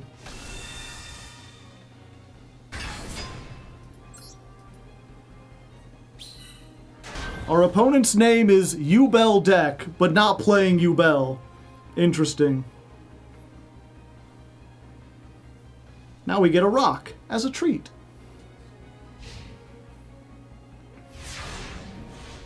Alright, now the question is, can we kill them through whatever they have left?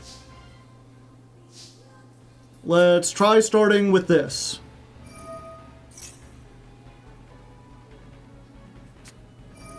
A Maxx C of their own. Yeah, we have to call by that.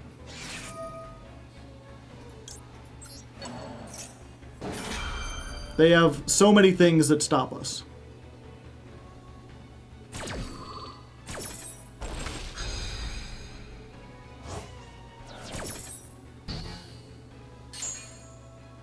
Okay. We get ourselves this. I told you I was living. Let's go ahead and get this. Plus this.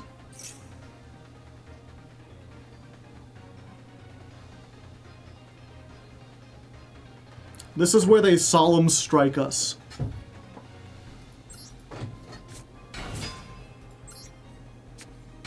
Double. Activate 1. Activate 2. Send this fucker.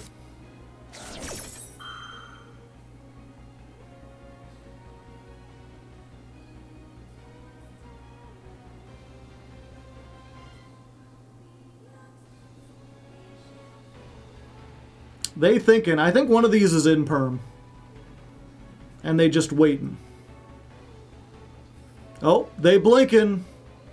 We're never going to get to that double battle phase, chat.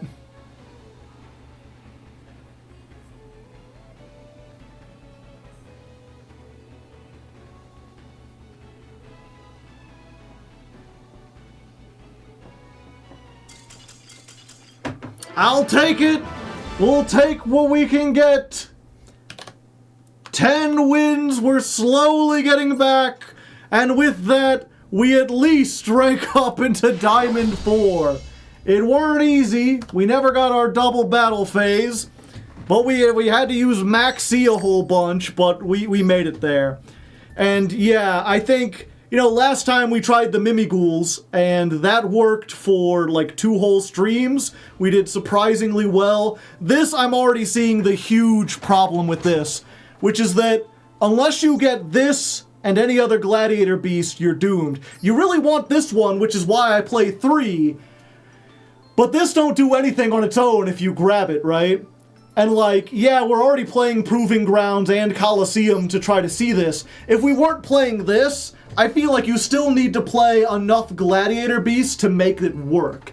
And I think that's where the Tri-Brigade engine comes in and the Primite engine. Because both of those are cards that can help you bait out stuff that can do things on their own, while also summoning another Gladiator Beast, grabbing one from the deck, so that you have more materials to use for stuff.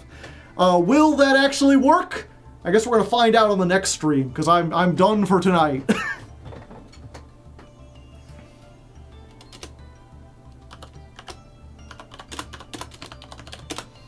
Duel 20. 22. Versus Melissa. End on a high note, yeah. Include the mini rant after the duel. I hope we go for the try stuff first. Yeah, it seems like the try stuff is maybe a little weaker, so we try that first. We want to go from weakest to strongest. Oh, hey. We got the Gem Knight Fusion frame. That's neat. 1 rank per stream is successful. Yeah, if we got 6 streams, we'll get into Master by the end. We're halfway there. Speaking of, what was it? I kept saying Melissa. That's another thing, and all the talk about over the weekend with the, whatchamacallit? With the Master Duel World Championship and Maxx C and stuff. One thing I haven't seen hardly anyone talk about is that dumb AI thing they did. Which, to be fair, I think that's because, it was a dumb AI thing. Like, people just did not have any interest at all. They weren't even tuning in to, like, make fun of it. I think I was the only one who watched, like, one section of it to see how bad it would be. And I do want to share this little thing I made real quick. A little compilation. What is this? Oh, okay. If you didn't know about it, it was so shit we didn't even acknowledge it. It wasn't extremely incorrect, but it did some silly stuff. So if you don't know, they were testing out this whole idea of AI live commentary, where instead of having an announcer for the first day of the tournament, they just had an AI that was trained on a bunch of duels and trained with a bunch of ideas, or a bunch of like card text, and it was trying to do that. And they're like, the advantage of this is that we can have it in like 30 different languages, and even in the good languages it sucked. And so one of the things I noticed immediately, like, as expected, commentary is ass. Dumb clankers can't even tell the difference between Magnamut and a BLS. So the live commentary, you can see they have the text at the bottom. Magnamut, banish 1 light and 1 dark from your graveyard to special summon this from your hand. It's like, well, that's almost the effect, but not quite. It's one of those things where if you don't know how large language models work, which is what we often call AI, it's not like a computer that processes information. It's essentially just really good auto-prediction. It's auto-prediction that can look through like a novel's worth of text, and then based on that, try to predict what the next bit of text will be. And as such, it has stuff like this, where like, there's enough cards that say banish 1 light and 1 dark, special summon this from your hand, that when it starts that sentence, it's like, well, the most likely thing that it says after that is this. It's not actually programmed to know what Magnamut is. It just knows, like, if I've said these words in this order, here's what should follow it. Yeah, let's see what they do later. The other thing that was really weird about it, it's like, after a series of effects, the back player seems to be considering their next move. They couldn't program in the names of the duelist, which seems weird, because one of the things that text-to-speech is usually pretty good at is just, like, sounding out words it hasn't said before. Like, yeah, maybe it'll mispronounce it slightly, but I feel like Joey and Quantle are both pretty close. And I'm like, okay, let's say you don't want to do that, just in case their name gets ruined, you don't want to be insulting. Why not the red player and the blue player? Why not Duelist A and Duelist B? You can, like, give it some, like, they had to train this on something, some kind of commentary, or give it some kind of things like, when you're talking about this player, use this. They can give it some basic instructions. And so it's weird to me that they chose, instead of any of the things that make sense, instead of anything that, like, an actual commentator would say, they always said the back player and the front player. Series of effects, yeah. That's basically, it was always, like, I didn't record a whole lot of it, but it was always trying to fill up dead air. So if the players were ever thinking, they would always just be like, after a series of effects, the back player seems to be considering their next move. The player on the far side activates Gold Sarcophagus. The back side, the back player, the far player. This was interesting because you could tell one of the basic core tenets of, like, a large language model is it always like, the basic instructions are do not be too repetitive, do not just say like the exact same thing over and over again. If you have to repeat yourself, use different synonyms.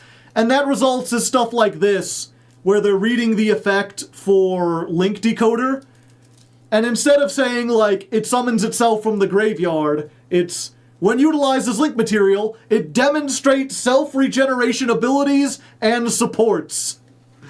Oh, hell yeah. I'm like, oh, okay. They just making up stuff. It's technically correct, they're just saying it again in a way that no one would ever say, and in a way that isn't understandable. The other thing is that it was constantly, and you might see this a little bit, I did have a slight bit of video, but it would do something where, like, you know, they activate Gold Sarcophagus, banish Dormouse, Dormouse activates, and they'd be like, the far player activates Gold what was it? The far player activates Gold Sarcophagus, Malice Dormouse activates. Its effect, pay 800, Malice Dormouse summons to the field. Like, as soon as another effect activates, it would cut off mid-sentence and start the next one. The tone is so painful to hear. And the thing is, sometimes it would interrupt itself to be redundant about the same effect. So, you know, Malice P. Dormouse activate, can special summon itself, and then special summon itself. It's like, I don't think those are three different statements that need to be said, but, you know, go ahead. And then the final thing I had, which I did have to get video of, which is, you know, I'll say one thing about the Konami AI that it gets right about Yu-Gi-Oh! Players. Our complete inability to decide how card names are pronounced. It got that part spot on. Summons Malice P. Dormouse. Malice, Chessie Cat activate by banishing a Malice card from your hand. Malice activates. Malice. And or GY. Malice P. Mullis. Haven't heard that one with the A making like a U sound. Chat, I'm cooked. Summons Malice P. Dormouse. Malice, Chessie Cat activate by banishing a Malice card from your hand or GY. Maxx P, Chessie Cat activate. Banish mold smeared from your get, add 1 card. I'm like, what the fuck is that last one? I can't even understand what they were trying to say. Activate! Banish mold smeared from your get, add 1 card with the same name. Also, I'm not sure if you noticed earlier, they said GY, but this time they decided to pronounce it as get. Yeah, get. Summon molt spheres from your... Sometimes with the downwards A, sometimes, yeah. DY. Maxx P, Chessie Cat activate! Banish mold smeared from your get, add 1 card with the same name. However, the player on the near side activates Bestial Magnum Hut in the chain. Bestial Magnum Hood is gradually gaining the upper hand. Bestial Magnum Hood is negated. Bestial, Magnum Hut, Magnamoot. And then we just got a series of things at the end that I thought was funny. Malice Queen, Red Ransom act. I'm sorry, what was that? You saw earlier they do like Malice P Dormouse. Malice Q Red Ransom. Most of the time it said that, but not every time. Malice Queen, Red Ransom activate. Using 3 materials, play 3. Play, summon, Malice, Cool, Heart Scripter. You can set Malice trap cards from your deck or guide.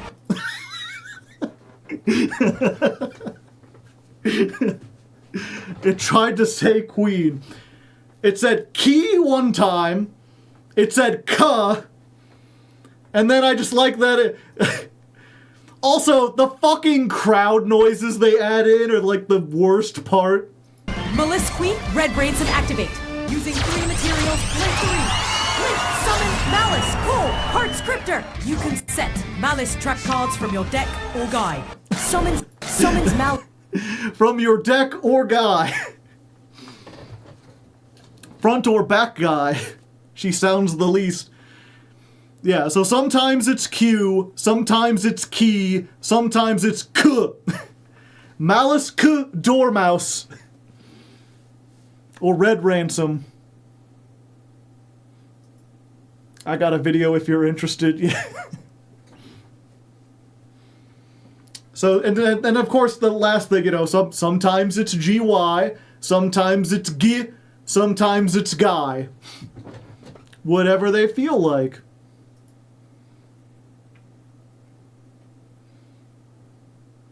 What is this? Oh yeah. The AI scripted. The thing is, I don't think this is actually AI. I think this was 5 years ago. This is before large language models. I think these are made as a joke to make fun of AI stuff, but they are funny. Batman, this is a Joker joke.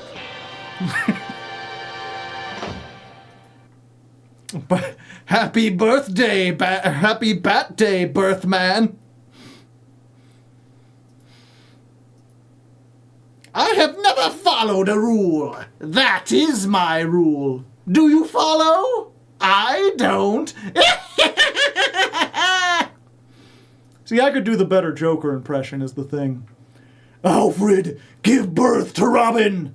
Alfred begins the process, since it is his job.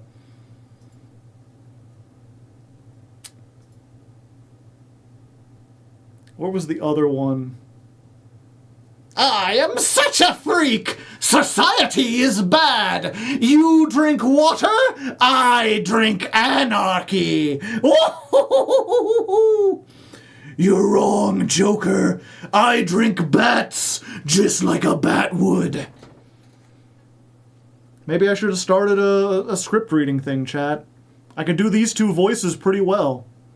I mean, what can I say? Shouldn't Alfred be the birth man since it's his job to give birth? Coupon for new parents. But yeah, see, the thing about that is, like, if it were written by AI, it wouldn't have jokes that, like, make sense like that, right? Unless it was, like, she had some early LLM and like generated 1,000 things and found all the funniest parts from it. Do the goofy voice, don't bonk us. I'm not, it's my flippin' stick. Don't you have a flippin' stick, chat? Just for when you feel like flippin', you know? Do the goofy voice. Gosh, Sora, you gotta watch out for the darkness. I can't do a Donald voice. I can just go.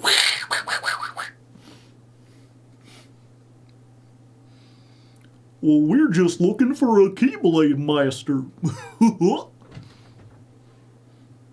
Well, those Heartless outnumber us 10-1. Oh boy. Woo!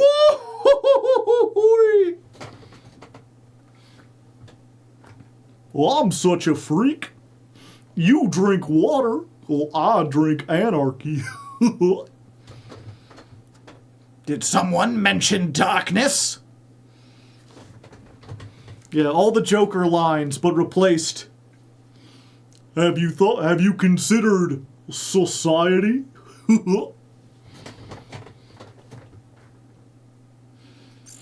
Yeah, if you think, I've been working on my voice acting specifically to try to get better for The Legend of Lefty, which, by the way, if you don't know, one, Legend of Lefty is the novel I've been working on for like many years now.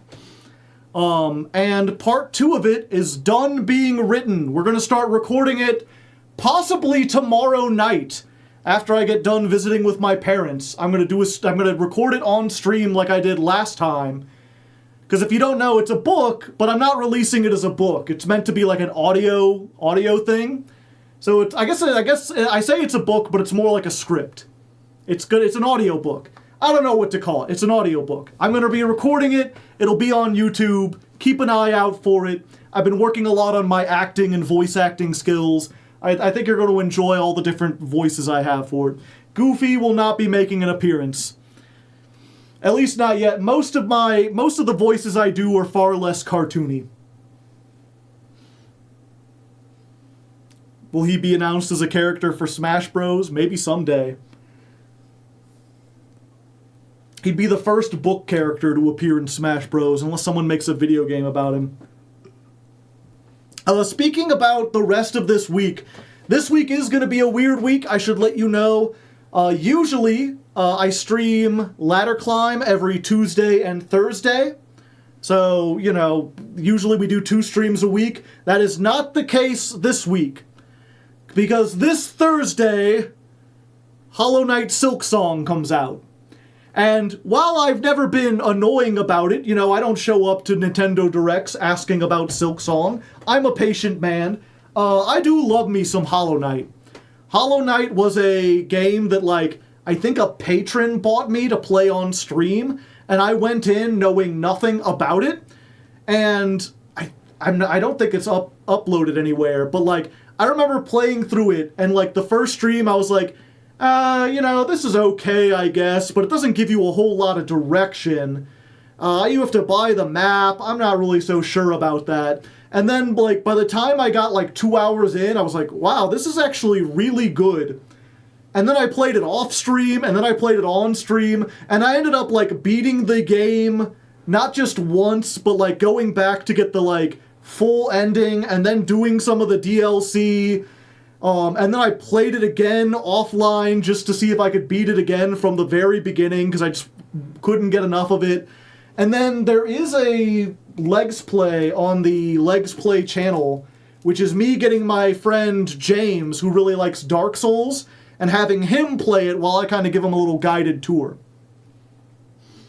So I fucking loved Hollow Knight, and I've been eager to see when Silksong comes out, the sequel. And the sequel is announced it's coming out this Thursday. And I'm like, well, I could wait until next week, but I've already been waiting 7 fucking years. So this week, you're getting a regular video game stream. I'm going to play that shit on launch, and we're going to have a fun time. You know, I'm not a speedrunner. I'm not going to be going through it like crazy, but I like to believe I'm pretty good at, like, platformers and 2D, like, action games. I'm pretty decent. So we'll be doing that Thursday. Friday is Masochist, so we'll be doing more of that. And then I think Saturday, I feel like I had something Saturday and now I can't remember. But we might be streaming Saturday. Oh yeah, that's what it was. I'm going to be streaming Saturday regardless, but it's either going to be recording more Legend of Lefty or playing more Silk Song. It depends entirely on how much I get recorded on Wednesday and how many people enjoy the Silk Song. Other than Master Duel, I don't think I've ever streamed a game the day it came out.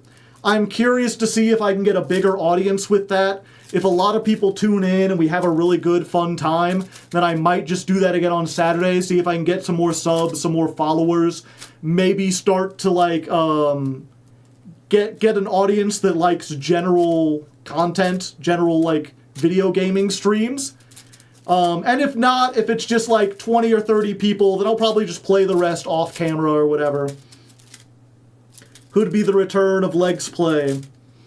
Yeah, if you don't know, that was my Let's Play series. It was Legs Play, which is awful for the search algorithm because they think you're misspelling Let's Play, because G and T are right next to each other.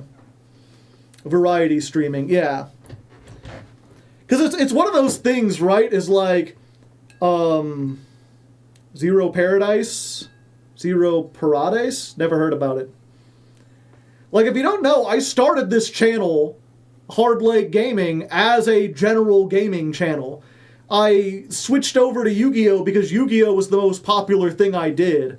But I would love to have, like, a diversified sense of content so that, like, if Master Duel gets completely shut down, if Konami decides to pull the plug one day, or if I just get so sick of Maxx C that I can't take it, it would be nice if I had other content.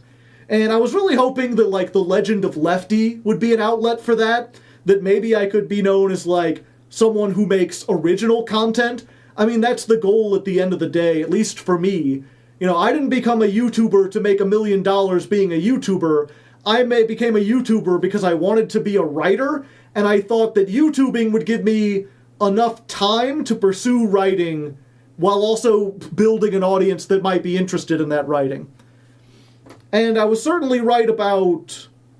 No, I wasn't right about either of those. I spend way less time writing, and the audience isn't all that interesting. But I'm still trying. The new Disco Elysium game, the one that's not made by, like, the same people and the rest of it. Every streamer wants to be variety, but usually gets known for one mainstream game, yeah. I mean, that's the thing, it's like, at the end of the day, I don't really want to be a streamer or a variety streamer. I want to be an author, damn it. I want to be a game designer. I just, unfortunately, locked into this state where, like, working fast food, I felt like I couldn't pursue my goals. I needed a gig that paid it better than fast food and gave me more time. And even if this wasn't as easy as I thought it was, it does do better than that. You know, I do not come home exhausted and need to sleep. I'm not on my feet like 8 hours a day. I have more time. Become Arthur. You made it to D4? Yeah, we at least ranked up a little bit. We're getting it there. So yeah, that's just to let you know, that's what's going on this week. I'll always support you. Well, I appreciate it. I would say you're only getting one Yu-Gi-Oh! Stream, but you are getting Masochist on Friday, so you're still getting 2 Yu-Gi-Oh! Streams. Wednesday, we'll be doing Lefty. Thursday, we'll be doing Silk Song. You'll be getting a bonus stream on Saturday, which will either be more Lefty or more Silk Song, depending on which. And then next week, it should go back to normal.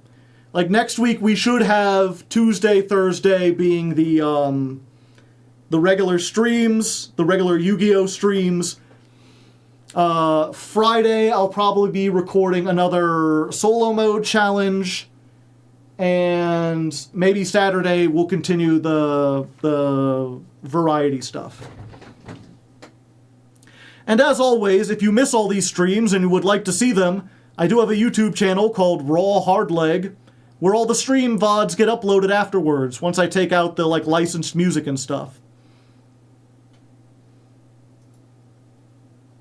For now, I'm gonna get going. We're gonna get to raiding someone. I'm gonna be like Raiden from the Mortal Kombat.